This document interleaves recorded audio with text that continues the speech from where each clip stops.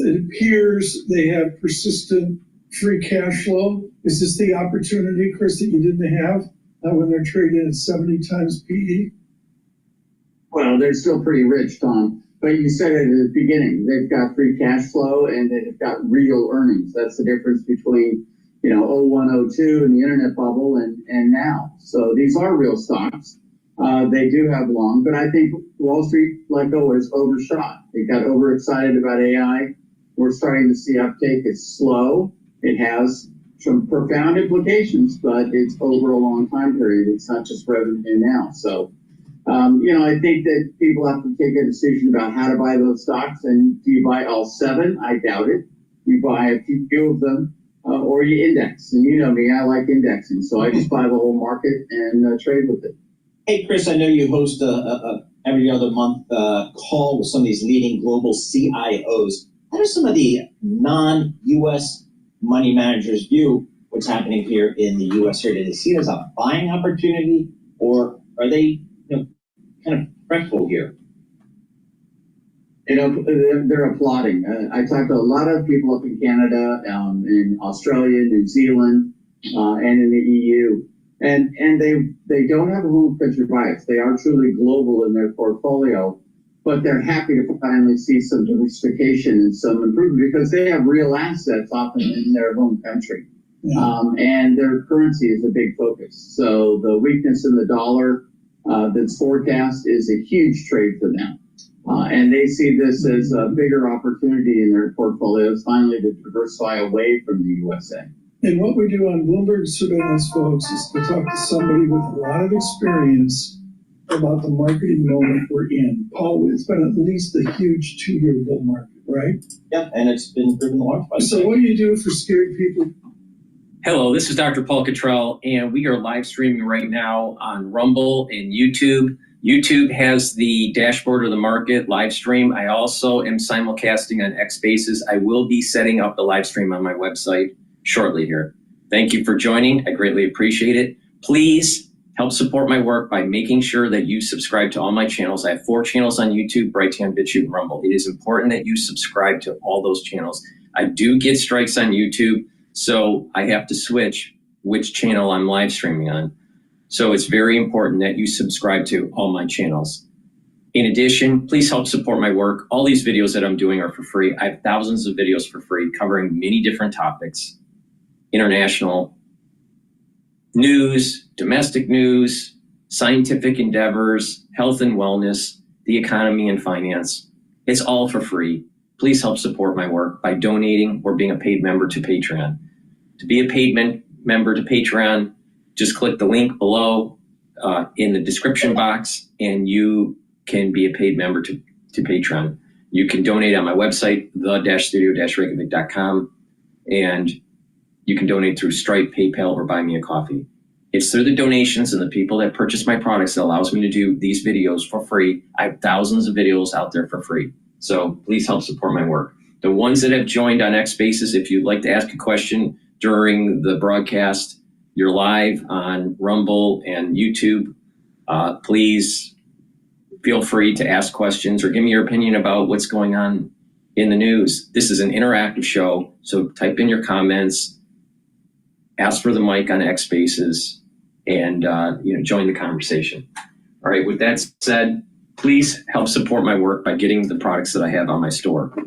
A great product that I have on my store is the structural nano silver soaps. These are soaps that I use. You can get them in peppermint, lavender.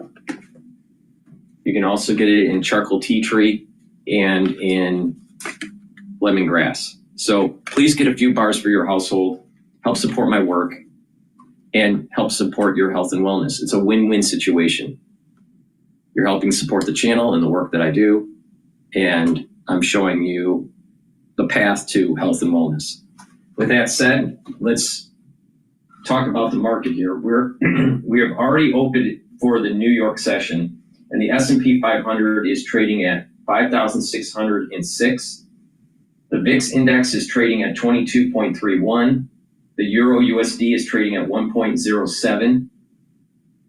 Oil is trading at $72.04 a barrel. So oil is up compared to yesterday's trading.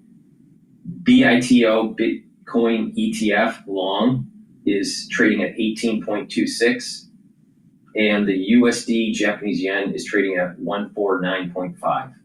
So we do have some stress in the market right now, and oil is elevated. So right now the S&P 500 is down just about 5 points at the moment. Okay, let's go to Bloomberg, and then we're going to cover some of the news that has been breaking through the last 24 hours.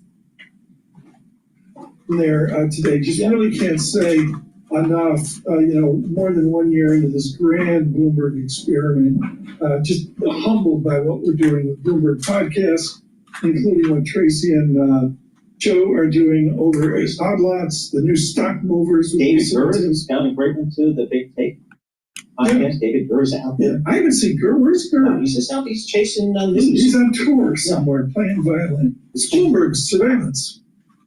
All right, so they're on break here. There's a confirmation hearing for Chairman of the Joint Chief of Staff, retired Air Force Lieutenant Kane. But I don't think I'm going to go to that at the moment. Military expert reveals that he thinks is Russia's biggest weakness in Ukraine. Let's go to that. This is CNN here. This is more than exercise equipment. This is a stress reducer, a wellness retreat, a release valve. Tonight, Putin preparing for more fighting as he orders the largest military draft in nearly a decade. Putin is calling up 160,000 more Russian citizens to his military. That is the largest conscription in Russia in at least 8 years. And the numbers are really incredible. We just went back and looked at this. Get ready for this. Putin's army has grown from 1 million to 1.5 million people in his military. 1 to 1.5 million. So right now, Putin's army is 50% bigger than the night before he invaded Ukraine. He's added 500,000 more people into his military. This is stunning when you consider how many people are dying a month on his front line. This is a little, let me give you my take on this. This is a little scary because at first, the news seemed as though there was going to be a de-escalation of the Ukrainian war, and that Trump could be the negotiator, the arbitrator between the two parties when you compare Trump to Biden, all right? But in the recent last 72 hours or so, Putin and Trump do not seem to be seeing things eye to eye on this. And I think Putin is making a serious mistake and not de-escalating the war, and that this could get even worse. And if Putin does not, now again, I have said on many shows that I think that the start of the war was because of NATO expansion, that it was Western alliances that really started this whole multi-decade problem. But if Putin doesn't take the off-ramp on this, it means that the United States is going to have to dig in with Ukraine and fight Russia. This could lead to World War III, if not carefully navigated through the minefields of this. Putin is making a huge mistake and not taking the off-ramp and de-escalating the war there, because he is actually, if these reports are true, and what Trump said, where the negotiations don't seem to be moving forward with Putin, then the United States may need to go to war with Russia, not just as a proxy war, but a real war. Putin is playing a dangerous game here. It is shocking to me that he didn't take the off-ramp that Trump gave him. Now, why is that? Is it that there's some politics behind the scenes that Putin's worried about? I don't know. I don't know, but it doesn't seem rational that Putin would not take the off-ramp. What's really going on? Maybe the news that we're hearing is wrong. Maybe it's disinformation. I don't know. But if it is true that he didn't take the off-ramp from Trump, then it's increased the probability that the United States will go to war with Russia, and it's not going to be a proxy war. It's going to be a real war, which is very scary. Increase, right? Largest conscription in 8 years, military 50% bigger than before the war. Trump is taking Putin at his word still that he wants the war to end, which may be part of why Russian TV is now mocking Trump. We were a great country before America was even discovered as a continent, not to mention before America became a nation. Could we imagine, as the New York Times admits, that we would fight America in a war and win? Now we're doing it every day. Dan Rice is out front now. He is the former special advisor to the commander-in-chief of Ukraine's armed forces. Also, of course, himself spent time in Iraq and now a lot here in Ukraine. Dan, I want to ask you about Putin's draft because the numbers are just so stunning.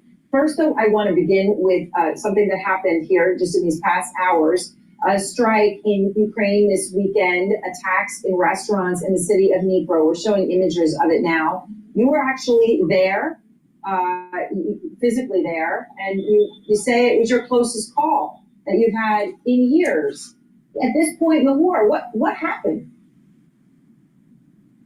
Yeah, thanks for having me on, Aaron. And yeah, it's incredible that every night that Russian terrorists continue to terrorize Ukraine all across the country. I was in Dnipro, which is a beautiful city down south from Kyiv and close to the front lines. And we were attacked by Russian Shaheeds. Those are the Iranian-supplied drones that attacked the city and hit all civilian targets. Like, it's ridiculous. These are just terrorists. The Russians hit the several restaurants and a military hospital they were targeting, and it was a pretty massive attack. We were very close. And this is as there's some sort of a whatever, I don't know how many quotes you can put around the words ceasefire, but this is what's going on just here in these past hours. And in that context, Dan, let me ask you about what we are learning today, that Putin is ordering 160,000 more troops to come into his military. That's an increase from last year in his conscription. And that his military overall is 500,000 more people now than it was in February of 2022 before he invaded Ukraine itself. So what is the state of the Russian military right now? Yeah, it's incredible, Aaron. I mean, this is Putin is accelerating the buildup of men, arms, munitions, and is on war footing. 40% of the GDP of Russia is now going to weapons. It's not going to stop just at Ukraine. I mean, there's a very serious concern that it will continue on to other countries, Moldova, Estonia, Latvia, Lithuania. That's why they are all arming. That's why they are. This is a very serious situation. Russia is losing a tremendous amount of soldiers. First, they lost a lot of the Wagner group, which were just mercenaries, and nobody in Russia cared about them. Then they lost all of their prisoners that they euthanized, basically. They took all their prisoners. Nobody cared about them. Now they're losing Russian soldiers, and that actually has an impact on the Russian population. They care about their own people, obviously. So you're starting to see, but they're drafting more and more Russians, and so that has an impact. And the Russians are losing right now about 45,000 casualties per month, which is killed and wounded, an enormous amount every month. And Ukraine is increasing that number by killing and wounding more and more Russians, but it's an enormous number. It's enormous, and of course, as awful as it is to hear all of that, then you just start looking at the map and how Putin can actually manage to get all these more young men. But there are more people in Russia. Putin's closest advisor, Alexander Dugin, he's been referred to as Putin's brain. He's been incredibly influential in this war. He now says Putin is going to launch hypersonic missile strikes on Kyiv to, quote, destroy everything and everyone. Now, he's talking about if the ceasefire gets violated, whatever this ceasefire actually is. So when Putin says, Dan, that he is open to negotiations for a peace deal, in the context of a military that's 50% bigger than it was before this war, does anyone in Ukraine take that seriously? I mean, everybody in Ukraine knows you can't trust the Russians. You haven't been able to trust the Russians for 300 years, never mind the last 30 years. They violated every single ceasefire, every single agreement. The Russians, basically, at this point, in my opinion, every war boils down to political, military, and economic issues. The biggest thing for the Russians right now is their economic weakness. They have an Achilles heel. Their weakness is their economy. And right now, I think President Trump is going for the economy. And so Russia is running out of money. They started the war off with $109 billion in reserves. They're almost out of money.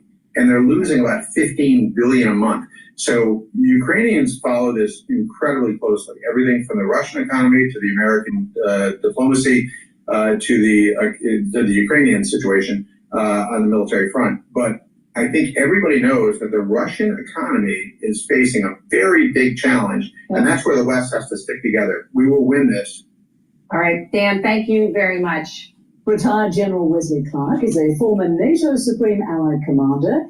He's also the founder of Renew America Together. Thank you, General, for joining us. Thank you. So, as Donald Trump... I know the way. What do I know? Just a reminder for the audience. We're live streaming on Rumble and on YouTube. YouTube has the dashboard of the market real time. I'm also simulcasting on Ep6. If you have questions, please type them in the chat, or if you're on Ep6, just ask for the mic and you can ask a question or just tell me your opinion about what's going on in the news. This is an interactive show. Thank you for joining. Let's continue. Trump increases his effort to find a path to peace in Ukraine. He's now getting uncharacteristically tough on Russia's Vladimir Putin, threatening secondary sanctions if Putin doesn't get serious about a ceasefire. Why the sudden change in tone, do you think, and will it work on Putin? Well, I think he realizes that what's being played out is a typical, what was a former Soviet and now a Russian play, which is basically it's a follow-on from what the great German philosopher Clausewitz said. He said, war is politics by other means. And so you fight, you talk, you use diplomacy, you use your combat, and you work to accomplish your objective. And Putin's objective isn't to stop the fighting. If he wanted to stop the fighting, he could do that immediately. All he has to do is stop fighting. Just tell him to pull back, tell him to stop firing artillery and lobbing drones and missiles at him. You know, he wants Ukraine.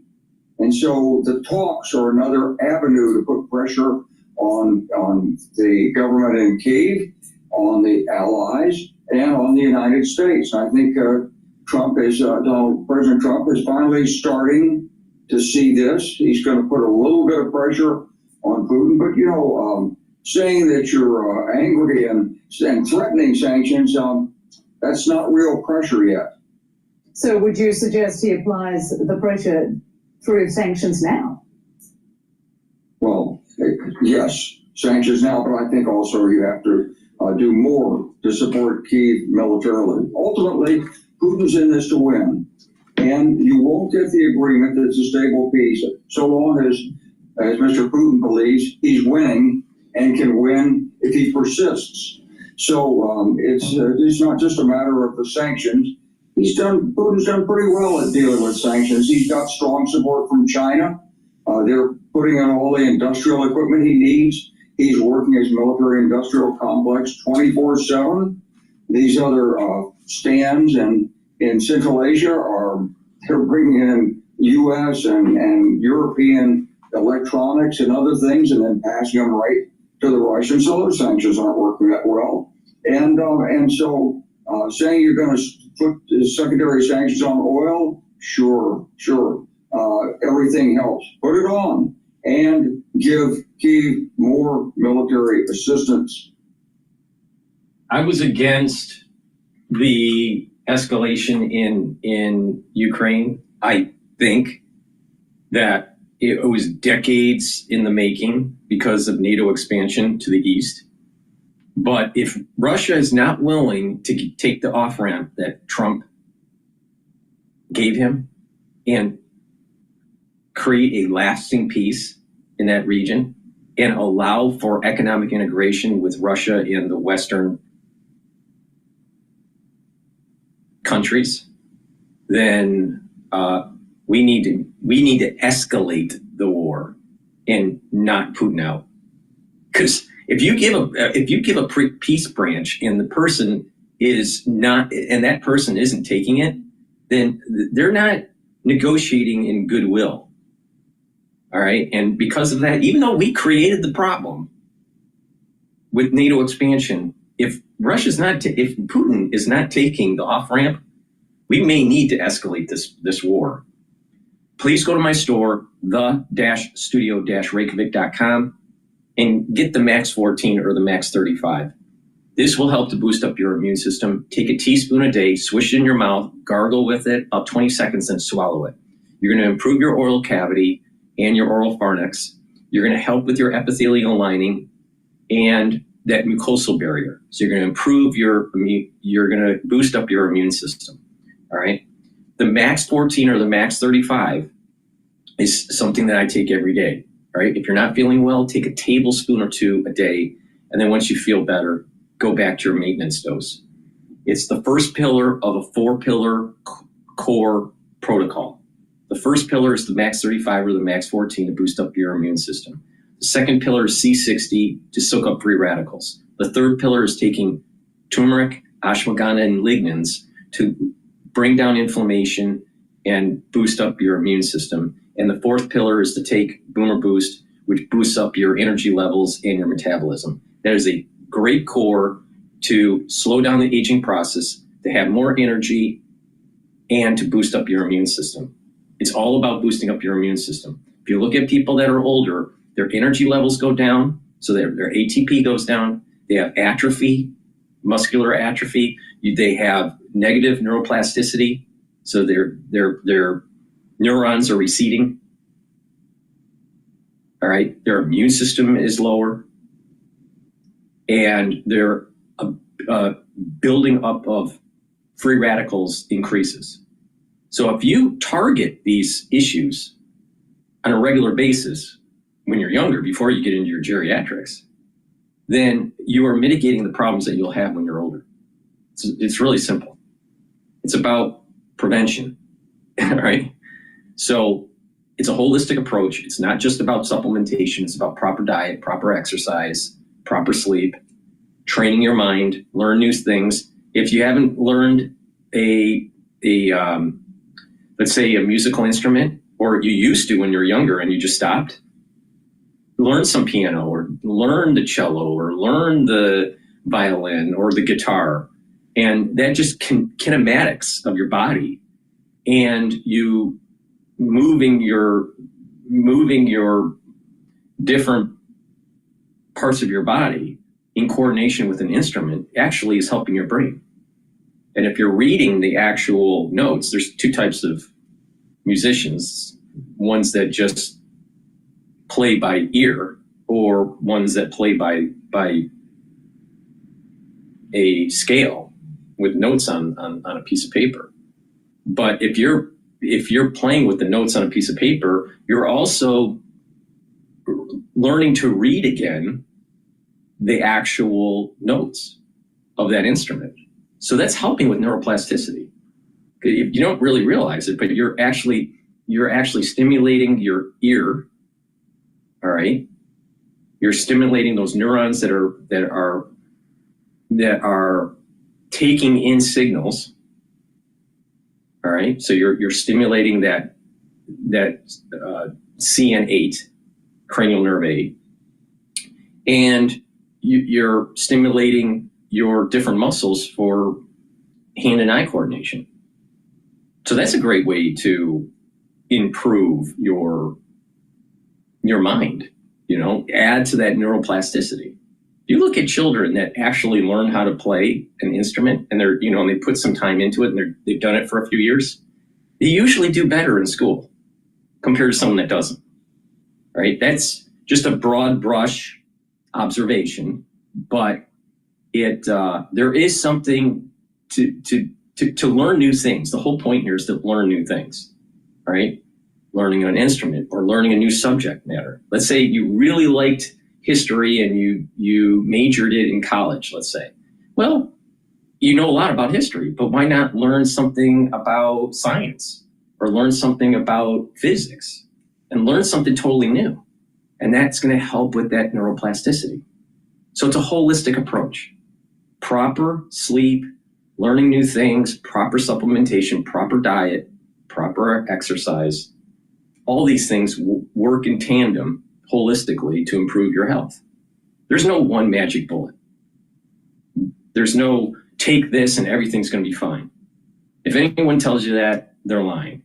If someone says just do meditation and you're going to be so much more spiritual and your health will, be so much more improved. Spirituality is important. Calming the body down and putting it into parasympathetic, very important. But there are a lot of fat Buddhas out there. That means that they have diabetes. All right? The point I'm making is that it's a holistic approach. There's not one modality that you focus on. There's lots of modalities that you need to focus on because they're synergistic. So please go to my store, the-studio-reykjavik.com. Get the Max 14 or the Max 35. Anyone that purchases $150 or more from my store, you will get a free gift. I'm not going to tell you what it is, but anyone that purchases $150 or more on my store, the-studio-reykjavik.com, you're going to get a free gift until supplies last. But please help support my work and listen to the protocol. This holistic protocol does work. It's something that I do. And the ones that have been watching me for years have noticed that I'm aging very slowly. So please go to my store, the-studio-reykjavik.com. Use discount 5 on any order and you get $5 off. All right, let's go back to Bloomberg here. After their initial public offering, Newsmax, the bottom line, $171 million in revenue last year. The shares right now are up another 92%. The company's market value in the multi-billion, something like 16 billion at last count. Media's coming back, baby. Well, baby. We check the markets for you all day long, right here on Bloomberg Radio. I'm John Zucker. That's your Bloomberg Business Flash. Welcome back. Thank you. Happy Monday. Just kidding. It's Tuesday. Okay, what I want to do is go to Fox Business. This is General, I think it's Keane, talking about Putin.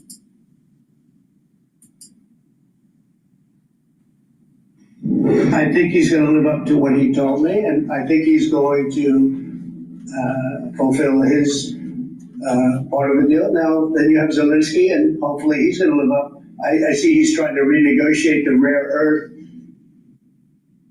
That was President Trump with reporters yesterday in the Oval Office. The Kremlin says it's working on a peace deal with Ukraine. After a weekend report that Trump was upset, angry with Putin for not moving in the right direction on a peace deal. Putin, meanwhile, has ordered 160,000 more troops to mobilize this week. Ukraine's President Zelensky claims Russia is dragging out the peace process in order to grab more land.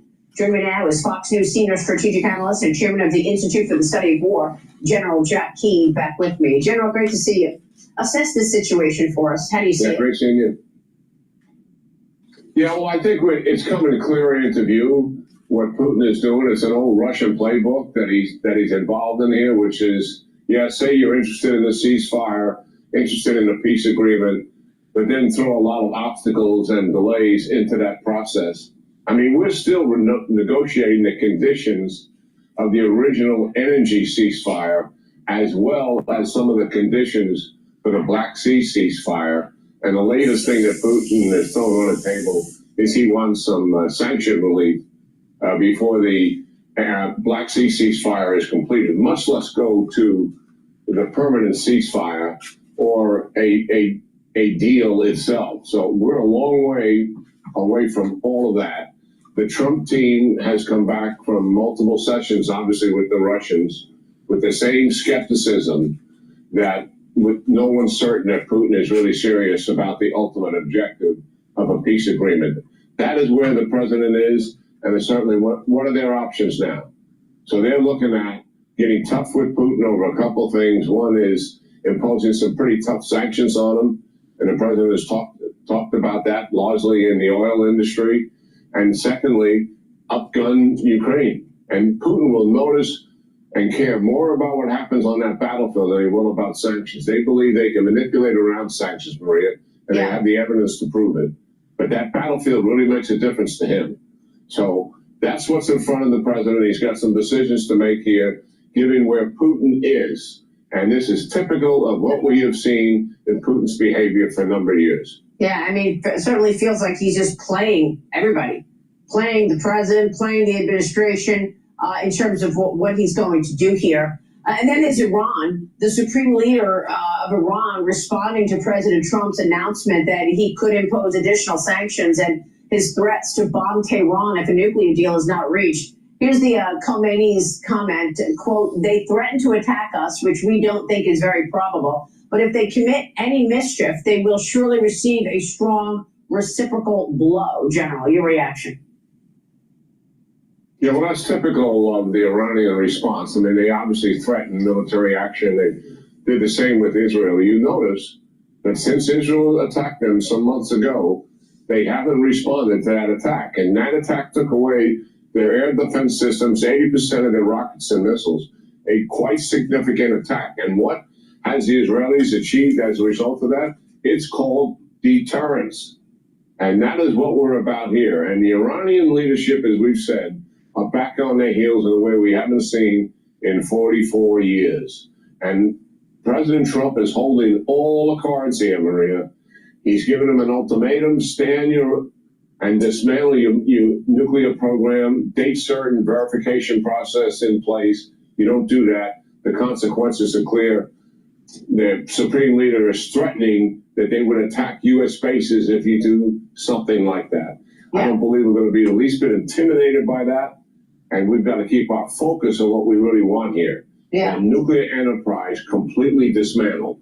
Well, that's the thing. I mean, President Trump has been using some, really harsh words recently. Hell is going to break out. And, if you don't do this, all hell will break loose. And, if something has to happen soon. He said a few of these things recently. And I'm wondering if this is really coming to a head right now, General. Do you believe that Israel will try to, destroy Iran's nuclear armament, and the U.S. would be supportive of that? I'm sure the U.S. would be supportive of it, but do you expect something to blow here and come to a head soon? Yeah, I do. I think we're just weeks away from this. Yeah. And the president's on record. He's had multiple conversations with Prime Minister Netanyahu over this. They're on the same page. Netanyahu is supporting the president's coercive diplomacy here. They're trying to get the Iranians to voluntarily dismantle their program. If they don't do it, it'll be an Israeli-led, U.S.-supported strike on the Iranian nuclear enterprise. It's multiple sites. It's not an easy target. It's complicated. Some of it is deeply buried, 250 feet down into the ground. We have the capability to deal with that. We can put this program back on its heels for years. That's the reality of what's in front of us. And yes, it's coming to a decision pretty soon. Yeah, it feels that way. Then there's China. This story about the ports is just fascinating to me. Now, China is delaying Hong Kong-based company CK Hutchison's plan to sell the 43 ports, including those 2 ports near the Panama Canal, to BlackRock and the BlackRock-led group. Xi Jinping reportedly angry over this sale. Li Ka-shing, of course, is the head of CK Hutchison. He does the deal with BlackRock to sell the ports. President Trump was happy about it, given the fact that, it's an American company as opposed to having to deal with the Chinese at the Panama Canal. Every sign was in Chinese, President Trump told us. Your reaction to now China getting involved, saying, wait a minute, we don't want this sale to go through. Yeah, for China to impose one of their regulatory agencies on a deal like this in Hong Kong, even though they have control of Hong Kong, obviously, is kind of unprecedented. What's really going on here? China doesn't like the image it's portraying here. Those 2 ports and the Panama Canal have received huge publicity as a result of President Trump resenting the fact that China has, by virtue of owning those ports, one at each end, has control over the Panama Canal when, particularly if conflict breaks out in the Indo-Pacific region where the United States and China are involved with each other. They can do much here to impede the United States. That's it. It becomes a national security issue for the Trump administration. Now China resents the image that's being portrayed that they're losing influence here in Central America. So that's what this is about. It remains to be seen what happens here. I think it's likely the deal will still go through, maybe with some changes in conditions and some likely face-saving thing that'll take place, which is always very important to the Chinese. But we're moving in the right direction here. Let me just interrupt really quickly here. There's another leg down on the S&P 500. We're at 5,564, and the VIX index has spiked up to 23.38. The USD Japanese yen is trading at 149. It almost has broken the 149 mark. That's showing stress in the market. Bitcoin is tanking right now, and oil right now is trading at 71.61. So at this moment in time, we're seeing more stress in the market here, especially in the currency market, and the S&P 500 is down almost 50 points. The hands of China. And that's a Trump initiative executed by Rubio, and it's the right thing to do. Yeah, because these are really important shipping lanes. And that's what China's MO is. They want to dominate all the shipping lanes and the ports that are perhaps even near military installations so that they have clear shipping and trade across the world. And these ports are critical.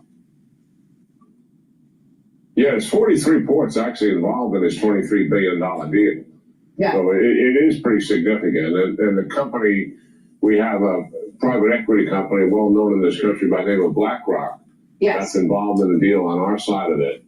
Yeah, so I think this will play out in the next couple of weeks. We'll see what happens here, but it's moving in the right direction in the sense that a U.S. company will gain control of those ports. General Just remember, so much. BlackRock was pushing that whole green agenda. I'm not a big fan of BlackRock.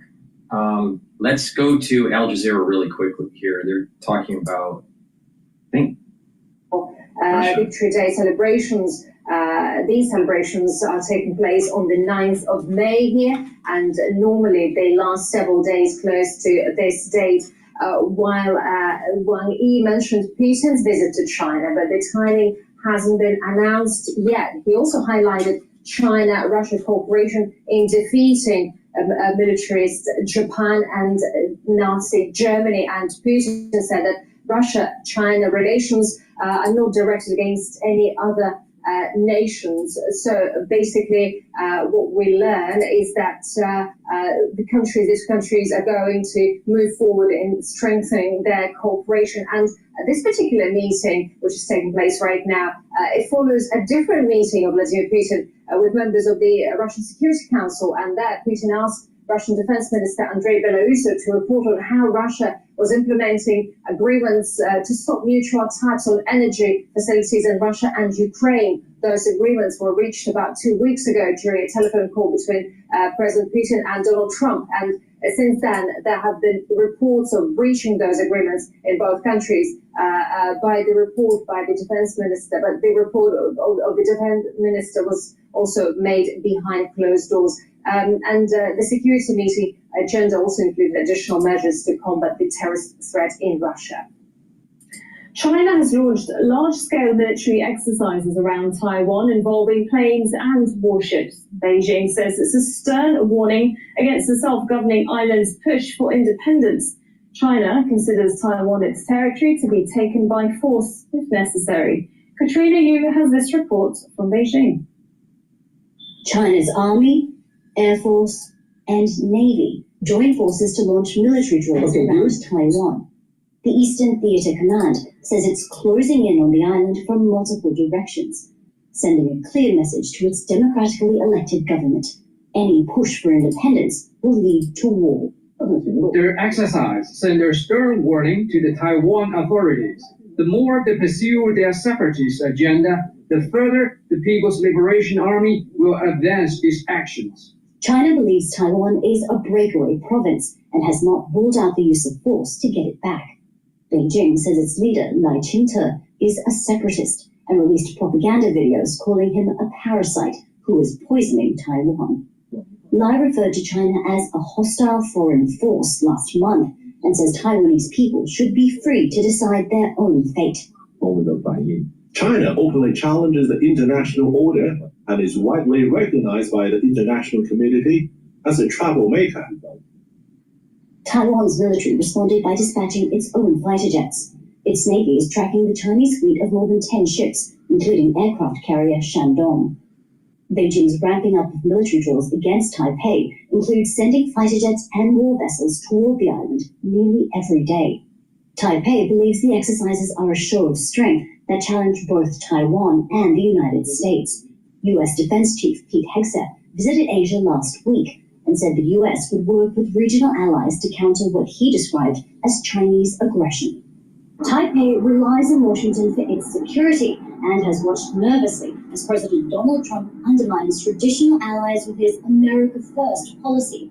It's raised questions as to what extent the U.S. will come to Taiwan's aid if China launches an offensive. In a statement, the American Institute in Taiwan said it will continue to support the island and has called the Chinese drills irresponsible threats. Katrina Yu, Al Jazeera, Beijing. A gas pipeline has burst on the outskirts of the Malaysian capital, Kuala Lumpur, injuring 33 people. The fire in central Selangor state was visible for kilometers. It spread to several buildings, and efforts are underway to rescue people trapped in their homes. 6 of the wounded have been taken to hospital, and officials say the flow of gas has been stopped, but crews are still trying to tackle that fire. I'm going to go to a live now broadcast that was published 2 hours ago. It's talking about the Houthi rebels. They downed a U.S. MQ-9 Reaper drone. But before we do that, please help support my work by getting the great products that I offer and follow the protocol that I have developed and the holistic approach. If you do that, you're going to improve your immune system, you're going to slow down the aging process, and you're going to get healthy. All right? So a great product that I have that is really important, especially during the allergy season, are the lozenges and the drops. So for the drops, they're made from structural nanosilver, and you can get them in honey and lemon, blueberry, and also in cherry. All right? Each bag has 100 drops, all right? Made from structural nanosilver, and the lozenges are larger. There's 21 in each bag. You can get the lozenges in elderberry or in manuka honey. The drops and the lozenges are very high quality. Take them right away when you have that irritation, all right? During the cold season or during the allergy season. We're going into allergy season now, so it's really important to have a few bags in your household or at work, because you never know when you might have that irritation and you need to mitigate it right away. If you mitigate that irritation right away, you are stopping the negative downstream effects on your body. So, and that's really important. Imagine having a benign cold for 5 days. It takes 2 weeks. Just a benign cold. It takes 2 weeks to heal your cells. Your cells get stressed and they go into what is called reversible necrosis. So there's different types of damage in a cell, reversible and irreversible necrosis. So some cells will be in irreversible necrosis and die off. Other cells will go in reversible necrosis and take time to heal. This is the reason why if you just have a minor infection, guess what? It takes 2 to 3 weeks to fully heal the tissues that have been affected through that inflammation and whatever the issue is. Now, most people in the United States get some sort of cold maybe 2 or 3 times a year. Well, if you have a benign cold for 5 days or 7 days, and it takes 2 weeks to heal. And you have 3 of those a year. Well, guess what? That's 9 weeks of either with an infection or healing from an infection. That's a big chunk of your year. All right. And that's the average person. And that's just benign. Now, sometimes you have maybe 2 benign and 1 more serious. Well, it takes more than 2 weeks or 3 weeks to heal. This is the reason why you want to mitigate the problem right away. Because if you look at people that get sick chronically, they age faster. Why? They have more damage to their tissues. It takes more time to heal those tissues. They're chronically inflamed. All right, so there's lots of inflammation throughout the year. So that speeds up the aging process. And you're building up lots of free radicals. These are all vector points of aging you faster. So if you mitigate it early, you actually are giving your body more time to heal and less stress on the body.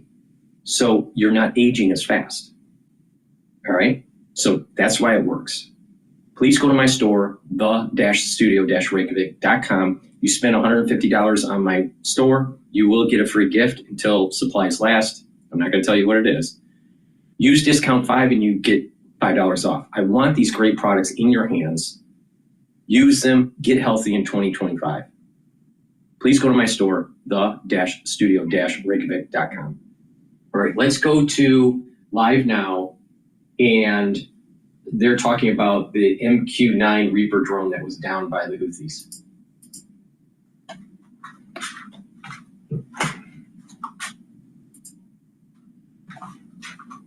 For this breaking news alert, as the Associated Press reports that Yemen's Houthi rebels claimed this Tuesday that they shot down another American MQ-9 Reaper drone, even as the U.S. kept up its campaign of intense airstrikes targeting the group. The reported shootdown over Yemen's contested government came as airstrikes hit the Sana'a, the country's rebel-held capital, a stronghold for the Houthis. U.S. President Donald Trump issuing a new warning to both the Houthis and their main benefactor, Iran, describing the group as having been, quote, decimated by the campaign of strikes that began March 15th. A lot to discuss this morning, so we want to bring into the conversation CEO and founder of Jewish News Syndicate, Alex Trayman. Alex, good morning to you. Always a pleasure having you on the show. Yeah, thanks for having me. So a lot to discuss. Let's first dissect and provide some perspective as with regards to Israel, the U.S., and the Yemen Houthi rebels. A lot of eyes are on Hamas and Hezbollah this week, but we can't forget about the Houthis. We've seen them out along the Red Sea, out as it relates to cargo, pretty much causing chaos and conflict with trade. But let's discuss the latest that happened on this Tuesday. Well, as you mentioned, the United States has really taken the Houthis to task for interrupting international shipping, for sending ballistic missiles, which they continue to send at Israel, and also for attacking U.S. vessels that are patrolling the region, trying to keep peace. And the United States has launched a very severe series of raids and airstrikes throughout the Yemen, targeting Houthi infrastructure and also leadership. Alex, speaking of that leadership, I want you to take a look at your screen. This is the very latest from U.S. President Donald Trump as the U.S. and Houthi forces exchange fire over Yemen. President Trump providing this quote via Truth Social. We're watching it together with the viewers. It says, quote, "The Iran-backed Houthi terrorists have been decimated by the relentless strikes over the past 2 weeks. Many of their fighters and leaders are no longer with us. We hit them every day and night, harder and harder. Their capabilities that threaten shipping in the region are rapidly being destroyed.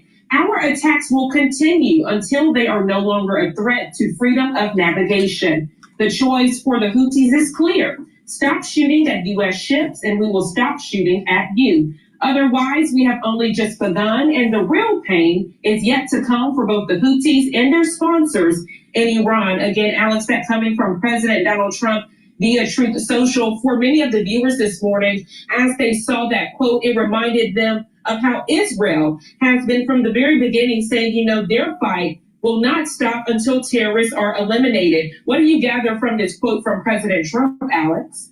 Well, I think, first of all, it's important that the United States is saying that they are, once again, the international policemen. It's not only that the Houthis have been attacking Israel. They have interrupted one of international shipping in one of the world's busiest commercial waterways, which is the Suez Canal. It's forced the prices of goods up all over the world as ships are forced to sail across around the southern tip of Africa.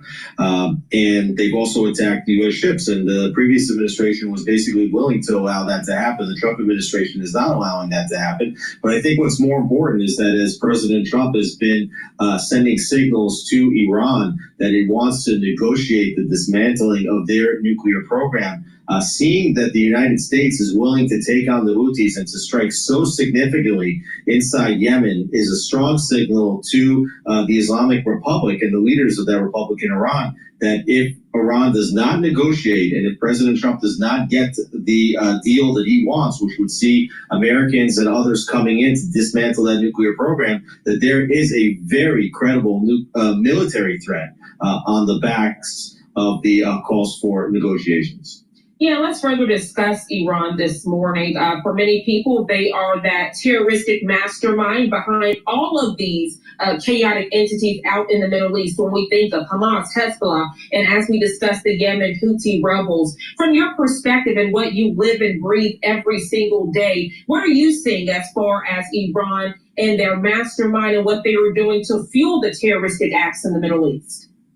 Well, Iran has really destabilized the entire Middle East. They have a destabilizing presence in Iraq, in Syria. They basically destroyed Lebanon by funding an army, Hezbollah, which has mostly taken over that country and caused Israel to go to war there. They have destabilized Yemen with the Houthis, and they were a major backer of Hamas in Gaza. There was been coordination between the Hezbollah, Hamas, and the Houthis and other terror organizations of the Islamic Republic since October 7th. It's been a campaign, a ring of fire around the state of Israel. So when people think that this is, for example, just some part of the extended Israeli-Palestinian conflict, that's really not the case at all. In fact, Palestinians living inside Israel and what the international community calls the West Bank are not really fighting against Israel. Israel's only fighting against Iran and its terror proxies, and it's good to finally see that the United States recognizes that if Iran would cross the nuclear threshold, that the damage that they could do, even just having a nuclear umbrella, would be much, much more dangerous than what they've been able to accomplish over the last year and a half before they crossed that nuclear threshold. Alex, I know from the very beginning of these conflicts, you've been hearing that looming question, what can be done to eradicate these terroristic organizations so that those peacefully living in the Middle East can get back to that? What would that response be? We are a year into these conflicts, now months and days as hostages are still in Hamas captivity. We've seen Hezbollah ramping back up with their infrastructure and their infiltration against Israel. It seems as soon as people start to breathe a sigh of relief, thinking things are getting back to normal, thinking the terrorists are waning in their fight against Israel, it gets right back up. Right. I mean, people say that you can't destroy an ideology, and that may or may not be true, but you can certainly make sure that those that have a murderous ideology don't control territory and also don't have the military capabilities to try to attack on the basis of their ideology. And Israel has really taken to filing down the capabilities of Hamas in Gaza, which is a much less potent force than it was prior to October 7th. And the same thing in southern Lebanon with Hezbollah. However, there was a lot of pressure on Israel to enter into ceasefire agreements, both in Lebanon and in Gaza, whereby a lot of those terror organizations, Hezbollah and Hamas, have been filed down, but the job has not been finished. And I think that we're very likely to see, with the backing of the Trump administration, Israel return to war, particularly in Gaza, to completely eradicate Hamas, both as a political force ruling Gaza as well as a military force. And if we see skirmishes and rocket fire continuing in southern Lebanon, you might not be surprised to see Israel make a renewed push there to continue to file down Hezbollah as well. Alex, really briefly before you go, this year, we're hearing a lot about government efficiency. To follow the debate, it helps to have data and facts. Don't hit. Alex, really briefly before you go, you mentioned the Trump administration. I'd love to hear what the response is there in the Middle East from Israelis, many of them crediting President Donald Trump for the release of the hostages that we've seen so far, but also for the eradication of many of the terrorists in that area. Could you compare and contrast it to, we've seen a protest against Israeli Prime Minister Benjamin Netanyahu right there in Jerusalem and Tel Aviv, in and around that area. Could you provide that perspective as the U.S. government aiding Israel during this fight, please? Sure, absolutely. I mean, the United States has done so many things to help Israel. First, they've already told Israel that they have a green light to break the ceasefire. They immediately, upon entering into office, opened up the flow of weapons that the Biden administration had withheld, including 2,000-pound bombs. But there were many other shipments that were being slow-walked to Israel that are now flowing, giving Israel the tools that it needs. There's talk of also the United States providing Israel potentially with even larger bombs and delivery mechanisms, which Israel would need in order to launch an attack on Iran's underground nuclear facilities. The Trump administration removed sanctions on what the Biden administration called violent Israeli settlers that had never been convicted of any crimes in Israel. And they are also providing backing for Israel in the international institutions, including the UN Security Council. They have put sanctions on the members of the International Criminal Court that issued arrest warrants for Prime Minister Netanyahu, and they have defunded organizations like UNRWA and USAID that have been pumping a lot of money into the efforts ultimately to delegitimize and even to attack Israel. So Israelis are very, very happy with what the Trump administration provides to the Israeli government. Alex Trayman, always a pleasure to get your expertise and perspective on all things related to the Middle East. Thank you so much for joining us bright and early on this April 1st. I hope you have a great and safe rest of your day. Likewise. All righty. Please go to my store, the-studio-reykjavik.com. Help support my work. By getting the great products that I offer, I partnered up with Rainbow Herbals, and we have developed these deodorants, very high quality deodorants, dual purpose. You use them as a deodorant, but they also help to detoxify your body. They're made from essential oils from the Himalayas, all natural, no aluminum, no baking soda. You can get it in citrus or in peppermint, lavender, and tea tree. It's for males and females. It's a dual purpose product. It helps to detoxify your body, and you use it as a deodorant. Get a few bars for your household, help support my work, and help support your health. Please go to my store, the-studio-reykjavik.com, and get these great all-natural deodorants. If you purchase $150 on my store, you will get a free gift until supplies last. So please help support my work by getting the products, and use discount 5 and you get $5 off. All caps, discount number 5 and $5 off any order. Now, let me also talk about a great stack, all right, to boost up your immune system. Magnesium and zinc and vitamin C and magnesium. Take them together for maximum effect. You can take them separately, but you should be taking them together. Make sure you drink it with filtered water because they're water soluble. If you're not feeling well, take a double dose of magnesium and zinc, 1 dose in the morning, 1 in the evening, and then go back to your maintenance dose of once a day once you start feeling better. And vitamin C, take it every day. Not feeling well, take a double dose. Drink with filtered water. Stack them together. They're synergistic for your immune system. So you want to boost up that immune system. Vitamin C also helps with your skin, especially when you take it with collagen. So please take the magnesium and zinc and the vitamin C and magnesium, preferably together. Now, I also have vitamin D3, and I'll talk about vitamin D3. But to have the best synergistic effect, and where it's more efficient, the D3 is more efficient, it's important to take D3 with magnesium. A great way to do that is to take it with the vitamin C and magnesium, or the magnesium and zinc. Or you can get the magnesium from my Boomer Boost product that's on my store, the-studio-reykjavik.com, that has magnesium in it also. So there's 3 ways to get the magnesium from my store, either from the vitamin C, from the magnesium and zinc, or from the Boomer Boost, to get the max benefit of D3. But I'm gonna be talking about how to stack D3 the best way to help with your different bodily systems. Please go to my store, the-studio-reykjavik.com, get the magnesium and zinc and the vitamin C and magnesium, preferably take them together. If you spend $150 or more, you get a free gift until supplies last. Please help support my work. And by purchasing the products, you're helping support your health and wellness. So with that, let's continue on with the news. Let's go to Bloomberg here.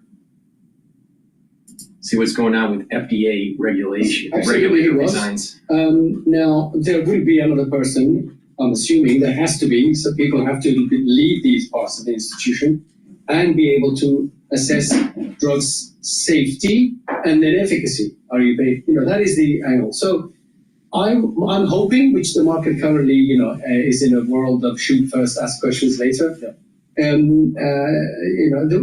The market seeing this as a negative. There's a pressure on the FDA, and they don't know uncertainty, right? Mm-hmm. They don't know where it's going and when it will settle down. And it's everywhere right now. And then you add on a layer of tariffs. What is the risk for drugs when it comes to tariffs? Yeah, so we think that the biggest exposure is actually in the world of generic drugs, which is an odd outcome, because what you want to do is have generics available here for people to use because they're cheap. But a lot of the active ingredients are imported. So that's probably where it's going to hit most, unless there's some clever structuring around how the tariffs are applied. The bigger, more important drugs like our favorites, Wegovy and Zepbound, I'm sure they're being manufactured here. The question is, what does manufacture mean? Some bits of it are made somewhere. There are syringes that are involved. Where are they made?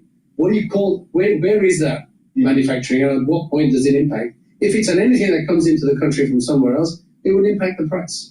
So what is your industry saying, the healthcare industry for all these time? What are they saying about tariffs? Is this something that they're not a lot? Not a lot. They're just saying we can absorb it, we can manage it. Now, and also, again, with the uncertainty, what can you say, right? Let's see what happens tomorrow. Also, when it comes to generics, can you manufacture them here in the U.S.? Of course you can. What would that be like? You have to build the infrastructure. Like the cars, you have to build the infrastructure. What are we talking about? Billions dollars worth of investment? Billions of dollars probably, but not tens of billions of dollars. The issue is also, if the tariffs are just there as a tool to entice more trade and more fairer trade in the eyes of the administration, then that would be a way to solve it, right? Much quicker and easier. But if the ultimate aim is to onshore or reshore all the manufacturing, take it from pharmaceuticals to cars to whatever it is you want, then you want to be, they might have to be sticky for that to happen.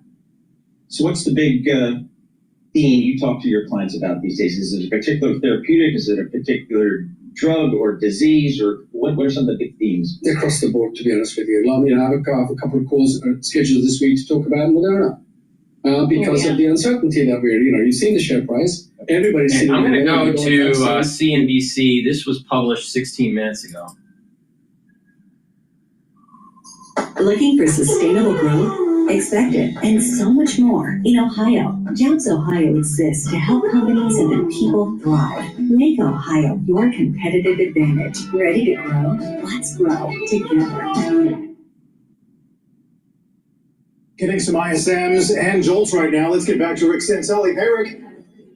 Yes, let's start out with JOLTS, shall we? Expecting a number for our Fed read around 7,600,000. Comes in just a smidge lower, 7,568,000. 7,568,000. How does that comp? Well, that would be the lowest rate on a month-over-month basis going back to, well, the end of last year when it was 7,508,000. So we see it's coming down, but we are really starting to consolidate now. That's 3 months in a row. We're right around 7.5 million. Let's look at construction spending for February, expecting up 0.3, Carl. It's double plus, up 7 cents, almost 0.75%. That would be the strongest rate going back to October of last year. And last month, here's the problem, -0.2 moves to -0.5% in the January read. Now let's look at ISM manufacturing, the PMIs, the headline number, 49.0, a little bit lower than expectations, and it puts us back in contraction territory, which means we're going back to the end of last year, where we basically had all 12 months under 50, and January, February of this month were above 50, and of course this is a March reading. If we look at prices paid, we prefer they go down, but that's not the case. 64 plus expected, 69.4. 69.4, that would be the highest rate. We have to really go back on this.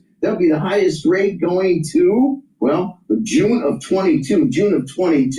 If we look at 45.2, that's new orders. That's definitely about 3 points light and sequentially lower. 45.2 would be the weakest rate since May of 23. And finally, if we look at the employment side, employment at 44.7, an important week. Of course, we're going to have Wednesday and Friday employment reports. 44.7 is about 3 points less than expectations, and that would be the weakest level going back to, well, mid last year. And here's something we want to pay attention to. Every single number here, but prices paid, is sequentially lower. And it's unfortunate because prices paid is the one you really want to be sequentially lower. Yields, as Sarah pointed out, continue to move lower. 415 in a 10-year would be down 6 basis points on the day. We're looking at the very minimum, if it closed here, a 1-month low yield close. The short end, not as aggressive as it was yesterday. 2 years yesterday closed at the lowest level since early October of 24. Sarah, back to you.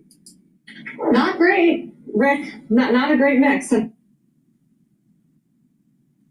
right, let's go to the Treasury Secretary being interviewed on Fox News here.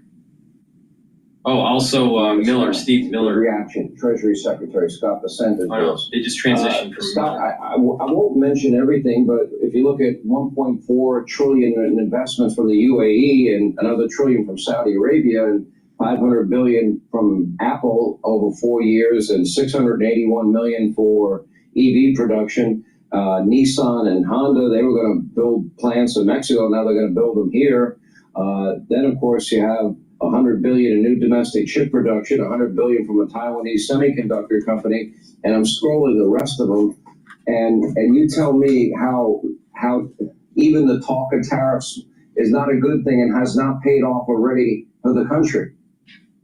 You know, Sean, since President Trump came in on January 20th, there's just been a line through the Oval Office of the countries and companies who want to bring capital, jobs, and factories to the United States. And we are going to accommodate that through great regulation, low taxes, energy dominance, and President Trump is attracting them back through the tariff plan and insisting on fair trade for the American people, something that he's been talking about for the past 30 or 40 years. Okay, so it's basically, we agree to free and fair trade, and if you're going to put unfair tariffs on us, there's going to be reciprocal tariffs in exchange. Okay, that sounds fair to me. Why would people have a problem with that? Why would the markets become skittish over the, quote, uncertainty over what tariffs will remain or leave? You can see at the last minute, countries like India are like, okay, I'm ready to make a deal now. The same with, Great Britain, and it's the same with other European countries. So I'm ready to talk now because the deadline is coming. Yeah, so April 2nd, we are going to disclose the reciprocal tariffs. I'm not going to get out ahead of President Trump. He's going to announce them 3 o'clock on Wednesday. And I think for the first time in decades, probably since I was a college student, we're going to see a fair trade, and everyone will have the opportunity to lower their tariffs, lower their non-tariff barriers, stop the currency manipulation, stop subsidizing labor, stop subsidizing, stop providing cheap loans, and they make the global trading system fair for American workers again. And if President Trump campaigned on this, he has a mandate, as you know. He had a substantial electoral college majority. He won all 7 swing states, and he won the popular vote. So he has a mandate to do this. He's doing what he promised he would do. Okay. He's bringing Let's jobs talk home. about.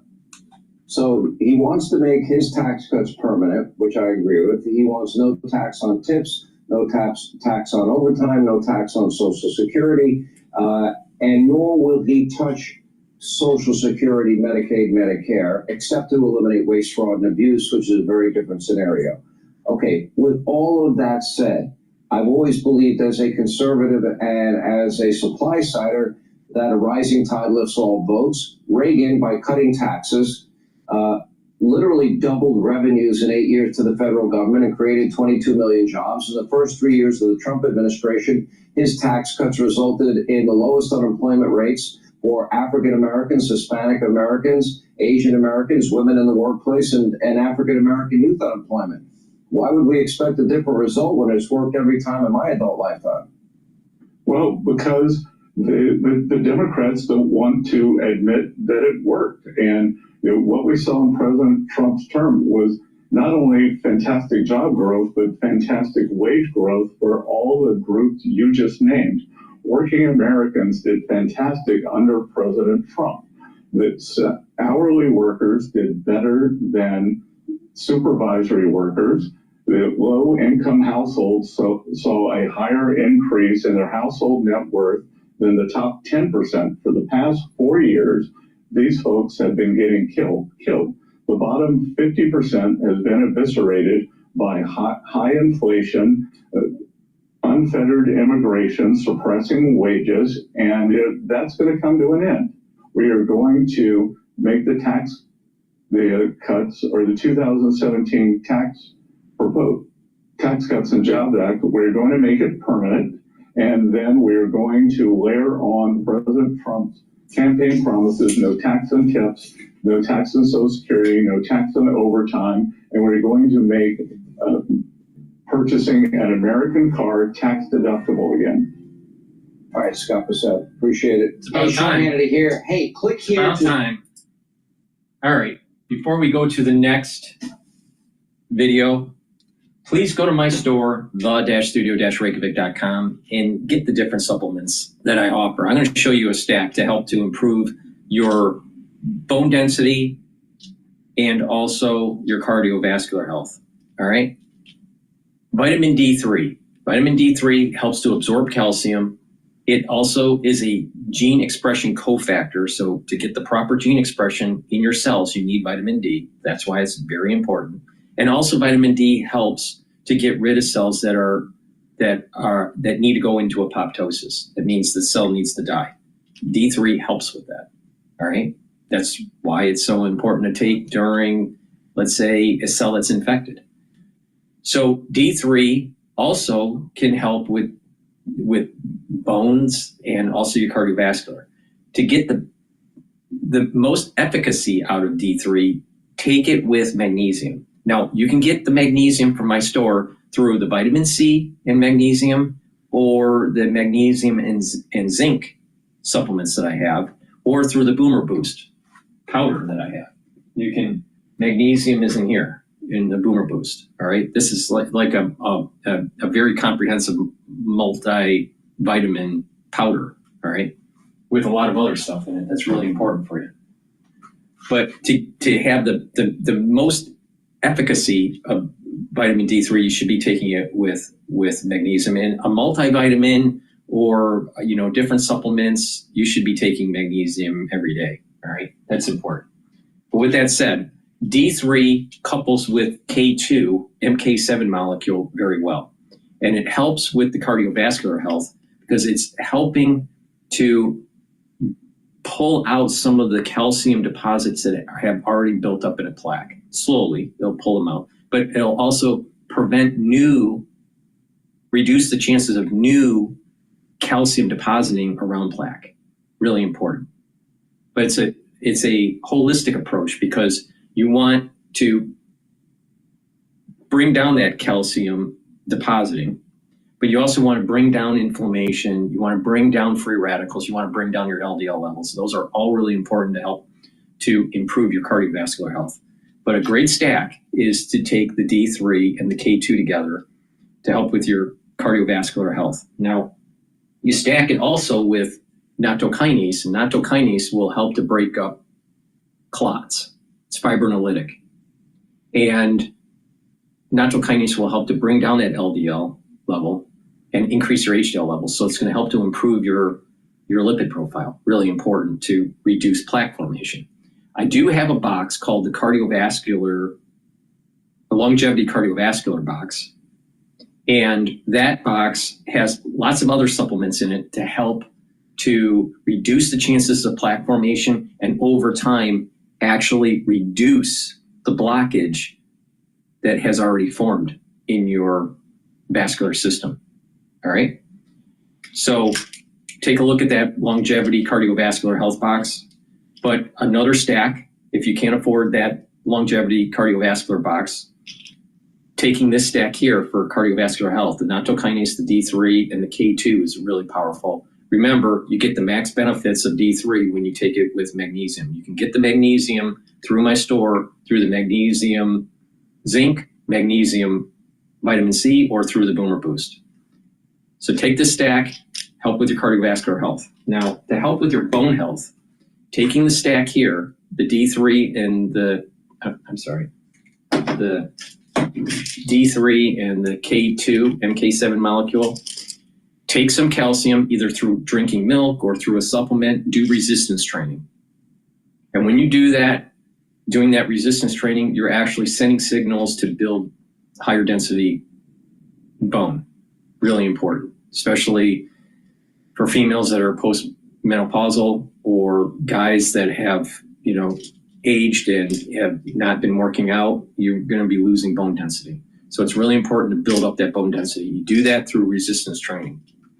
Now, again, max benefit with D3 when you couple it with magnesium.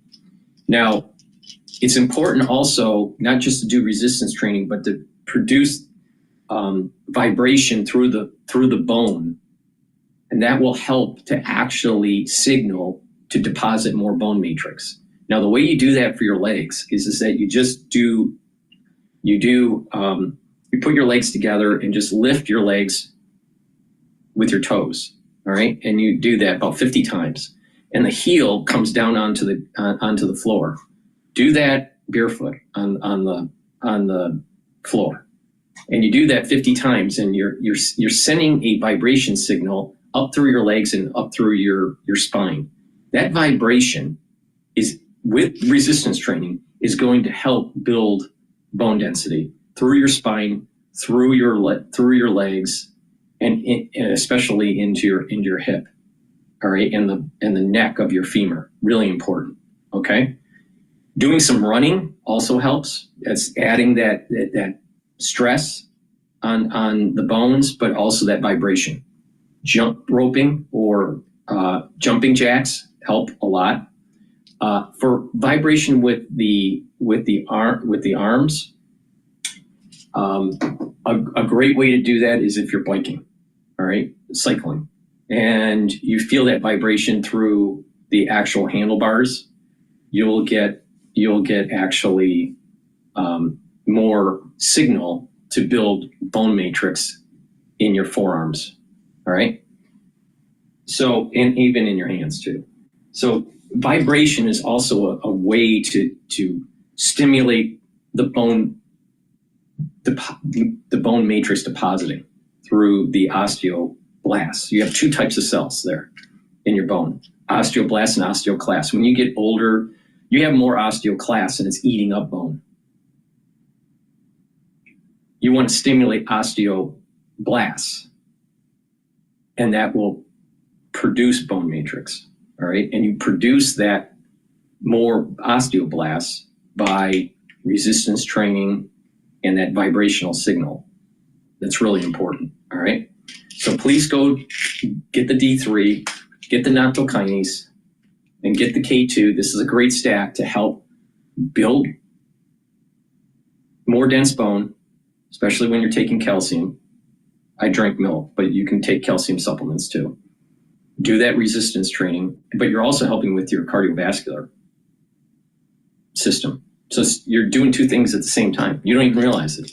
You're helping with your heart and your vascular system, and you're also helping with your bone structure. Please go to my store, the-studio-reykjavik.com, get the D3, the noctokinase, and the K2. Remember, you get the max benefit of D3 when you take it with magnesium. If you have magnesium in your multivitamin, or, like I said, you can get it 3 different ways from my store. The Boomer Boost, the vitamin C with magnesium, or the zinc and magnesium. If you spend $150 or more on my store, you will get a free gift until supplies last. Please go to my store, the-studio-reykjavik.com, use discount 5 and you get $5 off. Again, I have anti-aging boxes and longevity boxes that are discounted compared to buying the products individually, and you can put an additional discount of discount 5 on top of those longevity boxes or anti-aging boxes. So the cardiovascular box that I was talking about is actually cheaper than purchasing the individual products. So please go to my store, the-studio-reykjavik.com. Get healthy. You can do it. Follow my protocol. It's a holistic approach. I just gave you a great way to stop osteoporosis, reverse osteoporosis. A simple, very simple way to do it. Please go to my store, the-studio-reykjavik.com. All right.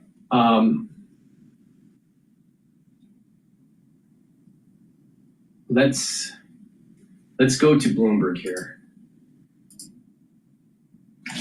Bane of all concert goers' existence for seemingly forever. But you've got Live Nation that owns Ticketmaster, and they also own like pretty much most of the venues around the world. And I want to say there was something that was going on with Taylor Swift like a while back when she was doing that whole tour where tickets were just surging to insane heights, and even she was like, we need to get this together. So although one might say you're only going to pay what it demands, right? So like they're $3,000 because people are going to pay the $3,000. Tay. All right, wrapping it up here with PVH. Yes, the name in the green. We're seeing PVH. It's the owner of Calvin Klein and Tommy Hilfiger up for double-digit gains this morning, up about 15%.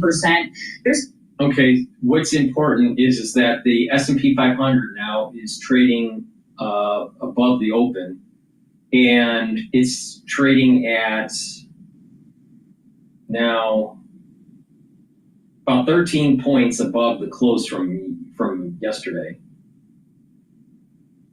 The VIX is now down by 21. The VIX is trading at 21.75, so it's going down.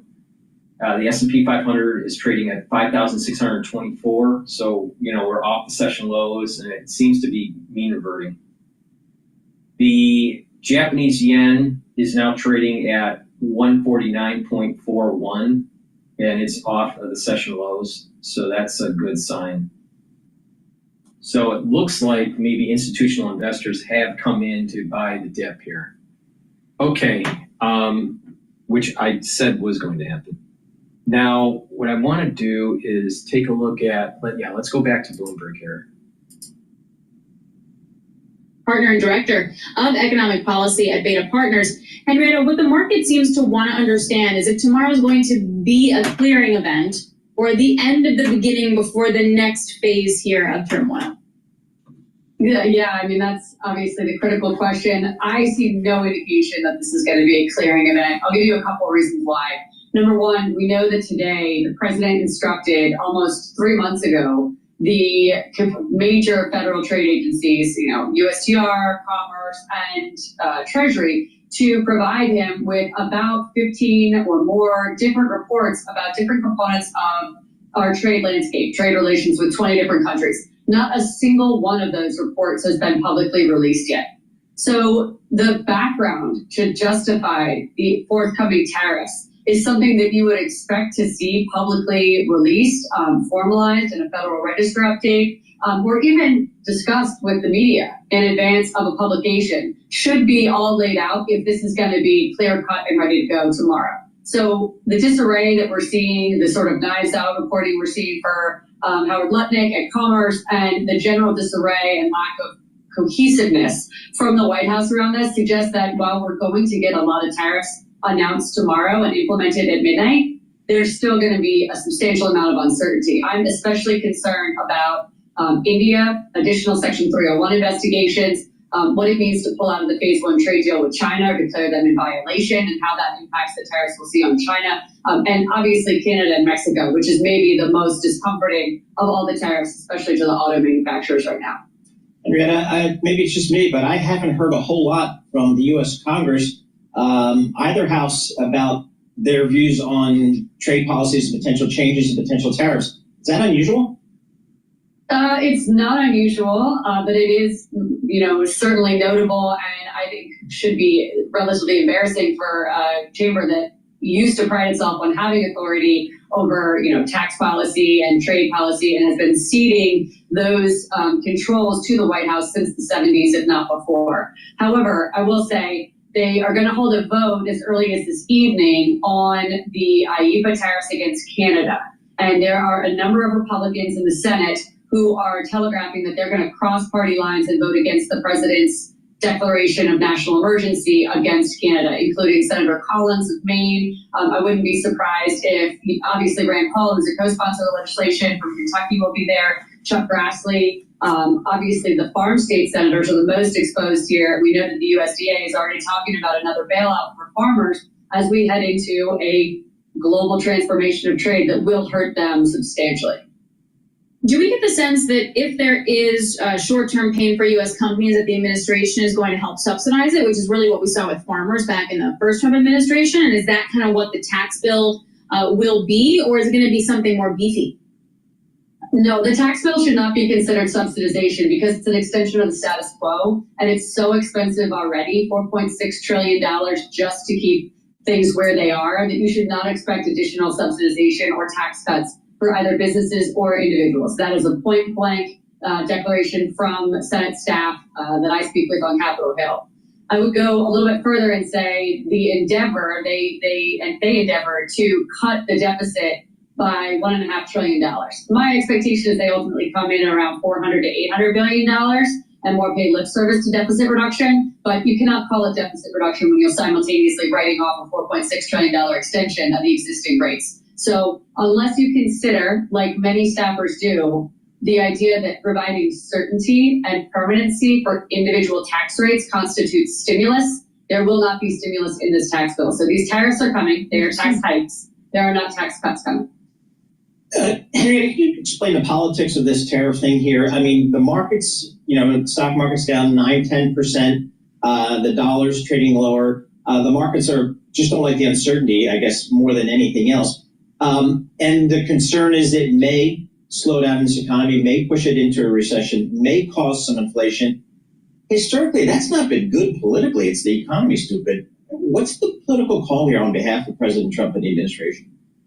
The view from the White House is that they have a mandate. They have the House, the Senate, and the presidency. They won the swing states, and they have, successfully come back from a loss in 2020. So they are going as if this is something that all of America, and certainly their voters, are fully behind. The polls suggest that that's not the case. The lowest amount of support for President Trump comes on his tariff strategy. The American public is very aware that tariffs are not tax cuts, as the president has proclaimed, and they do not view tomorrow as Liberation Day.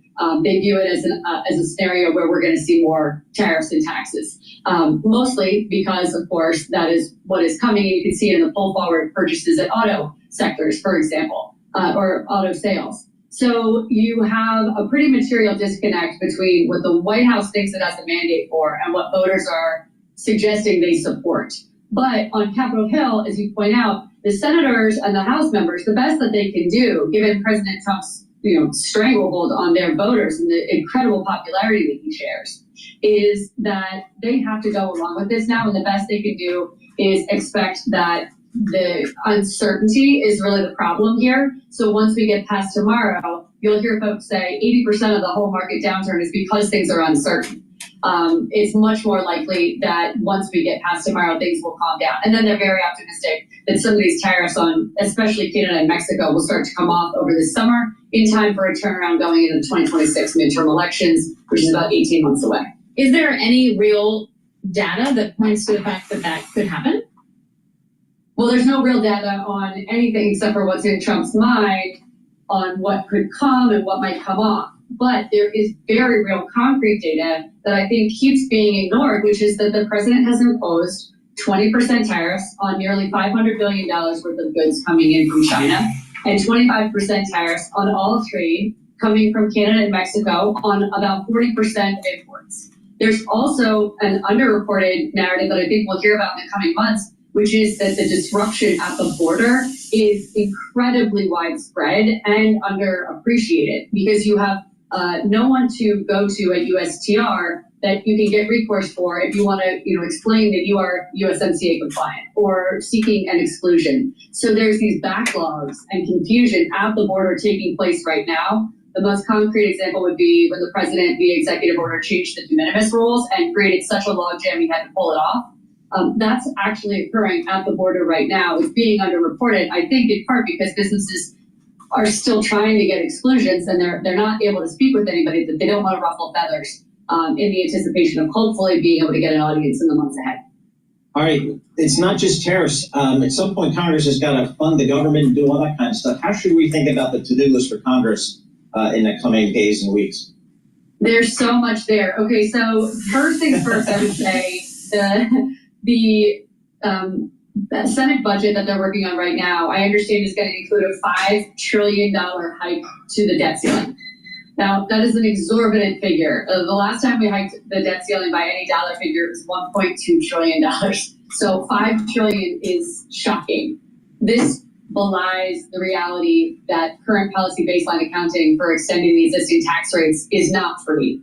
It does matter to the Treasury. They do need a $5 trillion increase in the debt ceiling. And by the way, that's only to get through the 2026 midterms. That's not for Trump's full term, which is what I originally anticipated when I heard that number a month ago. So first things first, we have to deal with that. I expect it to be in the budget that we should see from the Senate as early as tonight. That'll come due in July. Secretary Bessent will give us an update on that in May.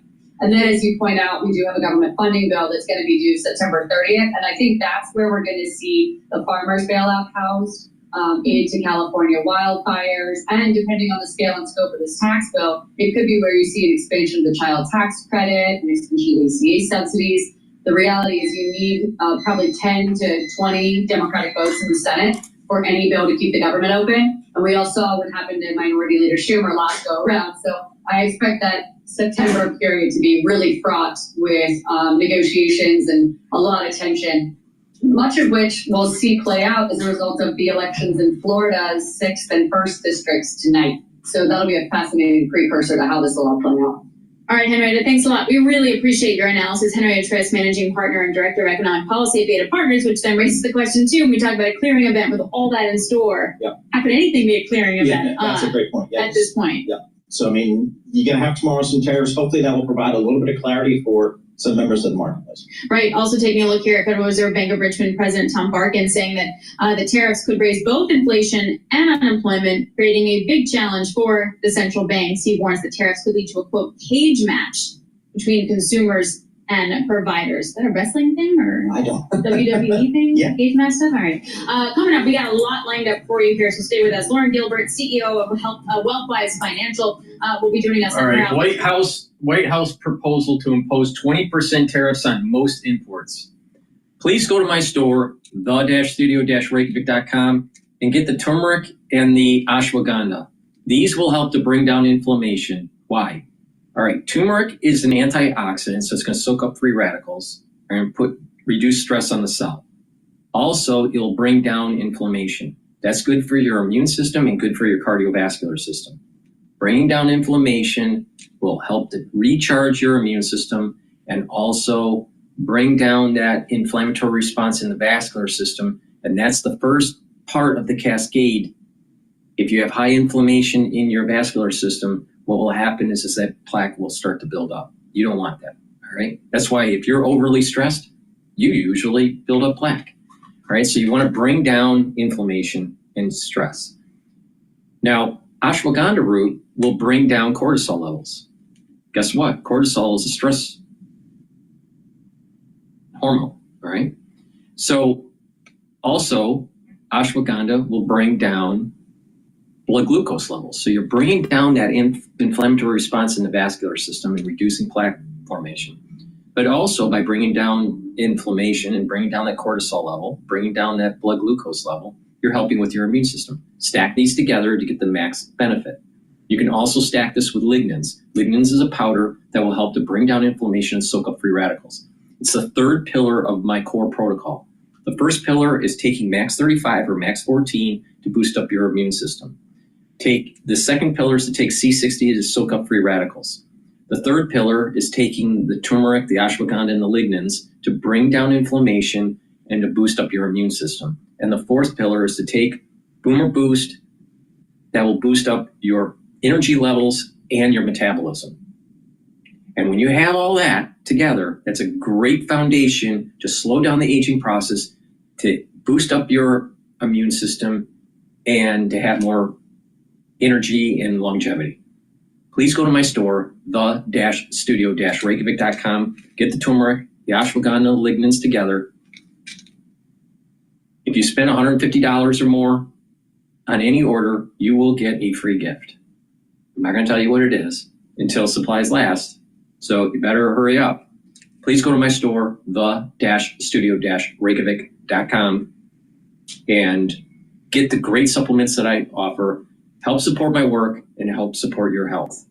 I also have anti-aging boxes and longevity boxes at different price points, targeting different systems. Take a look at those and get those. Those are very high quality, and they're at different price points so you can get healthy at an affordable cost. Please go to my store, the-studio-reykjavik.com. Use discount 5 and you get $5 off.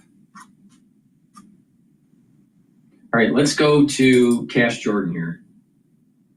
Thank you to Morgan & Morgan for sponsoring this video. Police on the Upper East Side are looking 30 last night, with 84 of the front windows. So, this store behind me was recently robbed, the windows smashed, but this is the second time thieves have hit this place within the last year. And while shoplifting is a problem at pretty much every store in town, stealing from a well-secured luxury boutique isn't something your average thief can pull off. However, because our laws don't criminalize theft below $1,000 in value, petty crooks here get unlimited practice perfecting their craft. And that's why it's only a matter of time before they're ready to try and rob a place like this. The surveillance video we just received from police shows the entire heist captured on camera. In a matter of minutes, 3 suspects made off with about $51,000 worth of stolen merchandise. Right now, an active investigation is underway to find the 2 men who police say smashed the front window of the Chanel store just right behind me and got away with around $30,000 worth of merchandise. That window this morning, all boarded up. That's crazy. $1 million? Police say Monday night, this man allegedly put $1.5 million of jewelry in a suitcase and tried to get away. It's very sad, but I mean, it's normal that we hear it all the time. I see all these people walking out with a bunch of jackets, sometimes even the whole phone full of jackets. A store robbery in Washington Heights caught on camera. Watches this man in a black coat quickly turns and sprays chemicals on the ground. Goes here, he puts on over here. Customers seen walking in, immediately coughing as the thieves then grabbed a pile of clothes at the display table and made their getaway. The thief doing a quick spin before flashing a gun to the employee to stop her from stopping him.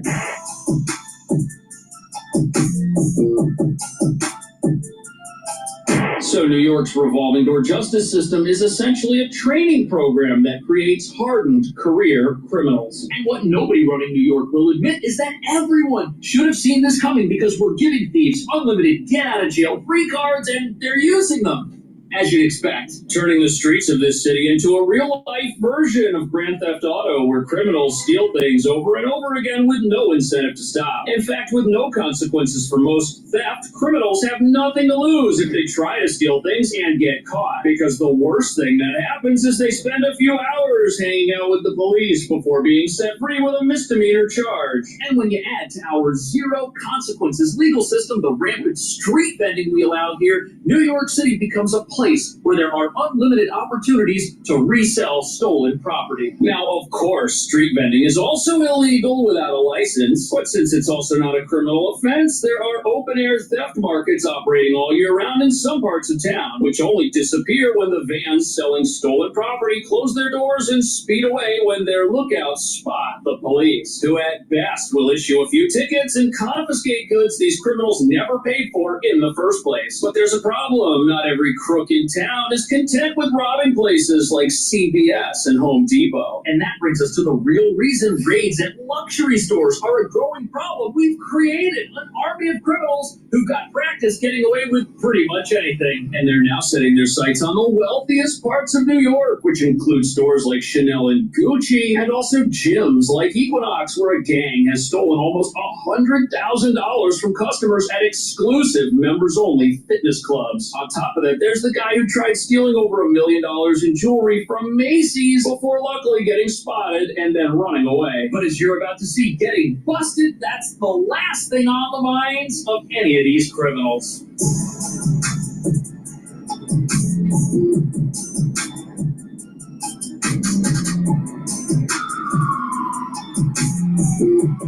So here we are at the Chanel, which was just robbed. That's the window that the thieves smashed. And you'll notice that in this window right over here, the display cases are now empty, as is the case with a bunch of other stores on the street. It looks like these businesses know that criminals can smash these windows, reach in, and just take what they want and escape with zero consequences, which is exactly what they did right over here for the second time in the last year. The thief broke the front window with an unknown object and grabbed about $12,000 in goods before getting away. This is the same Chanel store broken into last October by two men with sledgehammers. So the worst thing about these heists is there's absolutely nothing sophisticated about them. These are just smash and grab robberies, old school theft, which perfectly explains why none of these stores want to risk keeping merchandise near their windows anymore, unless they've now got full-time security guards, which this Chanel also has. But before we get into the details of who these criminals are, you've got to understand something, which is that these guys are absolutely fearless. These stores have the most sophisticated security cameras you can buy, and the reason some of these larger display cases by windows are empty is because it doesn't make sense to have a few $100,000 sitting right here if criminals can take it and then escape in just minutes without getting caught. Police have absolutely no leads. And to make matters worse, this is the second time this same exact robbery has taken place at this same exact store. Just a few months ago, criminals came here and did the exact same thing. All the damage left behind is just eye-opening. Police were canvassing the area both in and out of the luxury store,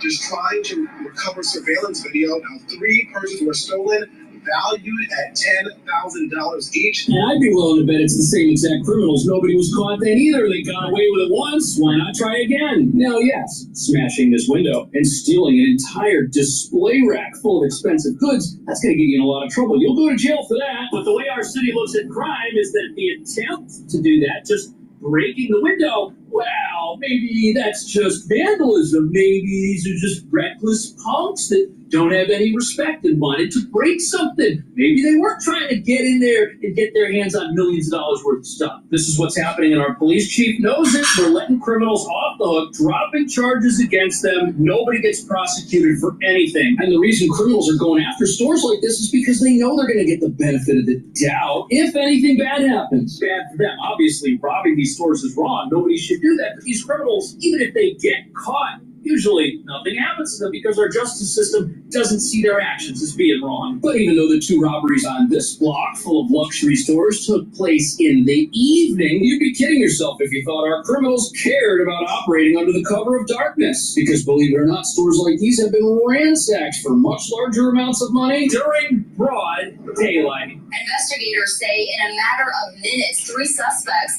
made off with about $51,000 worth of stolen merchandise from this Gucci store. Now, this robbery happened at the meatpacking district location. So about a year ago, February 2024, the Gucci store in Lower Manhattan was robbed at lunchtime. The thieves, they went right in the front door and they escaped, driving away in what was apparently a stolen vehicle. A heist which landed them over $50,000, and it took just minutes. And not only were they caught on camera, while escaping in a vehicle, that vehicle drove back across state lines to New Jersey, revealing that New York's lax justice system now attracts criminal tourists who come here to steal instead of doing it in their own states. But while these thieves who've been raiding these luxury stores are obviously professionals who know what they're doing and know how to escape, the amounts that they've stolen pale in comparison to what one guy almost made off with from Macy's, of all places. That's crazy. $1 million?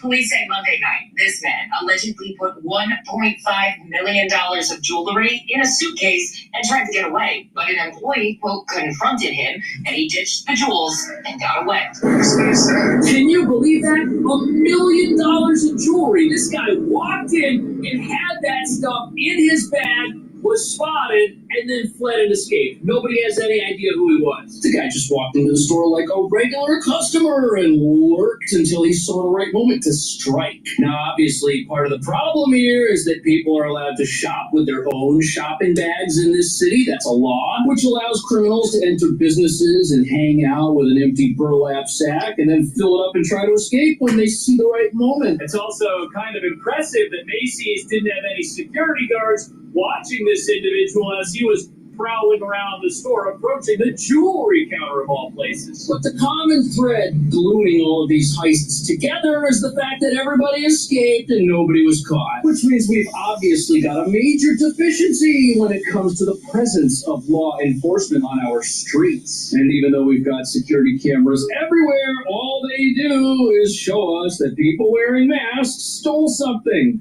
after the fact. And this lack of police tells our criminals that even if they do get caught trying to steal something, the person that catches them smashing a glass window probably won't be a police officer. And since there's no police around to stop crime, the types of crime we're now experiencing here were unheard of just a few years ago.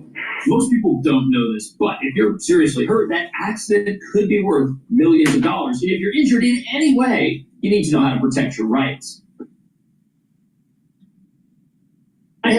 Thereafter, no, the $83,000 stolen by criminals frequenting high-end gyms like this didn't come from the merch being sold here. No, instead that money came from the credit cards and valuables they stole from other patrons of that gym. And part of the reason theft here is such a problem is because since nobody ever gets punished for it, what ends up happening is otherwise law-abiding people get converted into members of the criminal underworld. And this usually happens the moment a crime of opportunity presents itself. It's pretty sad, but I mean, it's normal that we hear it all the time. I see all these people walking out with a bunch of jackets. Sometimes even the whole trolley full of jackets. I have seen people here who have city jobs, and have good income and everything, but if they see a merchandise left by mistake on the counter, they will grab it. He says stealing has increased since the pandemic. So here we have an interview with a jewelry store owner, and he says that everybody in his store could be a criminal if the right opportunity presents itself. If he leaves something out on the counter, somebody with a good job that makes plenty of money, they'll actually steal it. Which explains why people could eventually figure out there's a massive theft opportunity at a place like Equinox. People are learning that they can commit a crime of opportunity and likely get away with it unscathed. And this store owner says he's seen people steal armfuls of jackets from nearby clothing stores, which explains why many stores now chain their merchandise directly to the rack. It removes the opportunity to put something on and wear it out or to just carry it out. Criminals know that nobody's calling the police over $50 jewelry items or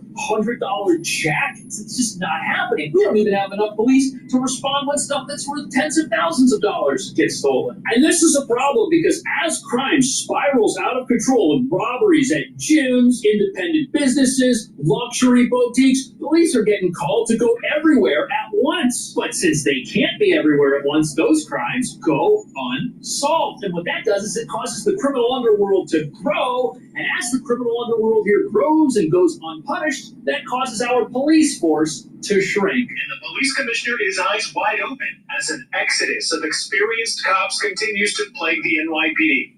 I'm not going to sugarcoat it.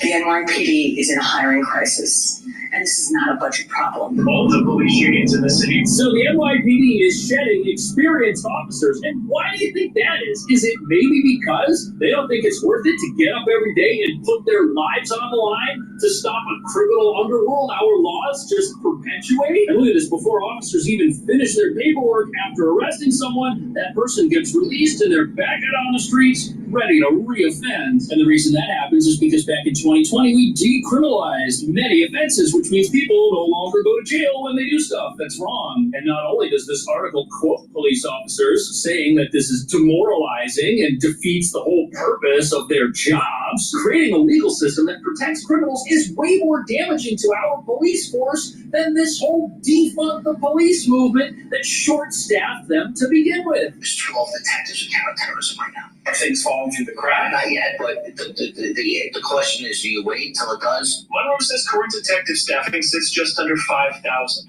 2,000 fewer than before 9/11, and so far. So we have 2,000 less detectives. You know what detectives do? They go to places where thugs smash windows with sledgehammers and steal tens of thousands of dollars worth of merchandise. They go to Equinox, where criminals have a habit of raiding lockers and stealing from patrons, and they try to track those criminals down and hold them accountable. But that's not happening anymore. And criminals know this. They know there aren't enough cops around to catch them. We've only got enough police to go after the worst offenses that happen in this city, not most offenses. And that's created a situation where these criminals, they're getting experience successfully in committing crime and escaping. They're all still out there. When police do find these guys, they're going to be even harder to take down because by then they'll be hardened criminals, which reveals that instead of decriminalization making our city a happier, safer, more wonderful place, it's actually done the opposite. The average detective is now taking on over 500 cases a year and working patrol shifts too. Cases are going to be delayed in solving. I want justice for my son.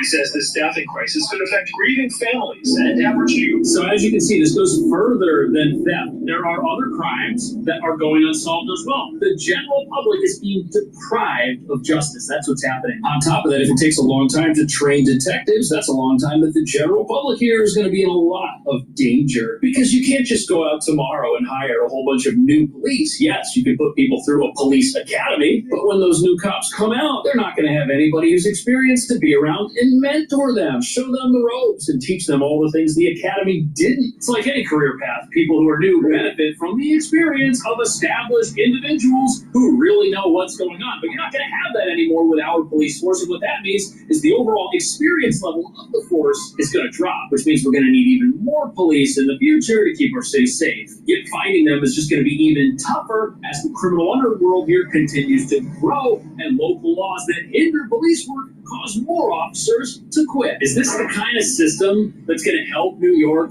hire police? The police commissioner said we've got a hiring problem, and it's not related to the amount of money we have to hire people. I personally have a little bit of a problem with that. As you can see here, the starting salary, $54,000 a year. That's not enough to live in this city and enjoy any kind of financial independence. Personally, I think that officers should start at least $70,000 a year in this city, where basic groceries are priced through the roof along with the prices of all the apartments. But between the low pay and the demoralizing anti-police atmosphere they've got to work in, it's no wonder we've got a shortage of cops. What do you think about that? Would more cops stop our stores from getting robbed? Are we creating and training career criminals by not punishing anybody? Let me know. I'll see you in the next video. Thanks for watching. Society needs to get more ethics. It's all about if you have an affinity towards God, country, and family, you have a better society. These criminals, they have no respect for law and order, God, country, or family. And this is what happens when when you have a society that has no ethics. Now, the predominance of this issue is minorities. Now, there are some non-minorities that are, tied to criminal activity in New York, but the far majority of them are blacks and then Latinos. Please go to my store, the-studio-reykjavik.com. Get the probiotic. You can get it in a powdered form or in the VeggieCat form, which I have in my hand here. Take it every day. Help with your gut biome. Taking a good probiotic is really important to set up that foundation for good health. You'll notice that your skin is better, your hair, your nails. Also, with a good gut biome, you're going to reduce inflammation in your gut. You're going to have better absorption of your nutrients. You're going to have a better communication between your gut and your liver and your gut and your brain.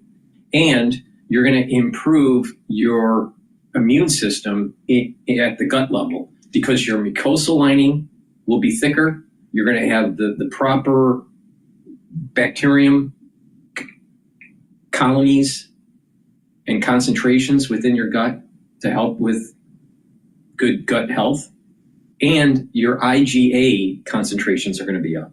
Those are all very positive for your immune system.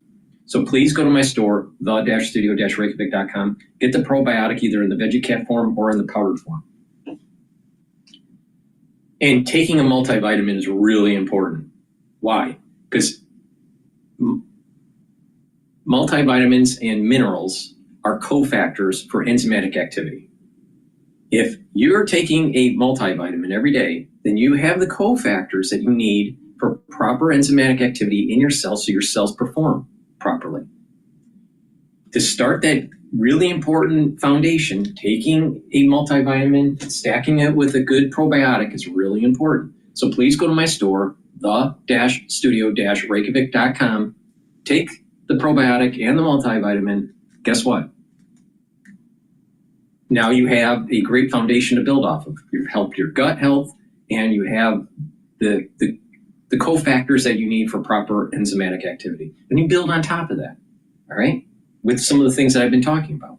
So if you spend $150 or more on my store, the-studio-reykjavik.com, you get a free gift until supplies last. You can use discount 5 and you get $5 off. And better yet, if you purchase a anti-aging box or a longevity box, those are designed to be at a discount. And you can put an additional discount 5 on top of it. So please go to my store, help support my work, and help support your health. It's a win-win situation. Get the multivitamin, get the probiotics, and get the other great supplements that I offer. And it's a holistic approach. It's about proper supplementation, proper diet, proper exercise, proper sleep. You need to train your mind, learn new things, do resistance training, cardio, stretching, and balancing exercises. All 4 modalities are really important. Filter your water, stay away from processed foods. It's a holistic approach. And when you do this on a regular basis, you're actually going to slow down the aging process, and your immune system is going to get better. Your endocrine system is going to get better. Your bodily systems, your brain function, your heart health, your liver health, even your gut health are going to improve. Please go to my store, the-studio-reykjavik.com. The link is in the description of this video and all my videos. Please help support my work. All right, let's go to Bloomberg here.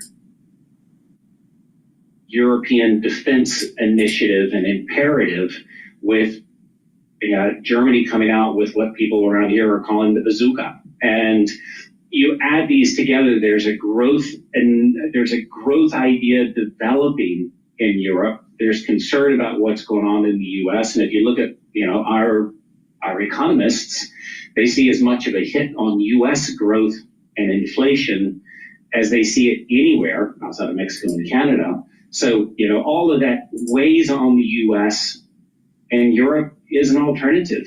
And obviously, we've talked a lot about how it's valued relative to the States. Yep. I think that creates a money flow issue, a money flow opportunity, just like it does for China. All right. Good stuff. We want to get your opinion there. Tim Craighead, thanks so much for joining us. Tim Craighead is a Global Chief Content Officer for Bloomberg Intelligence. He's based over there in London. Coming up, we're going to go to a simulcast with Bloomberg Television and talk about with the Rivian CEO and talk about the electric vehicle business. I'm just reading an article from Bloomberg about how people have in fact been very harsh over the last several months getting these tariffs here, and that's certainly a real thing. It wasn't a factor in my purchase decision, but in hindsight, it's probably for pretty good timing. Roundtable conversation, Big TV anchor Caroline Hyde speaks with Rivian CEO RJ Scaringe and Eclipse Ventures partner Jiten Bell. They're going to talk about the future of the EV business. That's coming up right now. Let's take a listen.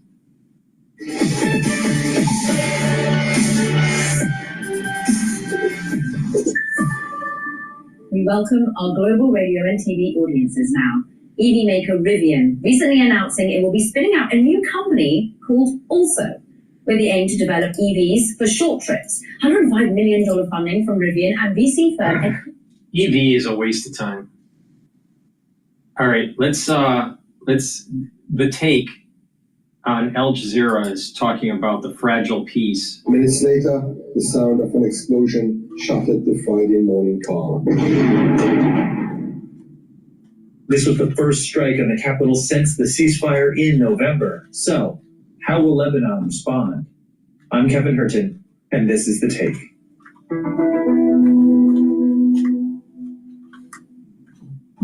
I'm Nader Ghouram. I'm a Lebanese reporter working with Middle East Eye in Lebanon. I'm currently in the mountains, but usually I'm based in Beirut. Nader, let's start with the latest. Israel has bombed a residential building in Beirut, the first strike to hit the capital since the November ceasefire. Now, this comes hours after several rockets were launched from southern Lebanon into Israel. So, Nader, give us the nuts and bolts. What do we know so far, and how did this play out? So, essentially, when the Israeli strike hit the building in Dahir, obviously, it was preceded by hours of very long traffic. People were panicking. For context, people had gone back to their normal lives in Dahia at that point. It was not the war scene anymore.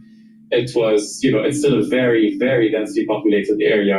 So it took hours for people to be able to get away from the scene. And once the strike hit, the building that Israel wanted to target was leveled. There was pretty much nothing left. I looked at the map and it was near my home. I rushed to get my daughter out of school. It was horrific. Children and teachers were crying. Lots of reports were saying that they wanted to target some underground weapons depot. We do not have much evidence or any really concrete proof of that just yet, but essentially not much was found so far. People had already escaped when the strike happened, and now they're just trying kind of to return to normalcy, but definitely they're very, very shaken. So there was warning ahead of the attack. There was a warning ahead of the attack, and they hit a few hours afterwards, not too long, but because it genuinely took so long for people to be able to leave. Yeah, okay, so we've seen these images of the airstrike and the destruction, people fleeing for their lives. It's all very troubling. Now, Israel says that it flattened this multi-story residential building, claiming it was a drone storage facility.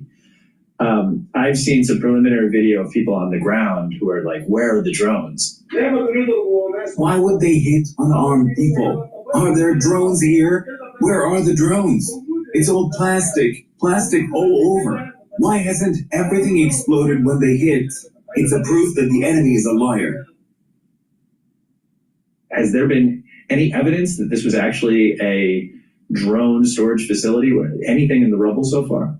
From what we know so far, no, there is no evidence of it being a drone storage facility. Israel has often been accused when they hit buildings of being in Dahia or in southern Lebanon or other areas of Lebanon to be attacking civilian infrastructure. And up until now, with the facts we have, there's no evidence of it being a drone storage facility. Yeah, I mean, there might be explosives too, you would think, in a drone storage facility. Is anything maybe in the way that the building exploded? I mean, it's so far just no one can find anything. Yeah, exactly. And that has been the case with many buildings in Dahia that were completely, bombed to the ground, leveled completely. There are many cases where people were not able to find anything.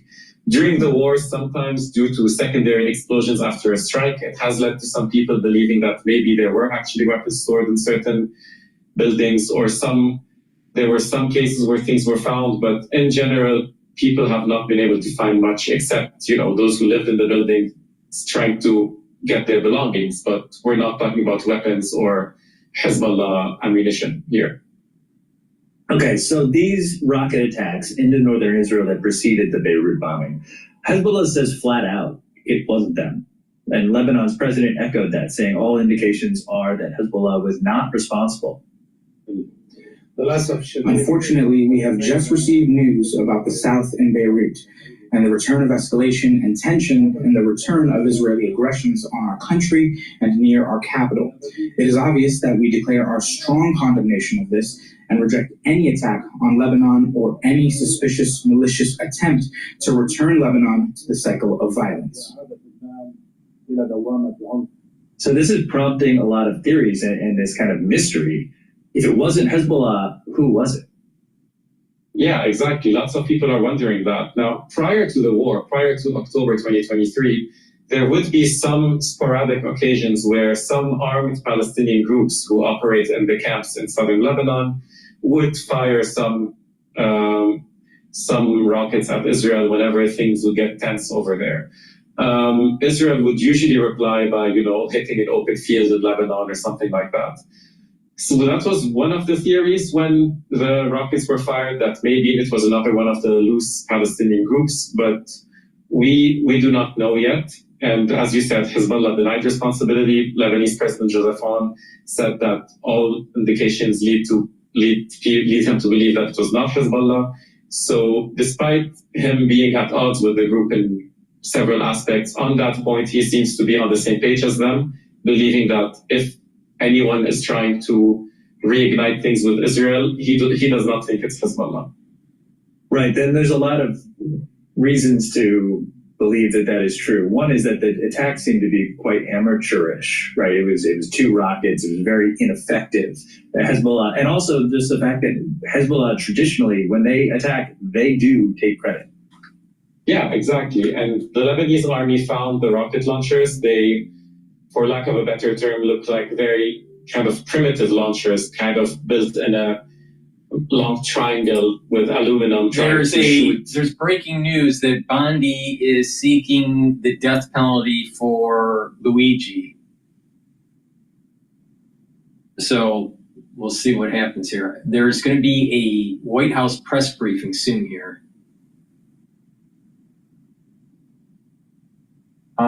I want to transition to the live now here. They're asking questions about judicial injunctions. They're relatively new phenomenon, right? It's isn't that correct?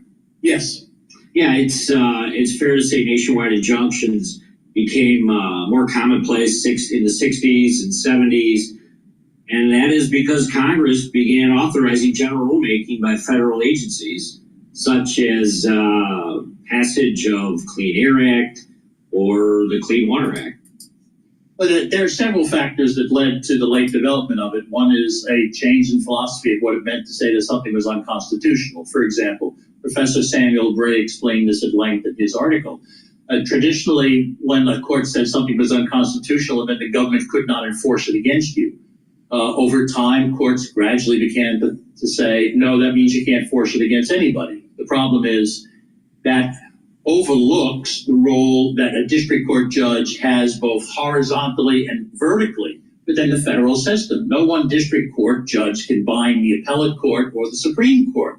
No one district court judge in Maine can bind a district court judge or any judge in Alaska. And so, unfortunately, this practice developed, and we didn't have anybody stepping back and saying, no, wait a minute, are there constitutional, statutory, et cetera, limitations on it? And it has actually hurt both parties because each party has suffered through this process. Thank you. Speaker Gingrich, as you mentioned in your testimony, between 2001 and 2023, there were 96 nationwide injunctions issued, of which 64 were granted against President Trump. Well, why do you think the courts have issued nationwide injunctions against President Trump with such frequency. It's kind of a question we're all pondering right now. You know, one of my favorite books on the law is The Bramble Bush, which is the 1929 introductory lectures at Columbia Law School, and which draws a distinction between the law as it is practiced and the law as it is written.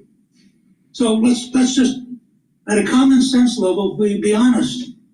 Donald Trump represents a profound, fundamental shaking up of a very deeply resistant establishment, which can be traced back to Franklin Roosevelt in 1933. You take on a system that's almost 100 years old, the system fights back. The last great bastion of power held by the left is district court judges and their allies on the Supreme Court. And they're behaving as a historian. This is a perfectly natural thing. They're doing everything they can to stop the president, who was elected by millions of Americans. They were elected by no one. But under our system, they have a certain amount of power. Not nearly as much as the modern legal system believes, because the 1958 decision by the Supreme Court, which said we are supreme, is baloney. Supreme Court is supreme in Article 3. It is not supreme over the whole Constitution.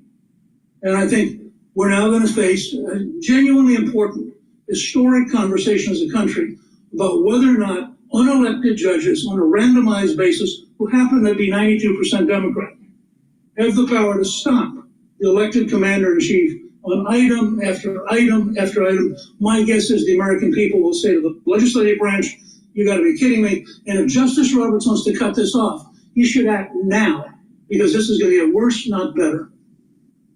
Thank you. Mr. Larkin, I'll just finish up with a quick question about forum shopping. It's something that's clearly been happening, and we're used to it at the state level within the judiciary as well as at the federal level. I was wondering if you had a comment about that. Sure. I mean, the problem is attempted to be avoided by having random assignment. But unfortunately, there are some times where there's only a limited number of judges in a particular district. And as the result, if there's only one, that's who you're going to get. If there are two, you have a 50% chance. And people wind up doing this, not surprisingly, because they think Judge A is going to give them a better likelihood of success. Now, you know, that's bad enough when what you're talking about is a damages action, because that damages action is going to result in a check, perhaps, that goes just to one party. It's different when you're talking about having one judge in any one town enjoying the entirety of the federal government across the nation. We're listening here to a hearing regarding some of these executive orders brought forth by President Trump that have been blocked by federal courts across the country.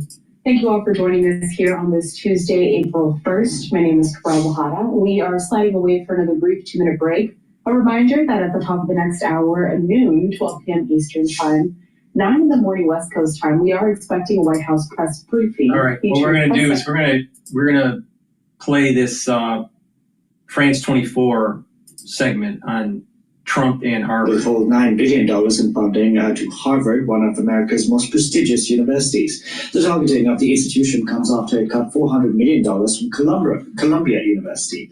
The administration accusing both campuses of anti-Semitism, this after fierce pro-Palestinian protests broke out last year. Harvard's president has spoken out, saying if this funding is stopped, it will halt life-saving research and hinder scientific research and innovation at the university. We can now bring in Lex Paulson, lecturer in public advocacy at Sciences Po in Paris. Thank you so much for joining us on the program. Why is it? The reality of the situation is these elite institutions, like the Ivy League and the Ivy League Plus, should have been more receptive on making the campus during 2023 and 2024 more peaceful, and to prevent these protests from taking place from either side. The problem is that you had a student body at these universities that were all about disruption. And you had liberal mindset administrators and faculty that fueled it. So why are American taxpayer dollars helping these universities when they can't even control their own student body? With that said, I've met Garber, all right? I mean, I know who Garber is. So you know, the reality of the situation is, you know what? There needs to be some retribution on what was happening on these campuses. All right, there needs to be some punishment. They can't just assume that there's not going to be some sort of financial disruption with their cash flows. So, and why are we giving $9 billion to Harvard? Now, Garber's, you know, President Garber was saying, well, this is research for life-saving, blah, blah, blah. Well, yeah, you should have thought about that when you had an out-of-control student body. Too late. You got to take the pain. And guess what? There are other universities that do just as good in research as Harvard. Harvard isn't the only one. Trump administration doing this. I thought they were the defenders of free speech. Oh, did you think they were the defenders of free speech? That's quite interesting.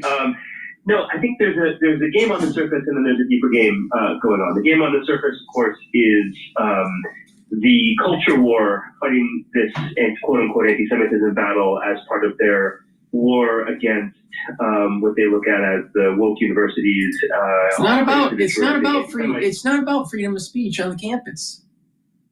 What happened on these campuses was that you had a student body that was preventing the normal order of operations, day-to-day activity with their protests. It prevented students from peacefully going from one classroom to another. These protests were going into classrooms and disrupting the classroom, going into the library and disrupting the library during exam weeks.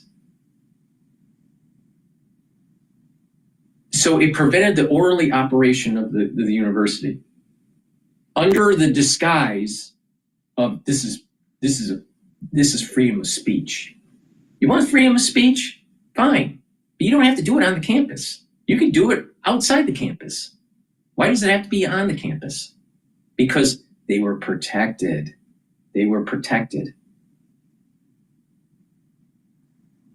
They couldn't have the municipality police come in because they were on private grounds. What happened was that the faculty allowed this to happen. What happened was that you had an administration that allowed it to happen. It has nothing to do with anti-Semitism or whatever. The reality of the situation is, if you had protesters saying negative things about blacks and against the BLM movement, do you think they would shut down those protests right away? Yeah.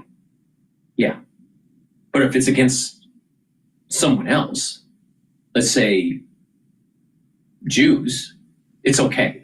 It's okay to just continue on. So what they did was they hid. And you had a faculty that was willing to stoke the flames of this, because most of them are anti-Zionists. But the thing here is that these schools should not be getting the funding if they're going to be promoting this kind of hate to any group. Against the BLM movement, against Zionists, against Jews, against Muslims, against anybody. The students don't have a right for freedom of speech on the campus, especially when you are disrupting and preventing an environment where it's unsafe for the different students, the different student groups. And that's exactly what was happening at Harvard. That was exactly what was happening at Columbia, in UPenn, and MIT. So now they're all worried that big money is going to be pulled from them. Why didn't they think about this first? Because they thought that the Democratic Party would win the general election. They thought that they could get away with this and not have ramifications. It's time for Harvard to pay the price.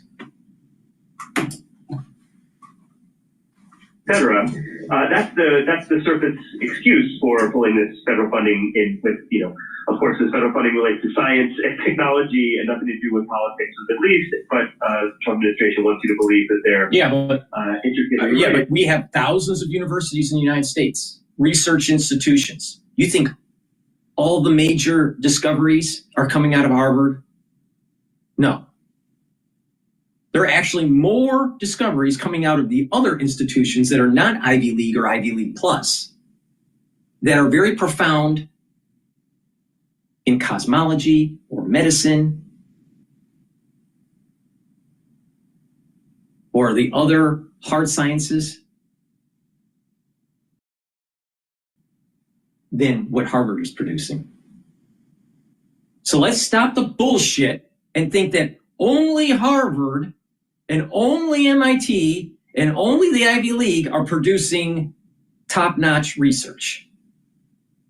Actually, the other universities are doing just as well, if not better. So if you have lots of universities that didn't have this problem on campus, why not have them do the research and punish the universities that were out of control and couldn't control their student body? Why should they be given opportunity when they're literally trying to destroy the country? You think most of those protesters at Harvard were for God, country, and family? No. They want to kill babies in the womb. They don't care about God. And not only that, they don't really care about the country. You know, at the Harvard campus, you know, where John Harvard's statue is, there are flags that are put up, American flags that are put up. They put up a Palestinian flag on the pole during their protest. Is that God? Is that country? Is that family? Does that represent that? Of course not. So why should Harvard get $9 billion from taxpayer money? Oh, we do great research. Well, yeah, you do great research, but other universities do too. And they didn't have a problem on their campus.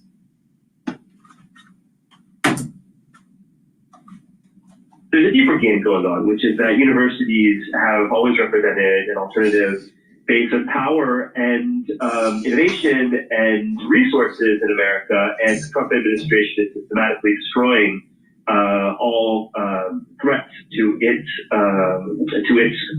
base of power, whether that is from the judiciary, from journalism, or from the universities. And so the deeper game is to make the universities as weak as the Trump administration can make them.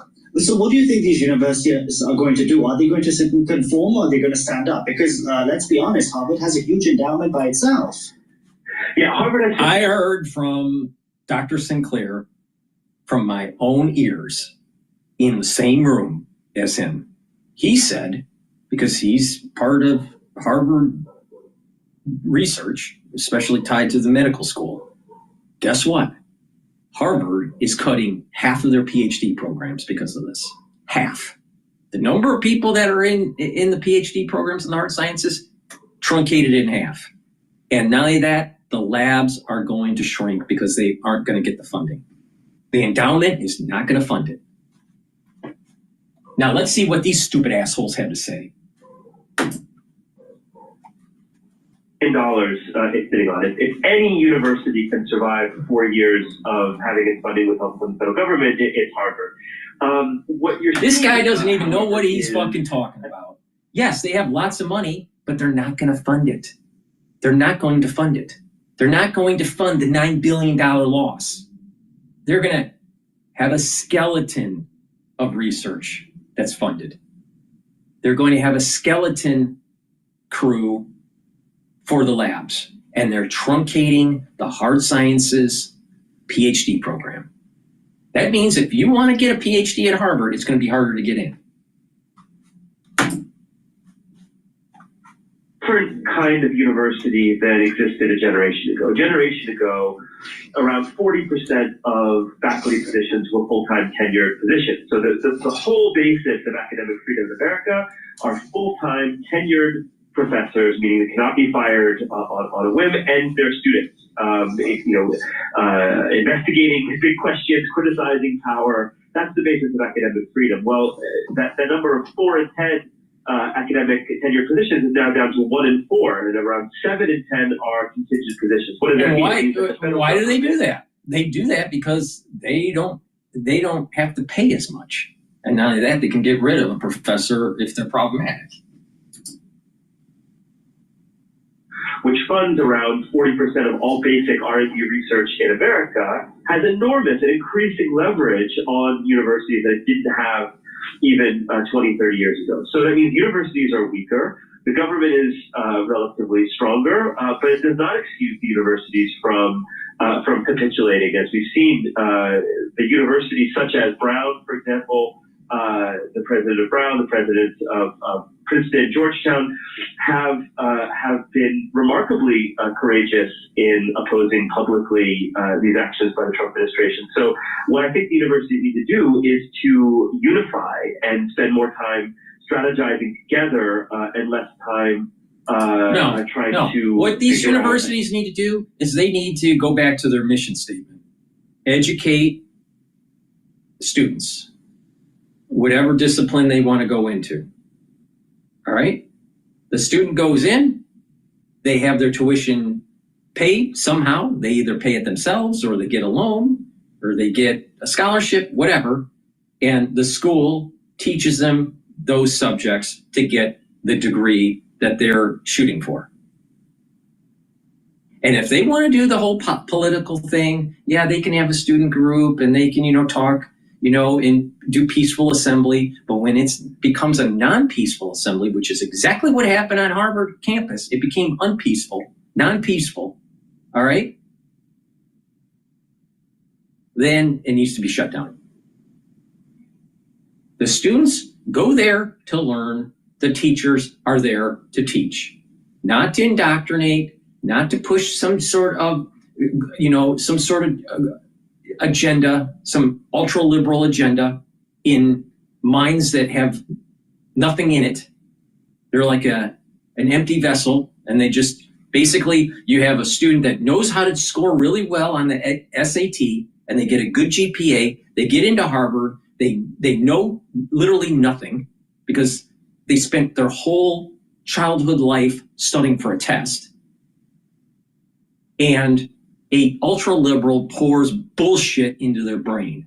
So by the time that they're a sophomore or a junior, especially with the juniors, they get radicalized. And that's what we saw at Harvard. Now, do you think that Main Street is going to want to hire these people? Of course not. So the university has created a detriment for the student for allowing this bullshit to happen. And now the students can't get a job. Oh, so sorry. You got a $300,000 or $400,000 education for undergrad, and guess what? You can't get a good job. Sorry. Tough luck. You should have thought before you did all of these protests on the campus. Now, the school allowed it to happen. So they're complicit with this issue. But their mission is the school's mission is to teach based on the curriculum or the degree that the student is pursuing. That is it.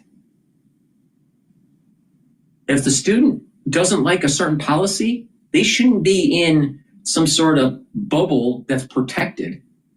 They should be out on the street protesting peacefully. But what they wanted is a protective bubble on a private campus. So what it is that they want to be able to voice their opinion, but have no ramifications because Mother Hen, which is the faculty or the administration at the school, is protecting them. So do they really believe in what they're saying when you're coddled? When you can say things when you're coddled, You can say, you know, when someone says things and someone's protecting you from the ramifications, that's not being a leader. Being a leader is going into the breach and fighting for what you believe in. Not trying to find mother hen to protect you.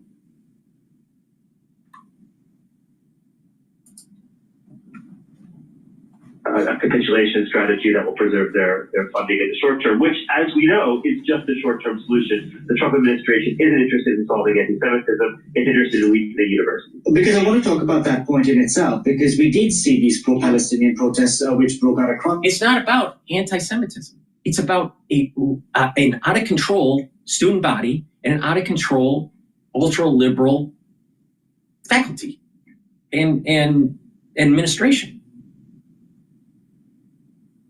Because this will lead to other problems down the road.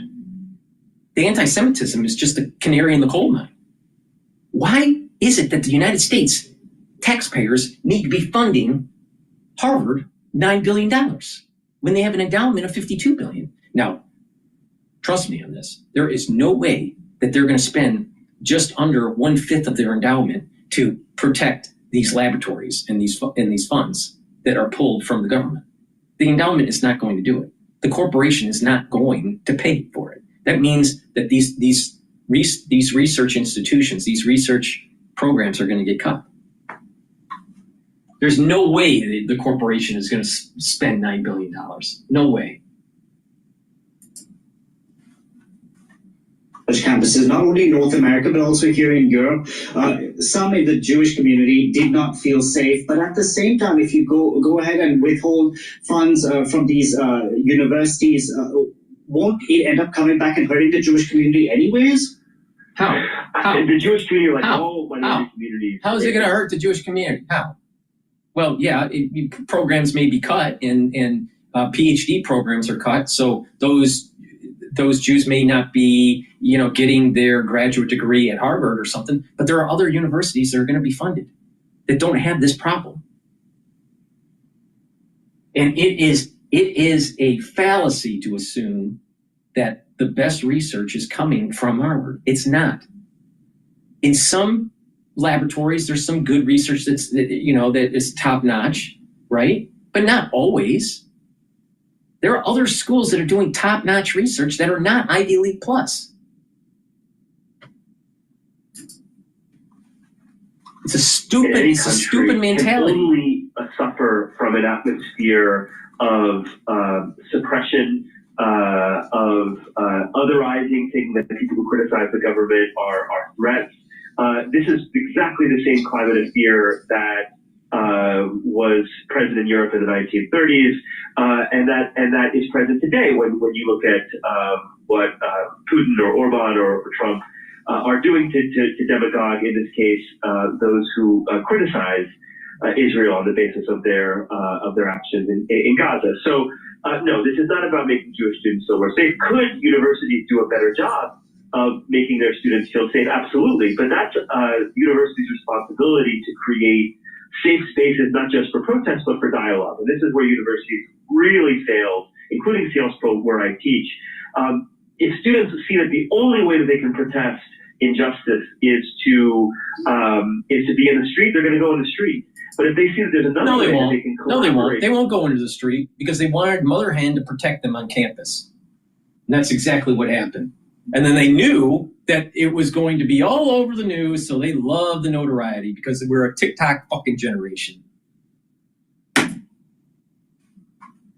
In dialogue with key decision makers at the universities, I think they're going to do that. So universities need to be more proactive and more creative in how this student energy, this criticism of what they see as injustice, is channeled in a positive direction. Lex Paulson, I covered the protests at Sciences Po last year, and I remember speaking to some foreign students, and they were worried because French authorities took pictures of their ID cards, so they were worried about if they would be deported. But we haven't had any reports of foreign students being deported. But what we are seeing over in the United States, the green card holder at Columbia University, Mahmoud Khalil, has been picked up by ICE. A Turkish student at Tufts University picked up by ICE. This is a Fulbright scholar. We had Columbia University student, a Ph.D. student who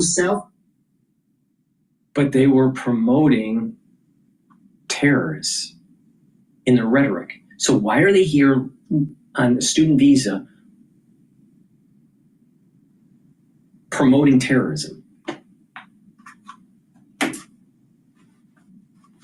Reported because I showed up at her doorstep in New York. I mean, how is the administration justifying this? These are people who are there legally in the United States. Yeah, it's incredibly self-defeating. I mean, the advantage they're here legally. They're here legally because they're on a student visa, all right? But then they start having anti-American rhetoric. Why do they get the permission to have anti-American rhetoric and pro-terrorist rhetoric? Why should you be given the opportunity to get educated in the United States when you're promoting through your speech or through your writings terrorist activities? No, that's not the type of person that we want in our country. We should have that choice. So they basically came here on false pretenses. Did they come here legally? Yes. But that's only one piece of it. You got to be a modeled student and do your research, whatever it may be, but not to be engaged in the political rhetoric that may get you in trouble and have your visa revoked. You're here as a guest. If a guest comes to your house and starts saying bad things in your home, are you supposed to like keep them in your house? Of course not. And France always had over closed societies like Russia or now Hungary or China is that bright, talented people want to go there and study and live and start businesses. This has been an incredible source of innovation, of discovery, of economic value for America and for Western Europe. People are literally dying to get to these countries, and to throw them out on the most flimsy pretext of their political unreliability. Again, it reminds me very closely of the atmosphere of the 1930s, and Trump has made it clear that any of the principles of the rule of law, fairness, free speech is not interesting to him. It is not at all part of his calculation. They want to win a culture war, to create their reality TV show, and this is just one step in that process. Because America, for decades, has been, as you said, attracting the top talent. It is essentially a soft power tool. The fact that people go to the United States for higher education, you study there, you forge friendships there, some end up working, but taking their skills back home, what have you. Is that no longer a priority anymore? And are European institutions going to be capitalizing on this? I mean, who's the man doing more to destroy the federal workforce right now? Elon Musk. Where was he born? South Africa. Where did he go to get his education? America. Where did he start his company and create his billions? America. So it's case in point that the Trump administration has no principles. Wait a minute. But Elon isn't on campus saying, death to the Jews. The problem here is that any protest, either anti-Semitic or anti-Islamic or even anti-Black, is unacceptable on the campus. The campus should be a place for learning, and if the students have some sort of desire to protest, it shouldn't be on the campus. It should be in the main street. That's where your freedom of speech is protected. But what they want is to be in a safe haven, so they don't have to deal with the municipality authorities. Because it's a private university. have is a desire for power and a creative ability, I would say, to use principles to justify their position in the moment. When reducing federal power is what suits them, they say for reducing federal power. When raising federal power is what suits them, they're raising federal power. So this is not about any kind of question of principle. This is about purely a strongman approach to government. And right now, Donald Trump is winning. So are institutions like Sciences Po going to lure in foreign students now? Wow. I think so. I think Sciences Po especially is one of the institutions in France that has done the most over the last 10, 15 years to internationalize, to attract foreign teachers, to attract foreign students. I myself have seen over the last 10 years of teaching there an incredible development of the talent of the students that have been attracted. So yes, I think as American universities suffer through this darkening period in American governance, I do think that other English-speaking universities, because English is the international language of science, whether that's in the UK, Ireland, Western Europe, Netherlands, Germany, are going to benefit. Thanks, Paulson. Thank you very much for joining us on the program today. Pleasure to be with you. Because if you look at the trajectory of all this, all of the immigration that's going on in the EU, guess what? Western society is dying and a caliphate is starting to take hold. That's a fact. All right, let's go to the White House briefing here. Themselves, according to an Inspector General's report that was conducted last year, showing there was nearly $80 billion worth of fraud in this program. We know for a fact there are individuals who should not be receiving benefits on the Social Security rolls, and this administration is focused on cleaning out the waste, fraud, and abuse in every agency, but particularly in Social Security, to make it stronger for our tax-paying, law-abiding citizens who deserve these entitlements and programs. Because you did bring up DOGE, I do want to tout the incredible efforts that have been made at the Environmental Protection Agency. And Administrator Lee Zeldin is just doing a tremendous job. Just yesterday and today it will be going into effect. He announced that taxpayers will be saved $8 million in annual lease costs by moving staff out of the 323,000 square feet of space that the EPA currently occupies, which is completely unnecessary. Yesterday, Administrator Zeldin also announced he will be shutting down a museum that the Biden administration built to tell a selective story about the EPA's history and climate change. It was a real pat on the back to President Biden. And guess how much American taxpayers paid for it? $4 million for this museum that I think only 1,000 visitors saw last year alone. It would cost American taxpayers $600,000 per year to operate this museum. Well, it's not going to exist anymore. We're going to save taxpayers those critical funds. And Administrator Zeldin is very proud to announce that. And just at EPA alone, and the cuts that they have made, they've saved taxpayers more than $22 billion in wasteful grants and spending. Here. Thank you, Caroline. When the president goes down to Florida on the weekends, does he ever hear from, there are so many retired folks down in Florida, does he ever hear from any retired Americans who are stressed about these wild swings in the stock market because of the tariff uncertainty, and they're sitting there on fixed income or living off 401k, and they don't know how much money's going to be left?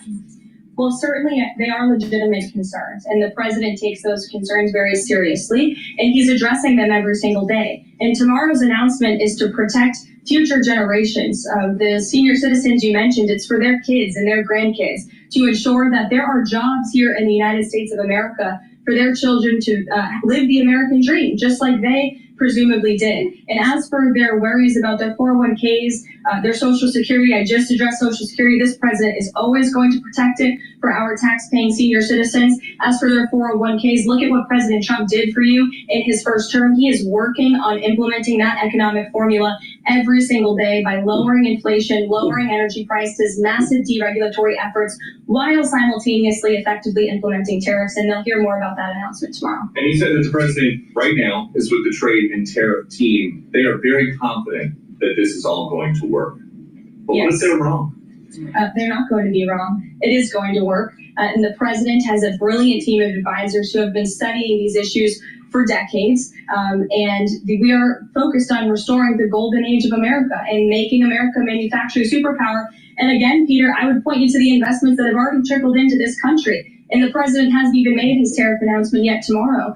There have been billions of dollars in private investments from around the world pouring into American communities. What does that look like for those watching at home, for the people you mentioned, worried about their own economic circumstances? It means more jobs in your communities, which means more money, more investments, more money in your pocket. That's what the president is committed to. And I would be remiss if I didn't mention the president's commitment to tax cuts, which we are counting on Congress to do, especially on Social Security. And one more. Sure. Are the special elections today a referendum on the president? I think first of all, as you know, I'm a government employee now, so I'm not very much allowed to comment on elections that are taking place. That's something to get used to, having just been on the campaign trail for quite some time.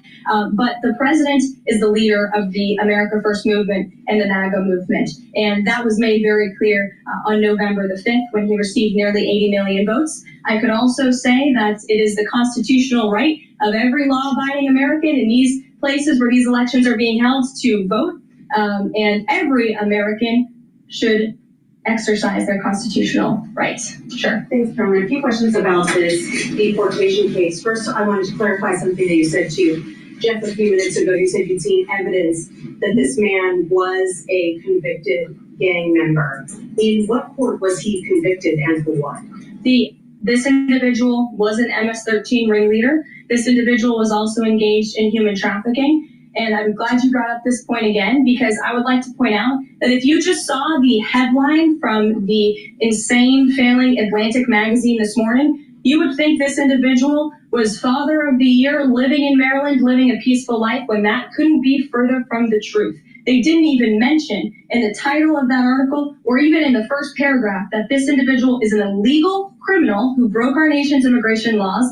He is a leader in the brutal MS-13 gang, and he is involved in human trafficking. And now let me just do a quick product plug here. Please go to my store, the-studio-reykjavik.com, and get the collagens. This is a powder. This collagen supplement you take every day. It's a big scooper.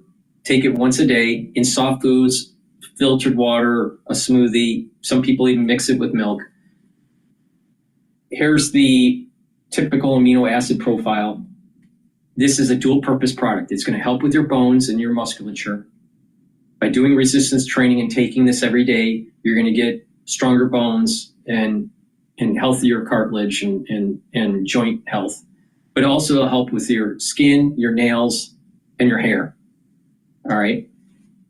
For it to help with the dermal layer, take the collagen every day, take the vitamin C that I have on my store and drink it with filtered water, about 64 ounces of filtered water throughout the day. And that's going to cross-link between the vitamin C and the collagen.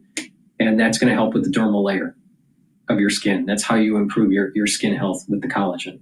So take this every day, do resistance training, and also build a better bone density.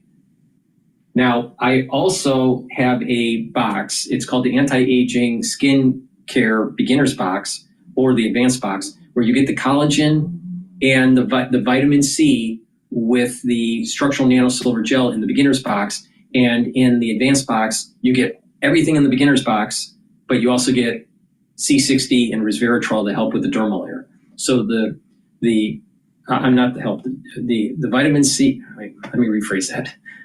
The C60 and the resveratrol helps with the basal layer. The collagen and the vitamin C help with the dermal layer, and the structural nanosilver gel helps with the topical layer.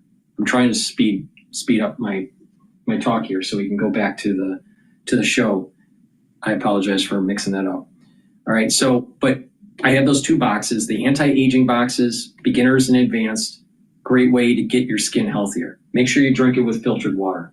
Now, I was talking about the structural nanosilver gel. You can get the structural nanosilver gel in two ways, in the tube form or in the quick dispenser. It's a dual purpose product. It's going to help with your skin health. Like I said, you can apply it on your skin daily and then exfoliate later in the day, or put it on at night and then exfoliate in the morning. Put it on a wound. It'll help to heal the wound quicker.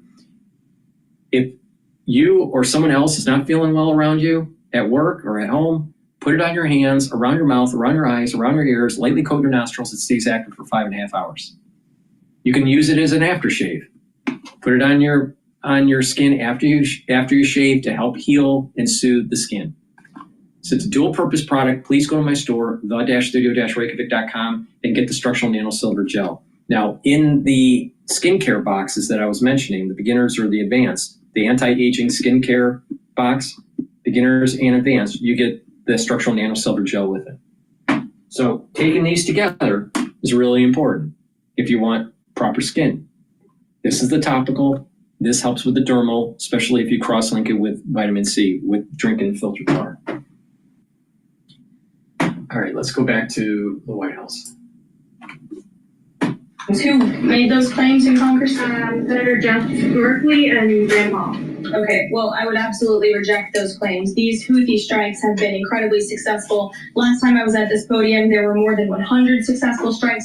There have now been over 200 successful strikes against the Houthis. Iran is incredibly weakened as a result of these attacks. And we have seen they've taken out Houthi leaders. They've taken out critical members who are launching strikes on naval ships and on commercial vessels. And this operation will not stop until the freedom of navigation in this region is restored, which is a critical principle. And this president stands behind our Defense Department, who's doing a tremendous job. Are they going to, is the White House going to confer with Congress going forward on this? I would have to ask our team here at the White House, but the president is well within his authority, as is the Secretary of Defense. Again, these are defensive strikes. The Houthis have been launching attacks on U.S. naval vessels and commercial ships for quite some time. Go ahead. Yeah. The pause on the Canadian and Mexican tariffs, the fentanyl tariffs, that's set to expire tomorrow. Is the president considering extending that pause? Look, I will let the president speak on the specifics of the tariffs tomorrow. But as for fentanyl, we have seen this has certainly caused a national security crisis here in the United States. Fentanyl continues to be the #1 killer of young people in this country, and the president is very much focused on that. Deanna. Thank you, Caroline. The president recently signed an executive order on making D.C. safe and beautiful.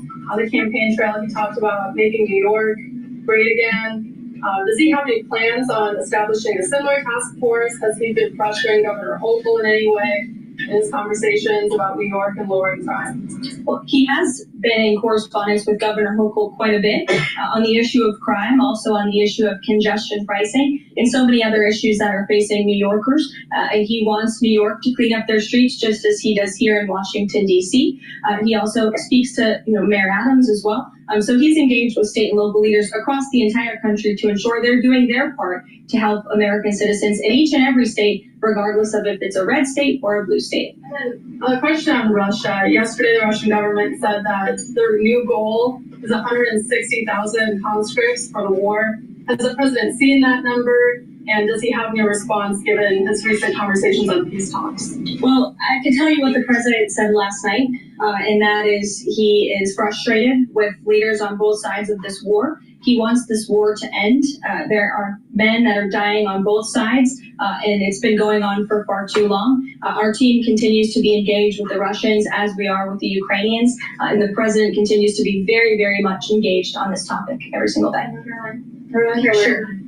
Caroline, the president said over the weekend that he couldn't care less if prices went up on foreign cars because people buy more American cars. There's been consensus from a lot of economists that these tariffs could raise prices on other goods as well. Is the president comfortable with Americans on Main Street paying more because of these tariffs? The president is doing everything he can, and this entire administration is doing everything we can to bring down the cost of living in this country. An inflation mess that was fueled by the previous administration's reckless spending, overburdensome regulations that this administration is focused on slashing every single day. And just read you a statistic just from the Environmentally Protective Agency alone. We're saving taxpayers money that's ultimately going to drive down inflation. And we're unleashing the might of our energy industry, which will bring down prices as well. To the heart of your question, because this is very important to the American people, you should trust what this president did for you in his first term. He effectively utilized tariffs while driving down inflation. It was a record low 1.4% when he left office, and he's focused on getting back to that. It's unfortunate the previous administration left us in this mess. Sure. Representative Anna Paulina Luna left the Freedom Caucus over their lack of support for a bill that would allow new parents to proxy vote around 12 weeks around the birth of their baby. Does the president support that bill? I'm not sure. I haven't actually talked to the president about that bill, but I certainly can get a take on if he supports it or not. Thank you. And one more. The DC Circuit ruled last week that the president can fire holdover Biden appointees of independent agencies. Will this ruling empower President Trump to dismiss more federal employees? Well, the president has given the responsibility to his cabinet secretaries to hire and fire at their respective agencies, and they reserve that right. You saw the Secretary of Health and Human Services announce more layoffs today. This is all part of the administration's effort for a mass reduction in force in the federal bureaucracy here in Washington, D.C. to save American taxpayers money. As for agencies within the president's executive authority, the president retains that right. And we've seen there have been bureaucrats at some of these agencies that have been trying to act independent. They need to remember who they work for. It's the executive of the executive branch. You look at the United States Institute of Peace, for example.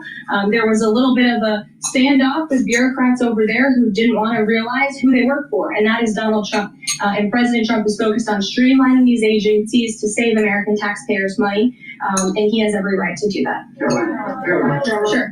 Go ahead. Thanks, Karen. Yeah. In Gaza, the bodies of 15 rescuers have been found in their sort of ambulances where they were apparently killed by Israeli forces. Just wondering if the White House is going to be calling on Israel to investigate that and to try and avoid similar casualties involving rescue workers in the future. Well, as for the specific situation you just mentioned, I'll talk to the president about it in our national security team. What I can tell you is what I've spoken with President on. He very much remains committed to backing Israel. And it was only because of this president and his team's leadership that we had a temporary ceasefire in Gaza, that we were able to bring many hostages home. And the president made it very clear to Hamas, you get the hostages out, all of them, or there will be hell to pay. And Hamas is certainly witnessing what it feels like for all hell to be paid, and the president supports Israel's right to defend itself. Progress at all on a ceasefire at the moment, as far as the president's concerned? The president and his team continue to be engaged on this every single day. Sure. Go ahead. So I'm just wondering, related to that, if you have an approximate date for the president's first foreign trip. I think there was a little confusion yesterday about what month he was talking about. And then will he need a ceasefire to be in place or closer, either in Gaza or in Ukraine, before that takes place? The president will be heading to Saudi Arabia in May. As for specific dates and details, we will be reading those out to you as soon as we possibly can. I know our teams are working on. Please go to my store, the-studio-reykjavik.com, and get the structural nanosilver toothpaste that I offer. It has no fluoride. This will whiten your teeth, freshen your breath, help with your gum line health, reduce inflammation, and with good oral hygiene, you're reducing chances of cardiovascular disease and you're reducing your chances of valvular disease. A lot of people don't understand that when you get older and you have bad oral hygiene, you're increasing your chances of problems with your vascular system and your valves in your heart. Big issue with geriatrics. So please go to my store, get the structural nanosilver toothpaste, and help with your health the best that you can. This is the best toothpaste that you can get. There is no toothpaste that you can buy that is better than this. Please go to my store, the-studio-reykjavik.com. Get a few tubes for your household. Help support my work. Help support your health. It's a win-win situation. Anyone that purchases $150 or more of product from my store, the-studio-reykjavik.com, you will get a free gift until supplies last. Please go to my store, the-studio-reykjavik.com, get the toothpaste, get the other great products that I offer. Secretary, over the trade, the tariffs. How many companies are mutually talking with the U.S. or countries are mutually talking with the U.S. to lower tariffs? I don't have a specific number, but I can tell you there have been quite a few countries that have called the president and have called his team in discussion about these tariffs. But again, there's one country the president cares most about, and it's the United States of America, and doing what's best for the people who elected him to this office to restore their jobs, their wealth, and their prosperity. I'm looking at the clock. I have a heart out today. I have a heart out today because I'm actually heading over to the State Department with the First Lady of the United States. She will be delivering remarks at 1 o'clock this afternoon at the 19th International Women of Courage Award Ceremony with our great Secretary of State, Marco Rubio. It starts at 1. This is the 5th year Mrs. Trump is participating and standing with brave women leaders who embody American values abroad. And the First Lady, in her remarks today, will highlight the profound connection between the love and courage that will be shown by this year's honorees. I encourage everybody to tune in at 1 o'clock, and then we'll see you all tomorrow for Liberation Day. Thanks, guys. Thank you, Caroline. All right, so White House briefing, talking and getting a lot of questions on the tariffs that will be imposed tomorrow. The White House calling it Liberation Day. All right. This is the market is trading at now 5,621 for the S&P 500, and the VIX index is at 22.17. Oil is trading at $71.21 a barrel. All right. Let's go to Bloomberg. By the way, if you're on your radio, your TV, your YouTube, you can count on us here on Balance of Power to keep you posted on the tariff news, 5 to 7 p.m. later this evening, 5 to 7 p.m. on Liberation Day. I suspect we'll be coinciding with an announcement in the Rose Garden that's apparently going to be happening at 4 p.m. Closing bell, we turn our attention to the White House to get a sense of what's going to happen at the next opening bell. The Trump administration is making more news here when it comes to, I don't know if I can call them mass deportations, of what we just call them deportations, to El Salvador. A lot of controversy over the use, as we told you, of this old Alien Enemies Act a couple of weeks back. Alleged gang members put on airplanes, flown to El Salvador. A judge tried to have the plane turned around. White House kept it going. Since then, they've not been using the Alien Enemies Act. Case in point, Sunday night, 17 alleged gang members on a plane to El Salvador. 13, by the way, MS-13 and the Tren de Aragua gang members, according to the Secretary of State, who called this a counterterrorism operation. That's the grounds through which they are being removed from the country. 10 Salvadorans, 7 Venezuelans previously held at Guantanamo Bay. Those sent to El Salvador on Sunday, as I read in the Washington Post, had either been convicted of or had pending charges ranging from drug possession, theft to child sex abuse, and murder, according to officials at the White House. They're trying to be more deliberate in explaining why these people are being rounded up and sent out of the country. Because we've had some cases popping up where this may not have been the case, and in some cases, worrying people here about potentially innocent people being scooped up and shipped out. According to court papers filed this weekend, one of the men accused of belonging to the Tren de Aragua gang because of his tattoos was Andre Jose Hernandez Romero, a professional makeup artist who has often worked at beauty pageants and identifies as gay. Lawyers for Mr. Hernandez Romero, as I read in the New York Times, said his tattoos included one showing a crown next to the word mom and another of a crown next to the word dad. They say these were not gang tattoos and no evidence that he's affiliated in any way. He fled Venezuela due to persecution for his political opinion. His sexual orientation, according to his lawyer, and tattoos have an obvious explanation that has nothing to do with the gang. But right now, at a pretty dangerous place in El Salvador. This case was highlighted by Joe Rogan, of all people. Of course, a major Trump supporter helped to get Donald Trump elected. And he talked about it on his program. I can't believe this is just horseshit. No one cares about this. Please go to my store, the-studio-reykjavik.com, and get the resveratrol. Resveratrol is something that I have been taking for decades, really important as an antioxidant, and slow down that aging process. Resveratrol will soak up free radicals because it's an antioxidant, and by reducing the stress in the cell, it's going to help with the mitochondria, so you're going to have more energy. In addition, resveratrol helps to get rid of cells that are in senescence. Getting rid of cells that are in senescence is going to help with the tissues to be younger for the tissues that can be rejuvenated, especially if you have adult stem cells in those tissues. So you're going to have more youthful gene expression with resveratrol. Resveratrol gets the max benefits when you stack it with a strong antioxidant like C60, or you can stack it with NAD+ or ubiquinol. So it's a great way to build a health protocol, a health stack that will slow down the aging process and reduce the stress on your cells. Now let's talk about NAD+ and ubiquinol. NAD+ is a supplement that will boost up your NAD+ levels. NAD+ will increase your energy and help to repair your DNA damage. You get DNA damage over time in your cellular DNA and your mitochondrial DNA. This will help to repair it. NAD+ will also help to protect your neurons, extremely important when you get older. And it stacks well with resveratrol. Ubiquinol is the most bioavailable form of CoQ10 that you can buy. Ubiquinol is an antioxidant, so it's going to soak up free radicals. It's going to help the health of your mitochondria, so you're going to have more energy, reduce the stress in the cell, and it protects neurons. So it stacks well with NAD+ and resveratrol. Now you can take these separately, but like I said, if you stack them, you get the max benefits.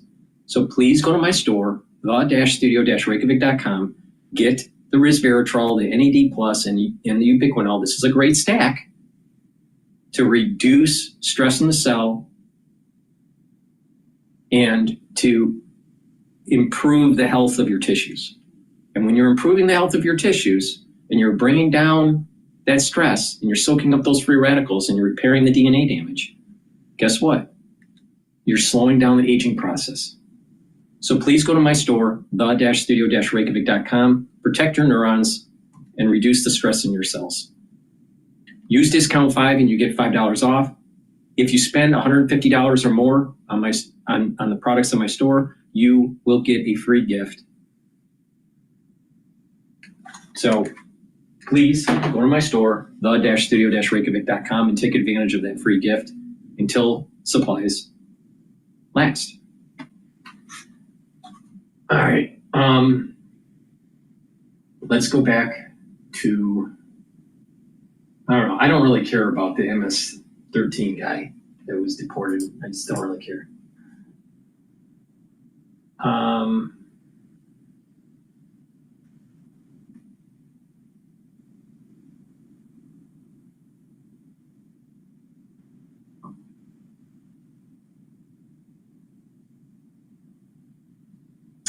Let's take a look at.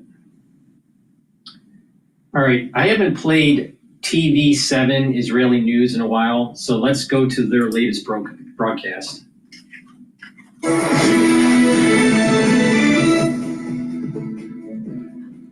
Shalom from Jerusalem. This is TV7's Israel at War update. As we mark today, day 543 since October 7th of 2023, when the Islamist Hamas and its terror affiliates launched their onslaught and atrocities upon southern Israel. 59 hostages remain in Hamas captivity to date, and it seems like there is no breakthrough in the current efforts to reach some sort of deliberations about the potential hostage release in exchange for a ceasefire and other Israeli concessions. On that and more, next to me is TV7's editor in Florida, Mr. Emil Owen. Emil, what can you tell us about that? So people are talking, but also fighting and shooting. Regarding the negotiations, which seem to be in a preliminary stage, Hamas is willing to release 5 hostages who are alive, one of whom is the dual national, Israeli and American, Idan Alexander, and in addition, several bodies of hostages who either died in captivity or whose bodies were abducted on October the 7th, in exchange for some 40 days of an extended ceasefire or perhaps more. For Israel, this is not enough. Israel insists on getting 11 hostages. This is probably half the number, 22 to 24, who are still alive, in addition to other bodies. and Israel will be willing to stop not only the fighting, but also the siege on Gaza regarding humanitarian aid, which Hamas is looting. But the major story of the day regarding fighting comes from Lebanon, where overnight the Israeli Air Force has struck a building in the Dahya quarter of Beirut, hitting a key operative of the so-called Unit 3900 of both Hezbollah and the Quds Force. Now, and he was in the process of generating a terror act in the immediate time frame, and this action was taken jointly by the IDF, the IAF, Shin Bet, and Mossad. Indeed. Well, on that, we'll discuss very shortly. Before that, let's introduce two of our distinguished guests for today, Brigadier General in Reserve, DrPaul Gavish, who is the commander of the Israeli Air Force Task Force for Missile Defense, and retired Brigadier General Mark Kimmett, formerly an Assistant Secretary of State for Political and Military Affairs. It's great to see you both. General Gavish, we'll start with you on the southern part of Israel vis-a-vis the Gaza Strip. The Islamist Hamas has launched two projectiles, or attempted to launch two projectiles in the direction of Israeli communities. One launch was successful. I assume it was intercepted. You'll tell us more about that. And the second one apparently was failed. I saw the security camera footage of those two launches, and it seems like the second projectile actually fell within a Palestinian neighborhood. Well, indeed, Jonathan, and you know, maybe this is the place to mention that 10% of the projectiles that were shot from the Gaza Strip toward Israel fell, what we call in the military, fell short, which means fell into the Gaza Strip, and this is 10% of around 25,000 projectiles that were fired toward Israel. So this is quite a large number, and of course we all remember from the history that during the beginning of the war that the Hamas said that there was a hit into one of the hospitals with a lot of casualties and so on. At the end of the day, we showed everyone by basically bringing the footages that it was done by the Hamas. So yes, it fell short. We see it quite a lot. Of course, what is concerning is that the Hamas is still trying to shoot here and there.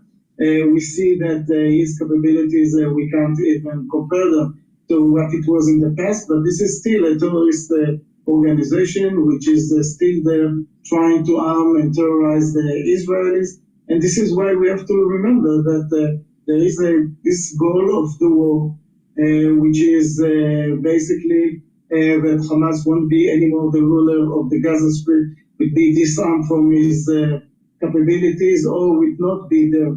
And this is something that we still have in front of us. And I think that Israel is very, I would say, keen to gain this goal. And with this administration, I think that we've been backed up in a way that we never been.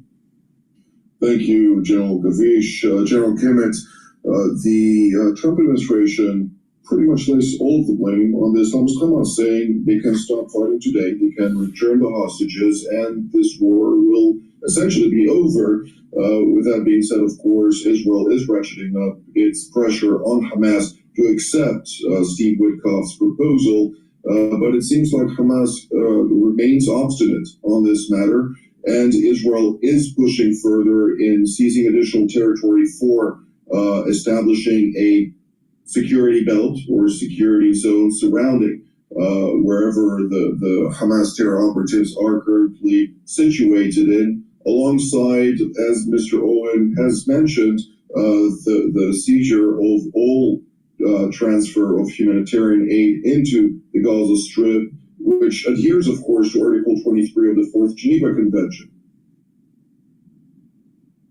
Yeah, I think that's right. And it is certainly the case that the U.S. hasn't changed its position with regards to the situation inside of Gaza right now. Hamas is responsible. Hamas must abide by the terms of the ceasefire agreement. Hamas must return the hostages.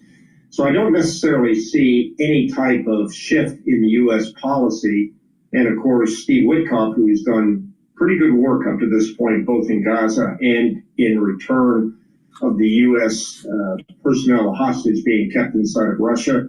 I think that it's just a matter of time. The U.S. is consistent in their views, and the U.S. at this point will remain consistent in its policies.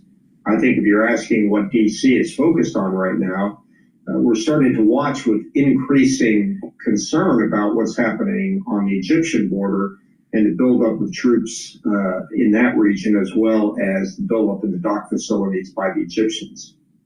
Absolutely. On that, there was just a report that came out, Mr. Owen, with regards to subterranean infrastructure for the Egyptian military to store additional munition in contravention of the peace treaty of 1979. What can you tell us about that? So Israel is torn between two impulses, if you may.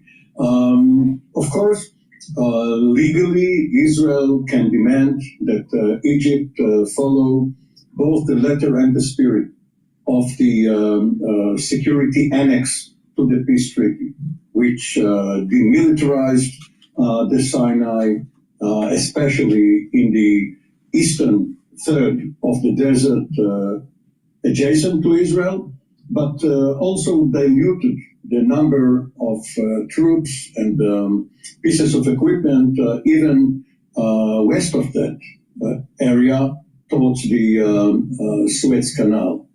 And as Mark said, the prepositioned munitions. On the other hand, Israel is collaborating with Egypt against common threats and enemies. And also, Egypt is quite afraid of infiltration by Hamas operatives and other Palestinian sympathizers of the Muslim Brotherhood. Which is a designated terrorist organization. Of course, and poses a threat to Abdel Fattah al-Sisi's regime. And maybe they are preparing against the day where the Trump vision of a Gaza Riviera, whose inhabitants would go east, south, north, but including Egypt. Maybe they are preparing to hold them off.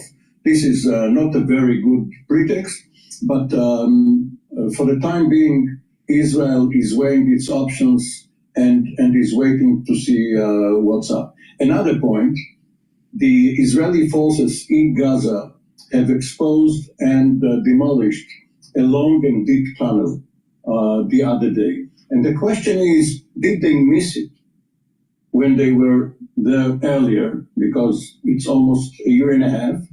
Or did Hamas manage to build it now under Israeli eyes? And if that's the case, it's an ever standing cycle that Israel will never be able to find the very last tunnel and the very last rocket. Unless, it goes down to what the Trump administration insinuated over the 15-year plan, that the Gaza Strip cannot be demilitarized unless you destroy everything and rebuild upon the territories, which is also the case for every other city in this entire region, if we put things into context historically. But nonetheless, General Kavish, when we're looking at... Before we go to the general, please go to my store, the-studio-reykjavik.com, and get this dual-purpose product. This is olive leaf extract. This helps with your immune system and your cardiovascular system. How does it work? It brings down inflammation. When you bring down inflammation at the vascular level, you're reducing plaque formation. When you're reducing inflammation systemically, then what you're doing is you're helping with your immune system. Now, olive leaf extract also brings down LDL levels and helps boost up your HDL levels. That means that you're improving your total cholesterol reducing plaque formation, because less LDL gets oxidized, and when you have less LDL, less plaque formation. So please go to my store, the-studio-reykjavik.com, get the olive leaf extract, help with your immune system and your cardiovascular system. This is a great dual purpose product. If you purchase $150 or more on my store, you will get a free gift until supplies last.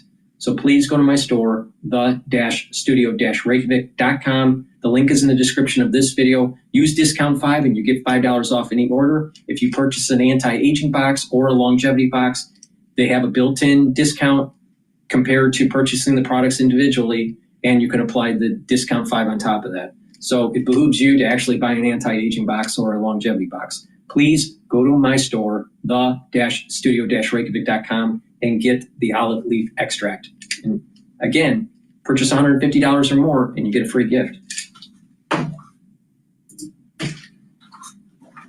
Egyptian deployments. And on the one hand, the northern deployment of the Sinai Peninsula, I understand, because this population there that used to be part of the Muslim Brotherhood as part of Ansar Beit al-Maqdis, subsequently pledged allegiance to the Islamic State, and then lived off basically smuggling munitions and other types of goods from the Sinai Peninsula into the Hamas-controlled Gaza Strip, is now jobless, pretty much, and therefore the Egyptian military has deployed there a large force to establish friction with the local population to ensure that nothing gets out of hand.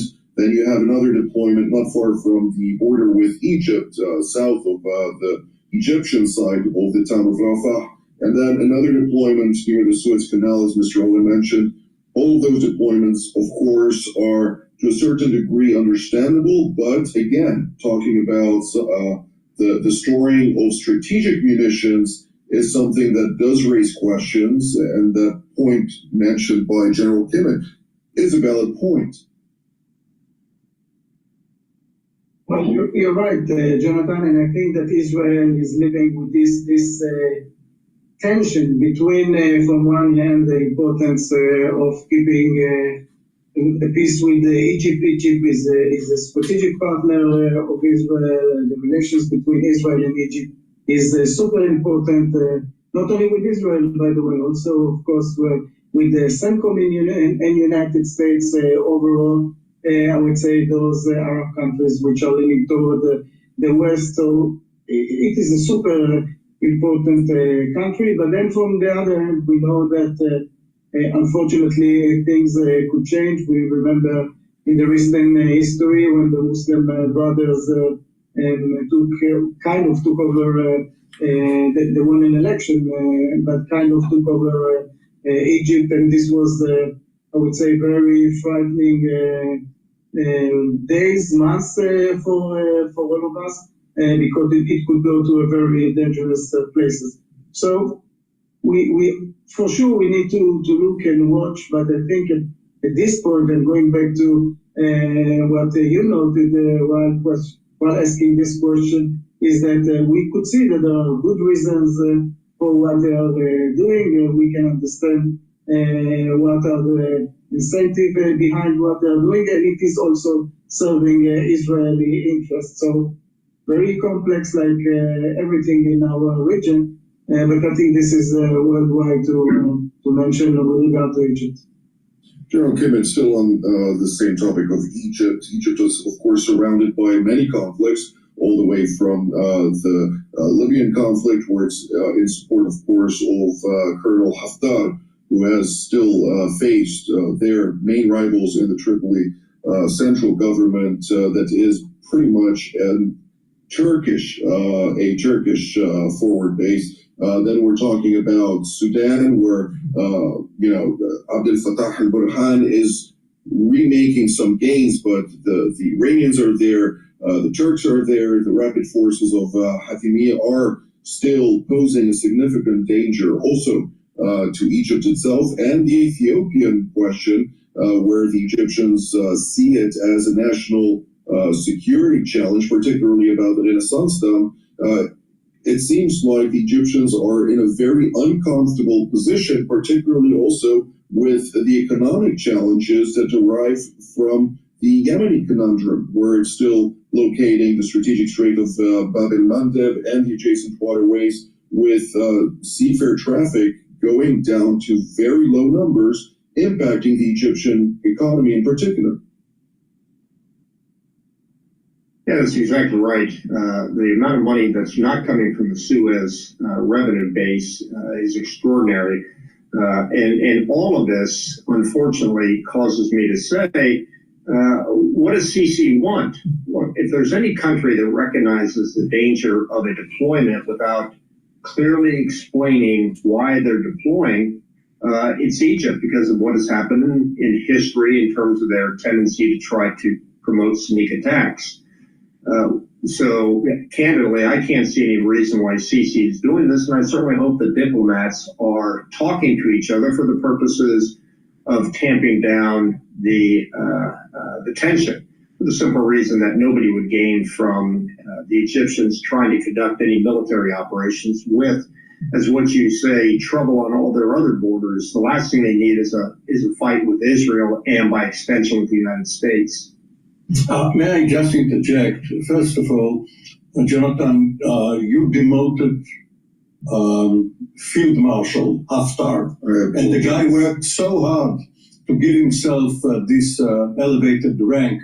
Please let him call himself Mushir, Field Marshal, whatever it is. I retract and promote him to... Yes, we don't want to get in a fight with him. Now, regarding the Egyptian forward deployment, of course, it could pose a danger, but also it brings the target closer to our fire. So if war starts, they better not have their targets so close to us. It works both ways. Well, at a time when grain is scarce due to the conflict between Russia and Ukraine, impacting the Egyptian capacity to feed their own people, with growing amounts of natural gas flowing from Israeli reservoirs towards Egypt, with Israel's technology granting the Egyptian agricultural fields a very significant boost, and of course the servicing which the Israeli companies provide the Egyptians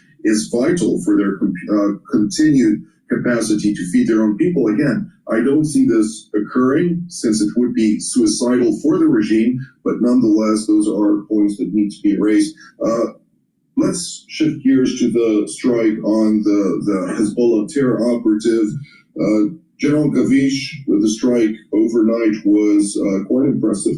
It pinpointed exactly this terror operative, Hassan Badil, who ultimately provided Hamas directives, the Islamist Hamas, in order to target a commercial, carrier in Cyprus, an EU member state, once again indicating that the Iranians stop at nothing to conduct their belligerence even on European soil.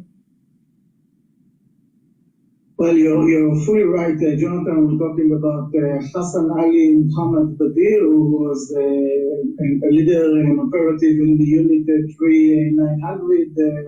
And it is important to say that it is the Quds, Iranian Quds, and Hezbollah forces, a combination of the two of them. So of course, we see the Iranian involvement here, but what is also dangerous from the Israeli point of view are two main points. One of them is that we knew that he's planning something now, probably because of the holidays which are coming also. So the reason that Israel acted is because this was a direct threat to Israel, which is around the corner. The second thing which is important to say, that although we have a ceasefire with the Hezbollah and we are looking to see what will happen with Iran, under the ground the war is continuing, and they are doing everything to terrorize Israeli and to plan for terror acts, and this time overseas, it might be in Europe, in South America, or in some other places in the world, in order to kill Israel. And this is what they are trying to do. And this is also, going back to the point that we've already mentioned more than once, that Israel changed its strategy. If our strategy was in the past decisiveness during a war, alert, active defense, passive defense, deterrence, all those things, today, even without saying it officially, we have a new pillar in our strategic design or defense strategy, which is the denial pillar, which means we are going to deny any potential threat toward Israel. For sure, if it is an immediate one. We see it in Lebanon, we see it in other places, and this is a very important change. We have to say that Israel basically, unfortunately, the lesson learned came out of the 7th of October in the last war, but I think very important lesson learned for the national defense of Israel. During this war, to be exact, because we're still in the extension of this war. But General Kimmett, for lack of time, let's shift gears to Yemen. What is the current status vis-a-vis the CENTCOM operation against the Houthis in Yemen? Again, as we said, I think the U.S. policy remains status quo. You know that we're bringing a second carrier task force into the region for the purposes of not only assisting potentially an outgoing carrier task force, but also to augment, depending on Iranian operations and Iranian concerns. I would just make one quick point about what General Gavish said. I don't think you're actually promoting a new pillar of denial. Denial is somewhat passive. It's almost as you're waiting. I think you actually are promoting a pillar of preemption, which is what the United States did after 2001, where we said we're no longer going to wait. We'll continue on with the general, I believe. Please go to my store, the-studio-reykjavik.com, and get the Myotrol. This is a supplement that helps for gene expression to build muscle and to maintain muscle and to help with your mitochondria. All right. Myotrol has polyphenols, lignans, and flavonoids to help with that gene expression. Now, when you get older, you start to atrophy your muscles, all right? It's harder to maintain muscle mass and it's harder to gain muscle.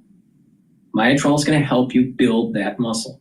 Now, this stacks really well with Gladiator barley because Gladiator barley is a high-density protein, and that would be the building blocks to build the muscle. So you do resistance training, you got the high-density protein to build the muscle, you have the Myotrol to help with the gene expression to build the muscle.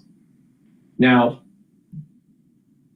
Myotrol can be used for people that are 40 years of age or older, do some resistance training to maintain and build muscle. But it can be also used by athletes, younger or older, to improve their athletic performance. So take Myotrol if you're an athlete, younger or older. It works really well if you stack it with the Gladiator barley and the Boomer Boost for those athletes. But if you're not an athlete and you're just older and you just want to improve building muscle, taking Myotrol and taking the Gladiator barley to get the max benefit of building that muscle. It'll speed up the process. If you spend $150 or more on my store, you get a free gift until supplies last. Please go to my store, the-studio-reykjavik.com, get the Myotrol, use discount 5 and you get $5 off, and get healthy. Follow these ways to stack and these holistic approaches to maintain your health and longevity. Now, when you do these protocols, you're going to be slowing down the aging process. You're going to be boosting up your immune system, and your organ systems are going to perform better. Right here is a perfect way to improve your muscular skeletal system. Now, when you're doing resistance training, a lot of people don't realize that it's important to do back muscles. All right. A lot of people just do the front core, but you need to do the back core too. All right. Back muscles are really important for people that are older, and that will prevent you from slouching. And when you have a better posture, you're going to have better blood flow between your upper extremities and your lower extremities. And not just that, you're going to have better lymph flow. So your lymphatic system, all right, will take lymph and pump it through and then eventually dump it back into your venous system. But if you're crunched over, slouched over because of bad posture, weakened back muscles and osteoporosis, but if you're slouched over, your blood flow is impeded and your lymph flow is impeded. So that's bad. So improving your back posture by gaining muscle in your back, your posture will improve, your blood flow will improve, the flow going from your aorta down into your legs, right? And then coming back up through your venous system back into the right side of your heart, your right atrium. That flow is going to be improved, and that lymphatic flow will improve. That means your immune system is going to improve, your blood flow is going to improve, your perfusion of your body is going to improve. A lot of people don't realize that, part of geriatric decline is lack of energy, a weakening of the immune system, free radical buildup, and this lessening of the flow of your blood and of your lymph. If you improve all those things that I just said, by boosting up your energy levels, by soaking up free radicals, by improving your mitochondrial health, by improving the blood flow, by working out and improving your posture, and improving your lymphatic system, that's going to improve your immune system, and your overall health is going to improve. It's a holistic approach. I am not wrong on this. Trust me, and you will be healthy in your geriatric years. So please go to my store, the-studio-reykjavik.com, get the Cottrell, build that muscle, but not just leg muscles and arm muscles and chest, right? Or abdomen, but you need to also work out your back. Get those back muscles improved so you have that better posture. And a lot of other things will benefit in your body. Please go to my store, the-studio-reykjavik.com, get the Cottrell, spend $150 or more, and you get a free gift. The terrorists to come to us, we will go to them, and it certainly seems that is what Israel is doing now. Absolutely. Well, Yemen is, of course, a foreign extension of the Islamic Republic of Iran, so is Hezbollah, so is the Islamist Hamas, and much of the belligerents that we're seeing around the region. Mr. Owen, when we're talking specifically on the Iranian file, we have 4 minutes left for all three of you, so let's keep it 1 minute for each. What can you tell us about the most important events that occurred in the past 24 hours? We see it not only in the past 24 hours, but throughout the last week. President Trump has been threatening Iran. He's speaking loudly and carry a small letter which he sent to Khamenei. And the response was, as is usual with the Iranians, opaque. No, we will not negotiate with you Americans directly, but indirectly through Oman. That's fine. So they are circling each other, the Trump administration and the Khamenei regime, trying to find a way to restart the negotiations on a new, improved, from our point of view, JCPOA.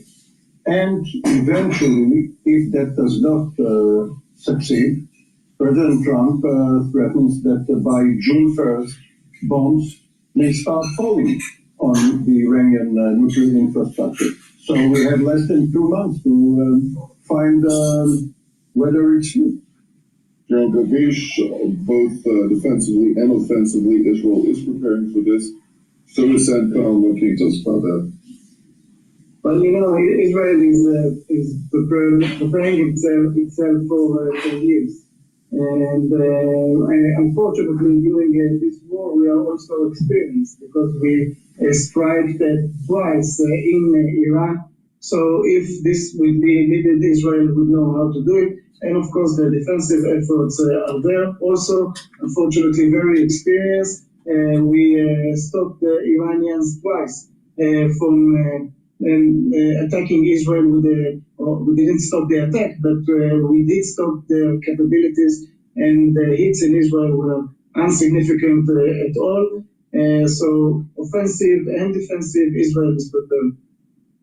General Kimmets, the Ayatollah regime has relayed some interesting messages, including posting them in various European and Western media, that the Islamic Revolutionary Guard is trying to promote a preemptive strike against the island of Diego Garcia to target American capabilities there. Of course, it seems delusional and just trying to deter the United States, but is this going to help them in any way?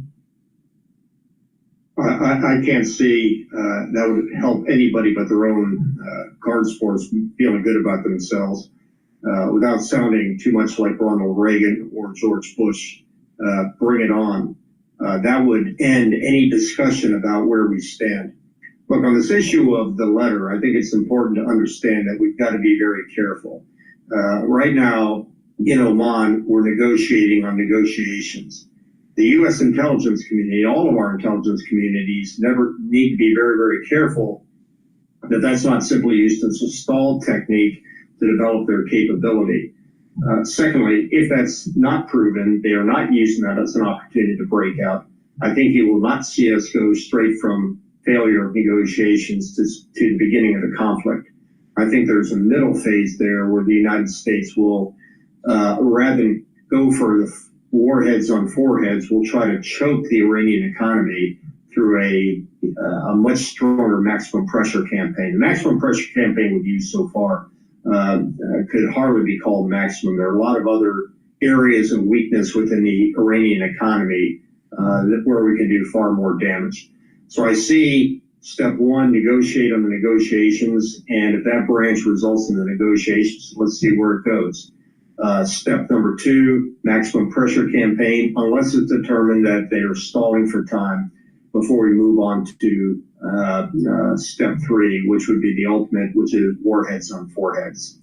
This is going to be a major theme in President Trump's trip to Saudi Arabia and Qatar in the coming weeks. Indeed. Well, this is all the time that we have for today. I'd like to immediately thank General Kimmett, General Gavish, and Mr. Owen for all of your insights. I'd like to thank all of you. All right, we're going to be going to. I want to go to CBN News. They're talking about nuclear Iran. But before I do that, please go to my store, the-studio-reykjavik.com, and get the Clarity Factor. The Clarity Factor will get rid of that brain fog, really important, so you can concentrate on your work or school, or even if you're retired. Getting rid of that brain fog is really important. Drink filtered water. That will also help. You want to reduce your exposure to particulate matter in your water, so filtering your water is really important. Also, stay away from processed foods. Take Clarity Factor, get rid of that brain fog, and also... I found some web results. I can show them if you ask again from your iPhone. Clarity Factor, I don't know why she does that. But Clarity Factor will also help with memory support. So getting those neurons firing properly, and you having, when you're concentrating and you're learning new things and you're getting better blood flow, those are all positive for neuroplasticity, what I call positive neuroplasticity. Negative neuroplasticity is when your dendritic connections, your neural connections start to recede. But when you get older, they start to recede, and you're producing less neurotransmitters and just less neuroactivity. And your memory starts to decline. You start to think slower, and actually your other bodily systems start to decline as well, especially regulation of the body.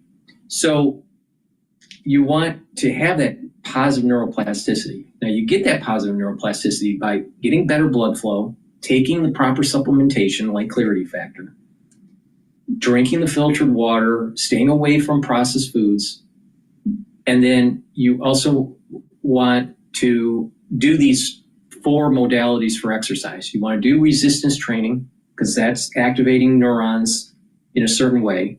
You want to do cardio to get the better blood flow to your brain. You want to do stretching and balancing exercises. All 4 modalities do different things for the neurons. All right? By balancing, you're activating your cerebellum, really important. When you're stretching, you're actually activating different types of neurons than just building muscle. So it's really important to do the 4 modalities of exercise on top of learning new things. When you start to learn, read, write, stay away from too much of the computer stuff. And what will happen is you're going to have proper neuroplasticity. You're going to have better positive neuroplasticity. That's going to allow you to sleep better. That's going to allow you to have better memory. You'll have better cognitive function. Really important. So please take Clarity Factor and use that holistic approach that I mentioned to improve your neurons. This stacks really well with NAD+ and ubiquinol because they help to protect your neurons. And Clarity Factor stacks really well with C60 because C60 brings down the free radicals in the neuron and helps with the mitochondrial health of the neuron. Really important to have high ATP levels and lots of healthy mitochondria for your neurons to have the positive neuroplasticity. So please take the Clarity Factor, improve your neurons, but apply a holistic approach, and you're going to slow down this aging process. Aging happens at the cardiovascular level. Aging happens at the bone level. Aging happens at the neural level. There's lots of different systems that age at different rates, depending on how your body is and the different lifestyle that you have. So you can be technically younger cardiovascularly, but older hepatically, or vice versa. All right, your body doesn't age at the same rate everywhere. All right, that's a key point that a lot of people don't know. So please go to my store, the-studio-reykjavik.com. Get the Clarity Factor, help with your neural health. Please go to my store, the-studio-reykjavik.com, spend $150 or more, and you get a free gift until supplies last. And use discount 5 and you get $5 off. All right, let's play this. I don't usually play CBN News, but I want to get their take on this nuclear Iran warning. Do not buy new windows if you live in New York. Americans living in zip codes starting with 10, 11, 12, 13, and 14 are being paid. Iran is now making new threats against the United States and Israel. The Ayatollah said removing Israel is, quote, a religious and moral duty. Meanwhile, President Trump announced that his first foreign trip will be to the Middle East. CBN's Julie Stahl has the story. Iran is ramping up the rhetoric and threatening U.S. forces in the region. The Americans have at least 10 bases and 50,000 forces near Iran. This means they are sitting in a glass room. Someone sitting in a glass room would not throw rocks at others. Iran's supreme leader promised retaliation after Trump threatened to attack Iran if they don't agree to a nuclear deal. Yeah, I'm gonna get it. But if they do, they will definitely receive a firm reciprocal blow. He also called for the destruction of Israel. It's a religious, moral, and human duty for everyone to work toward removing this wicked criminal entity from the region. Despite all the tough talk, Trump's still holding out hope Iran is going to come around. I can't imagine them doing anything else but making a deal. I would prefer a deal to the other alternative, which I think everybody in this plane knows what that is. And that's not going to be pretty, and I do not prefer that. Ben Cohen of the Foundation for Defense of Democracy says Iran has so much uranium ready to go into nuclear bombs, Israel and the U.S. can't just sit by. You've got a situation now where Iran has about 275 kilograms of weapons-grade enriched uranium. That is very risky. And so, yes, of course, every day that goes by without some kind of diplomatic resolution whereby Iran effectively surrenders its nuclear facilities and its nuclear program, every day that doesn't happen, we get closer to a military strike. Monday, Trump announced details of an upcoming trip to the Middle East. It could be next month, maybe a little bit later, yeah. And we're going to Qatar, and also we're going to possibly a couple of other countries. UAE is very important, and Saudi Arabia, the three of them, and then we'll go other places also. But in the Middle East, those seem to be the three. Meanwhile, Israel and Hamas are trying to work out a new ceasefire deal. Israel is demanding 11 more hostages, but Hamas is offering only 5. The Israeli military is continuing to expand its operations against Hamas as negotiations continue. The IDF warns civilians in Rafah to flee before it hits targets there. Some civilians have just plain had it with the war. We're dying. There is no food, no drink, no electricity, no medicine. People are being displaced. Where do we go? On Monday, the IDF said it had destroyed a more than half-mile Hamas tunnel route and located a workshop for producing rockets and launchers. Julie Stahl, CBN News, Jerusalem. Well, Chris Mitchell joins us now from Jerusalem. So, Chris, what are the challenges of an attack, a U.S. attack on Iran's nuclear facilities? Is that an easy job, or describe what would happen? No, I think it's a pretty formidable job, Gordon. First of all, the facilities are buried deep underground. That's why the B-2 bombers are so important that have been sent to Diego Garcia. Those are 30-pound bombs. They're called a massive ordnance penetrator, 20 feet long, 3 feet wide, and they can go through about 200 feet of rock. And now the reason also it's hard is that these facilities are spread throughout the country. The reason Iran did that is that they know what happened in 1981 and 2007. 1981 is when Israel destroyed the Iraqi nuclear reactor at Osirak. In 2007, Israel destroyed the Syrian nuclear reactor. So they had their facilities spread out. So it's a complicated operation, and it could be why President Trump gave 2 months for Iran to respond to his offer so that Israel and the U.S. could coordinate attack plans.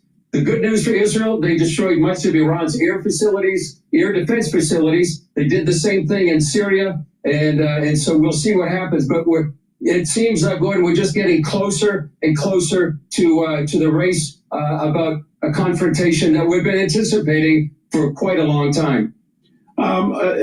Just as a note of caution, are we too confident that these bombers can actually stop the production of uranium? Well, some of these facilities are not only hundreds, but maybe thousands of feet underground. So maybe they can't get there. Maybe they would have to actually just destroy the entrances and the power stations that are close to these facilities. It's not an easy job. It is complicated. I don't think we're overconfident, but I think the U.S. and Israel realize the challenges that it faces by doing this and trying to at least degrade Iran's nuclear facilities. But they seem to be doing all they can, at least in preparation, with all this air armada there built on Diego Garcia, about 3,000 miles away from Iran.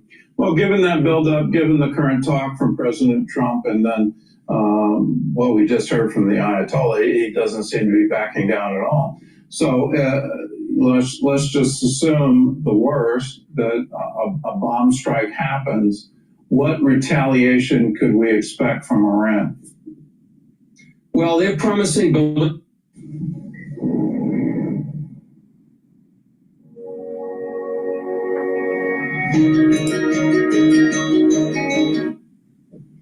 Well, they're promising ballistic missiles, and they just released a video of an underground missile city with literally hundreds of missiles. On the other hand, Gordon, they've attacked Israel twice this year with ballistic missiles. On April 13th, 2024, October 1st.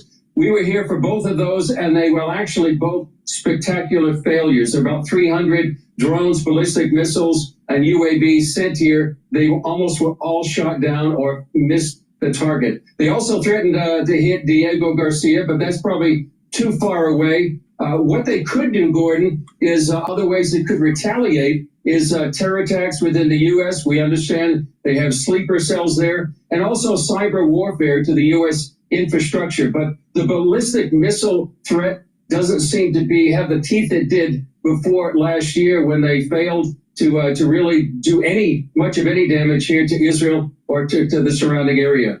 Well, let's turn to Gaza.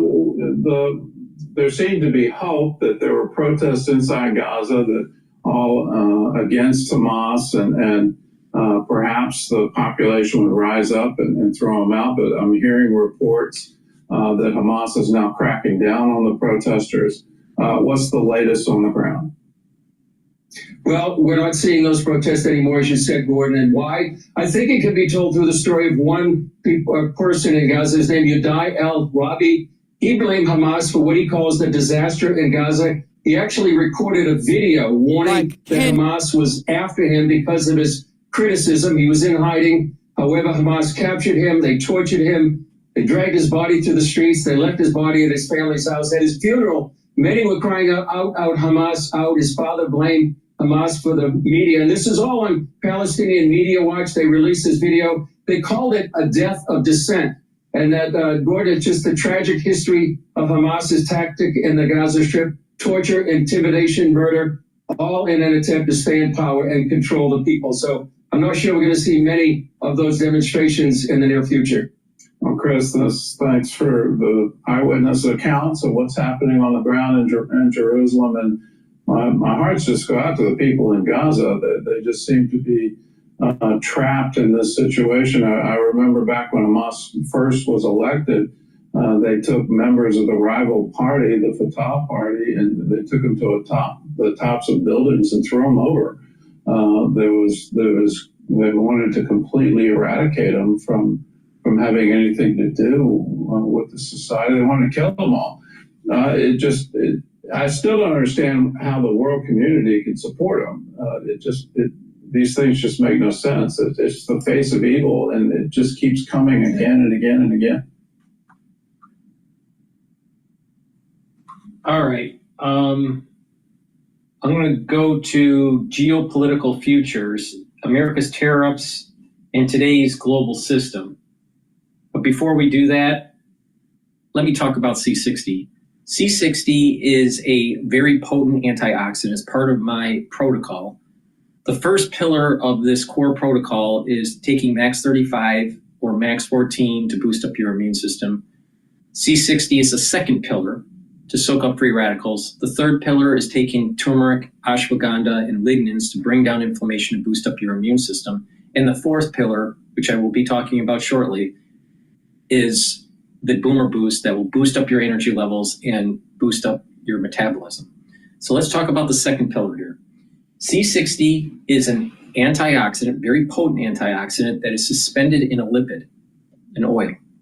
Now you can get it in MCT coconut oil, extra virgin olive oil, or avocado oil. C60 has to be in an oil for you to be able to absorb it. So take it on an empty stomach for best absorption. If you work out, take it before your workout. You'll soak up the free radicals that you're generating during your workout, and you will recover quicker. Now, take a teaspoon a day, every day. You can get it in a 2 ounce, a 4 ounce, or an 8 ounce configuration. The higher ounce configuration is cheaper per ounce. So you save money if you purchase a higher ounce configuration. Now, take a teaspoon a day, every day, and what will happen is it's going to soak up the free radicals, boost up your energy levels. It's improving your mitochondrial health, reducing stress on the cell and on your tissues. So your organ systems, your immune system, and your endocrine system is going to perform better. It will also improve your neurons. Your neurons have lots of ATP and get stressed and have oxidants floating around. C60 is going to soak up those free radicals, those reactive oxygen species in your neuron, improve your energy levels in the neuron. The ATP is going to go up, and your mitochondrial health, which is really important for your neurons, will improve. That means that you're going to have more neurotransmitters to fire off, and with better cognition, better firing of these neurons, the better neuroplasticity will happen. All right. You're going to have this positive neuroplasticity, especially when you get better blood flow, as I mentioned before. And you start learning new things and activating different neurons, especially with the 4 modalities of exercise. So please take C60 every day. It's really important. All right. And you're going to actually see that your body's performing better. And over a year of doing this, you are going to see visible signs of slowing down your aging. Please go to my store, the-studio-reykjavik.com. Take a teaspoon a day. I've been doing this for a very long time, way before even 2020. All right. I think I started taking C60 in, I think it was 2016. All right. Now, C60 is a very potent antioxidant, and it works even better if you follow my protocol. All right. So please take this every day and stack it with some of the other supplements that I have. And I tell you why, and why you stack them the way you do. All right. You want to soak up those free radicals. You want to bring down that inflammation. You want to neutralize pathogens. You want to boost up your metabolism. When you do these things, you're going to have more energy and you're going to have a better immune system. And you're bringing down that inflammation. You're going to slow down the aging process. That means your body's healing. And if you have a better immune system, guess what? You can fight things better. All right. So please go to my store, take the C60. This is an essential for your health. All right. Take a teaspoon a day, every day. If you buy $150 or more from my store, you do get a free gift until supplies last. Use discount 5 and you get $5 off. And if you purchase an anti-aging box or a longevity box, the boxes are designed at a lower price point compared to buying the individual products on my store. You'll save money that way. You can apply discount 5 on top of that. And if you purchase $150 or more, you do get a free gift, even if you purchase an anti-aging box or a longevity box. But you have to buy $150 or more. So please go to my store, help support my work, and help support your health. Follow these protocols that I have. All right, they work. All right, it's obvious they work. I mean, you're watching me for the last 5 years or longer, and you notice that, you know what, DrPaulCottrell is not aging very fast. All right, the aging process is much slower. Now, I tell you why that is. I'm telling you what I take. Everything that I mentioned, I take. So please go to my store, the-studio-reykjavik.com, and follow this holistic approach. It works. But if you don't want to take the time and eat properly and do the protocol and take the supplements on a regular basis, you know what? You're harming yourself. I just gave you the ingredients on how to get healthy. Please go to my store, the-studio-reykjavik.com. All right. Now let's take a look at Trump, a balance of power. I'm not sure if balance of power is... All right, let's go back to balance of power here. Robert McWhorter, welcome back to Bloomberg TV and radio. It's good to have you, Robert. When we consider this whole notion of nationwide injunctions, obviously it is not a new thing for judges to be able to impose, though, even if the subject matter pertaining to the Trump administration is hotter than it may be in other instances. What would be lost if judges' ability to do that was taken away? Well, good morning. Look, first of all, the people who are part of this Trump coalition had no problem at all running to district courts and getting nationwide injunctions against the Biden administration immigration policies. And you can specifically refer to Greg Abbott in Texas, who ran to one district court down in the Southern District of Texas, which was very open to these things, and they issued nationwide injunctions all the time. This is how this goes. This is not judges out of power or exercising too much power. There's a simple mechanism when there's an injunction. You ask for an emergency hearing before the Circuit Court of Appeals and ultimately possibly the U.S. Supreme Court, and you can overturn that injunction if you can ask those judges and impress upon those judges that you should have that injunction overturned. It's just the way the system works. They just don't happen to like it because Donald Trump is getting a lot of these injunctions issued because his positions are constitutionally very bad. So, that's just the law, and now they're complaining about the referee. They're getting a call against them, and they're spending all the time complaining about the referee. That's all that's going on here.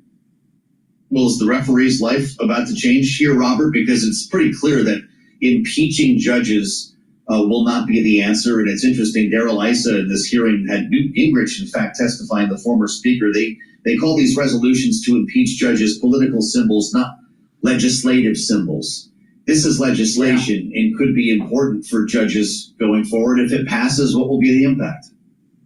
Yeah, first of all, on the question of impeachment, our country does not impeach judges because we don't like their rulings. That precedent was established during the impeachment trial of Samuel Chase in 1805. And even his political opponents, including Aaron Burr, voted not to convict him on articles of impeachment in the United States Senate because they believed in the principle that you do not attack judges for their rulings.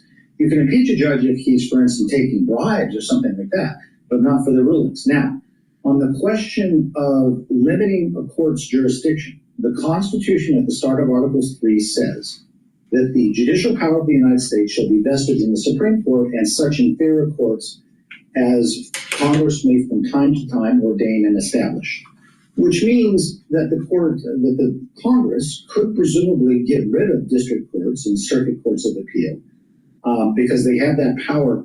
Limiting the jurisdiction is also a possibility, but that's a double-edged sword because next time when they want an injunction against a Democratic president, that power will now be gone because they've gotten rid of it. So, those injunctions serve a useful purpose. What it says is, hey, put everything on hold until we have a chance to hear the merits of your case, because if we don't put it on hold, then somebody's position or somebody's interest will be destroyed by the passage of too much time and the continuing unconstitutional actions. So, yeah, I suppose the Congress could do that. They could limit the courts, but if you limit the courts, where are you going to prosecute all these people you're saying are illegal aliens, etc., if you don't have those courts to do it? Well, so when we consider the courts and the people who make arguments in them, Robert, what do you consider the greater threat here in terms of the kind of narratives we are seeing? Is it around the actual judges who interpret the law and hand down decisions, or around what we're seeing when it comes to some of the highest powered law firms that are being targeted by the administration, firms that would be bringing these cases to these judges in the first place? Well, I think it's both. I think it's what they're doing is they're trying to make a chilling effect on good district judges who are just doing their job. They're saying, we're going to make your life difficult for just doing your job. And that's not the way the Constitution is supposed to work. Regarding attacking these law firms, this is absolutely, really just beyond what should be going on. This is really absurd. And all the law firms are doing, they're taking a position, that's fair enough, but they're presenting it in court. What you're basically doing by attacking these law firms is saying, we don't want you to have a lawyer so that you can have your day in court. We just want to go forward with dictatorial powers and take away all of your resources in pro bono work or even the lawyers you hire, because we're going to attack your lawyers if your lawyers dare to take a stand against our administration and our regime. That's what's going on, and that's just really scary about what this Trump administration wants to do. Once you start attacking people's lawyers, that should tell you that your legal position is bad, and you might want to think about a new legal position. Robert McWhirter, I want to ask you about a couple of the cases that have been identified following the deportations of alleged gang members that brought us, at least in one case here, to a call for a judge to be impeached, remembering that these alleged Venezuelan gang members were put on an airplane under the Alien Enemies Act and sent out of the country. That judge that Kayleigh mentioned called for the plane to be turned around. The White House did not acknowledge that, and it went on to El Salvador. A lot of other flights have gone to El Salvador, including one on Sunday night. The administration not using the Alien Enemies Act, in fact, calling it a counterterrorism operation. Robert, 17 alleged gang members to El Salvador. They were from both El Salvador and Venezuela. And there were a couple of cases that have been called out since then. In one case, a man from Maryland who was deported, according to the administration, because of an administrative error in the U.S. legally. His name, Kilmar Armando Obrego Garcia, you might hear about him. Another professional makeup artist by the name of Henry Jose Hernandez Romero, whose lawyer says that the tattoos that were identified to be gang tattoos, in fact, were tributes to his family. He identifies as gay. Both are said to possibly be in this maximum security prison in El Salvador for no reason. Robert, what happens to them? Well, they could be in great danger. They may have had political asylum or whatever reason. At the very least, the American taxpayers are going to be on the hook for a huge civil judgment. Once they're determined to actually have legal status or even be citizens, the American taxpayer is going to have to pay these judgments out, because this is just a total bungle on the part of the administration. And, let's not forget, they don't say who these folks are. They allege they're Venezuelan gang members. They allege they're part of Tren de Agua, but they don't know. And as I've said before, what's to stop this Trump regime from going in and grabbing me or you and saying to the public, we're part of Tren de Agua, and sending us down to El Salvador? I at least speak Spanish, but hey, that could be terrible. And what's the mechanism, due process rights, that we should have as American citizens, or even as undocumented persons have, to actually push back on that and say, hey, I'm not even a member of the gang, much less anything else, or should be actually deported. This is a way of handling immigration law. And by the way, now they're talking about not the Alien Enemies Act, because that's a leak ground. If you truly are a member of a gang and have a criminal past, you can be deported under the immigration statutes anyway. You put them in deportation proceedings, there's a process, and you can deport people normally. This is all for show, and a lot of people are going to be hurt and maybe killed, and the American taxpayers ultimately are going to pay out millions of dollars in judgments because of the incompetence of this administration. Well, Robert, you alluded to there the use of the Alien Enemies Act. There's also a question around the use of the Emergency Economic Powers Act when it comes to tariffs, which was supposed to be a live issue in the Senate today. There was going to be a vote on Democratic Senator Tim Kaine of Virginia's resolution to end that emergency declaration when it comes to Canada. Due to the filibustering of Senator Cory Booker, it looks like that may be put off until tomorrow. But that aside, the fundamental question here, Robert, is whether or not this actually is authorized use of this authority for the president, these emergency economic powers, or if it is acting in defiance of the Article 1 constitutional responsibility of Congress to be the one deciding tariff policy. Oh, I think that's absolutely the situation. It is acting in defiance. The question is whether Congress, and specifically the Republican majority, will get a backbone and start asserting their own authority and prerogatives under Article 1 of the Constitution. The Constitution was designed to have a balance of powers between the branches of government. And what has happened is parties sometimes circumvent that, but this has very much occurred here. And the Congress, under Article 1, are not exercising not only their power, their responsibility to be a check on the president. This idea of using this terrorism narrative, look, there are members of Tren de Agua that need to be deported from this country. Nobody argues that. Nobody argues about the deportation of violent criminals from this country. That's not the issue. Once you start using a terrorism designation, doesn't that kind of weaken actually fighting terrorists? I mean, let's not forget, 9/11 was a real failure of our kind of screening system in immigration law. And that's what these statutes were focused on doing. And then branching this out as a justification for tariffs to create a tariff war and expanding what you believe are your presidential powers is just not what the Constitution allows. And Congress needs to assert its own prerogatives and authority under the Constitution. Robert, great to have you back. Robert McWhirter with us on Bloomberg TV and radio as we consider the legal side of the Trump administration right now. We'll have a lot more on this. Please go to my store, the-studio-reykjavik.com, and get the Boomer Boost. This is the last pillar of the core protocol. This will boost up your energy levels and your metabolism. You're going to lose weight by taking this. It has 68 nutrients. You can take a look at the label here. You can also look on my store, the-studio-reykjavik.com, and read that label carefully. It has a lot of ingredients in here, really important stuff. Now, Boomer Boost also targets some other systems, like your cardiovascular system, your musculature, and your brain health. So take this every day. You get a big scooper, take 1 scoop a day, mix it with soft foods or filtered water, smoothie. Some people mix it with milk. Take it every day, either for your breakfast or for your lunch. and do that every day. And what you will notice is within 72 hours, you're going to have more energy. It's going to be a steady flow of energy throughout the whole day. You're going to sleep better. You're going to have more vitality. You're going to want to move around more.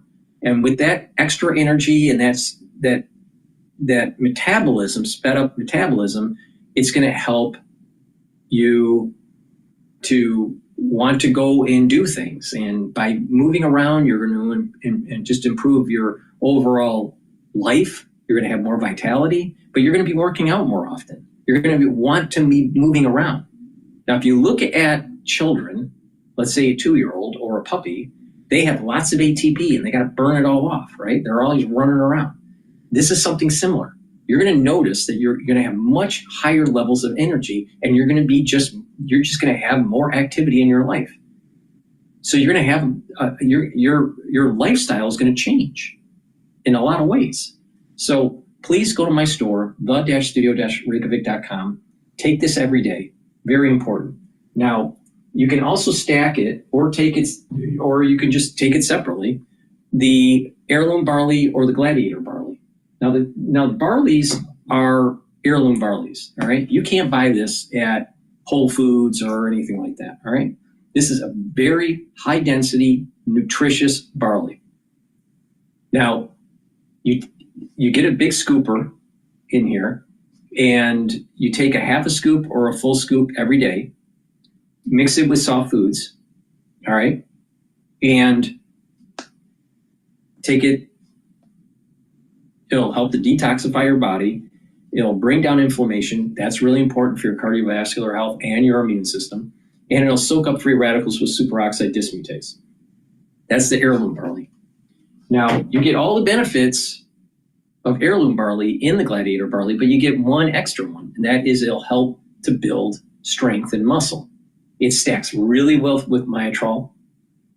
So if you want to gain muscle, which anyone that's 40 years of age or older should be doing, do resistance training, take the gladiator barley, and for even better gains in strength, take the myotrol with it.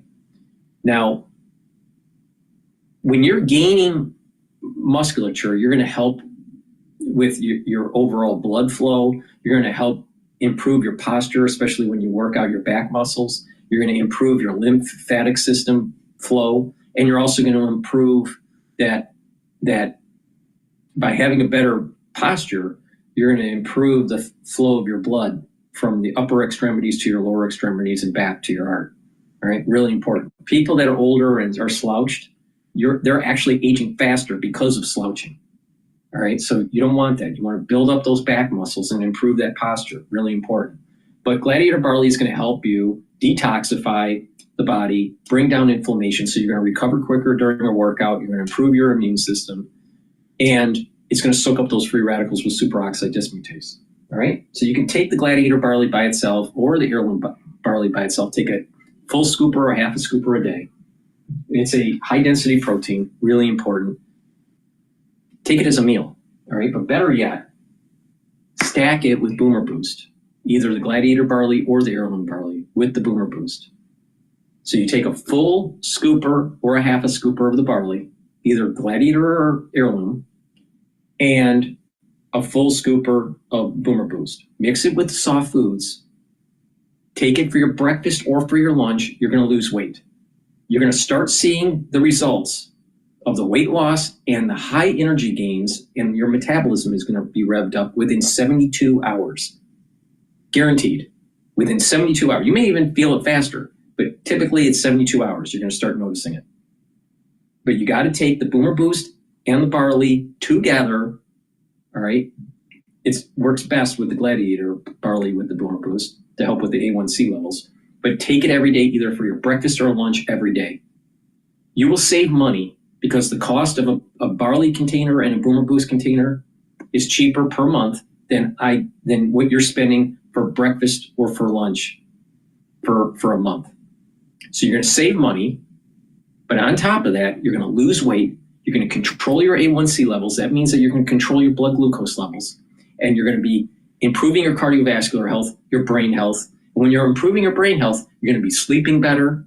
You're going to be more well rested. You're going to be detoxifying your body, especially your central nervous system, and you're consolidating memory because you have just better sleep. With better sleep, you're going into REM cycle, and you need 3 cycles of REM sleep to be able to consolidate memory and to detoxify your central nervous system. If you are chronically sleep deprived, you are not detoxifying your central nervous system, and that leads to early onset of dementia. Junk in the central nervous system will damage your neurons. So you don't want that. So take the Boomer Boost, take the Gladiator barley or the heirloom barley, stack them together. It's going to help you to control your A1C levels. It's going to rev up your metabolism. You're going to lose weight. You're going to improve your cardiovascular health. You're going to improve your immune system, and you're going to improve your musculature. Really important. Please go to my store, get the Boomer Boost, get the barley, either Gladiator or heirloom, and get healthy. Very, very high quality ingredients in this. All right. If you work out on a regular basis, like, and you're kind of like an amateur athlete or you're an athlete, I recommend that you take the Boomer Boost and the Gladiator barley together with the Myotrol, and that's going to be your pre or post workout fueling to get the strength gains that you need and to recover and to build better performance for your sport. I wish this was available when I was doing triathlons. It wasn't available when I was doing my triathlons. But the thing is that please go to my store, the-studio-reykjavik.com, get the Boomer Boost, get the Gladiator barley or the heirloom barley, stack them together, really important, and get healthy. I have a longevity box that's called the Longevity Boost Box. You get the Boomer Boost in your choice of Gladiator barley or heirloom barley, and it's cheaper than buying them separately. Now, you can buy them separately, it's up to you. But I want these in your hand because they actually work. You're going to lose weight. You're going to be able to control your diabetes. You're going to gain muscle. You're going to rev up your metabolism. You're going to help with your brain function. You're going to help with your cardiovascular, and you're going to be helping with your immune system. A lot for just the price of 2 containers, Boomer Boost and the barley. And if you stack it with the other stuff that I've been telling, like the C60, the Max 35 or the Max 14, the lignans, the turmeric, and the ashwagandha, guess what? You're really supercharging your health and you're slowing down this aging process, right? I'm living proof of this. Everything that I've been talking about, I take. Now, not everybody can afford what I do. I understand that. That's the reason why I'm telling you how to stack it to meet your particular price points. If you spend $150 or more, you get a free gift until supplies last. But please help support my work and get healthy. You can do it. If you follow my direction, you will get healthy. But you got to do it. And it's a holistic approach. There is no magic bullet here. All right?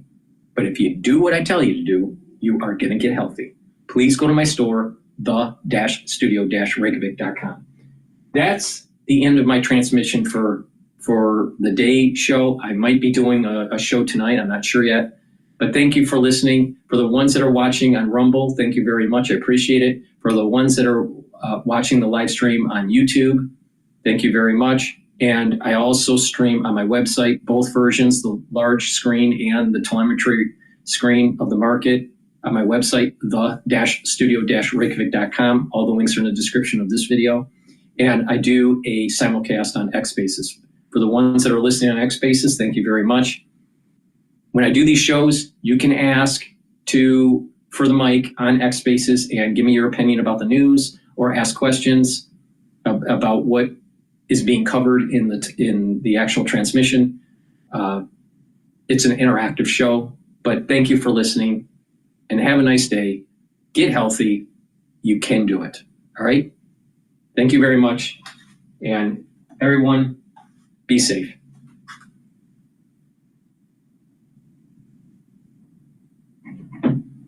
Mm-hmm.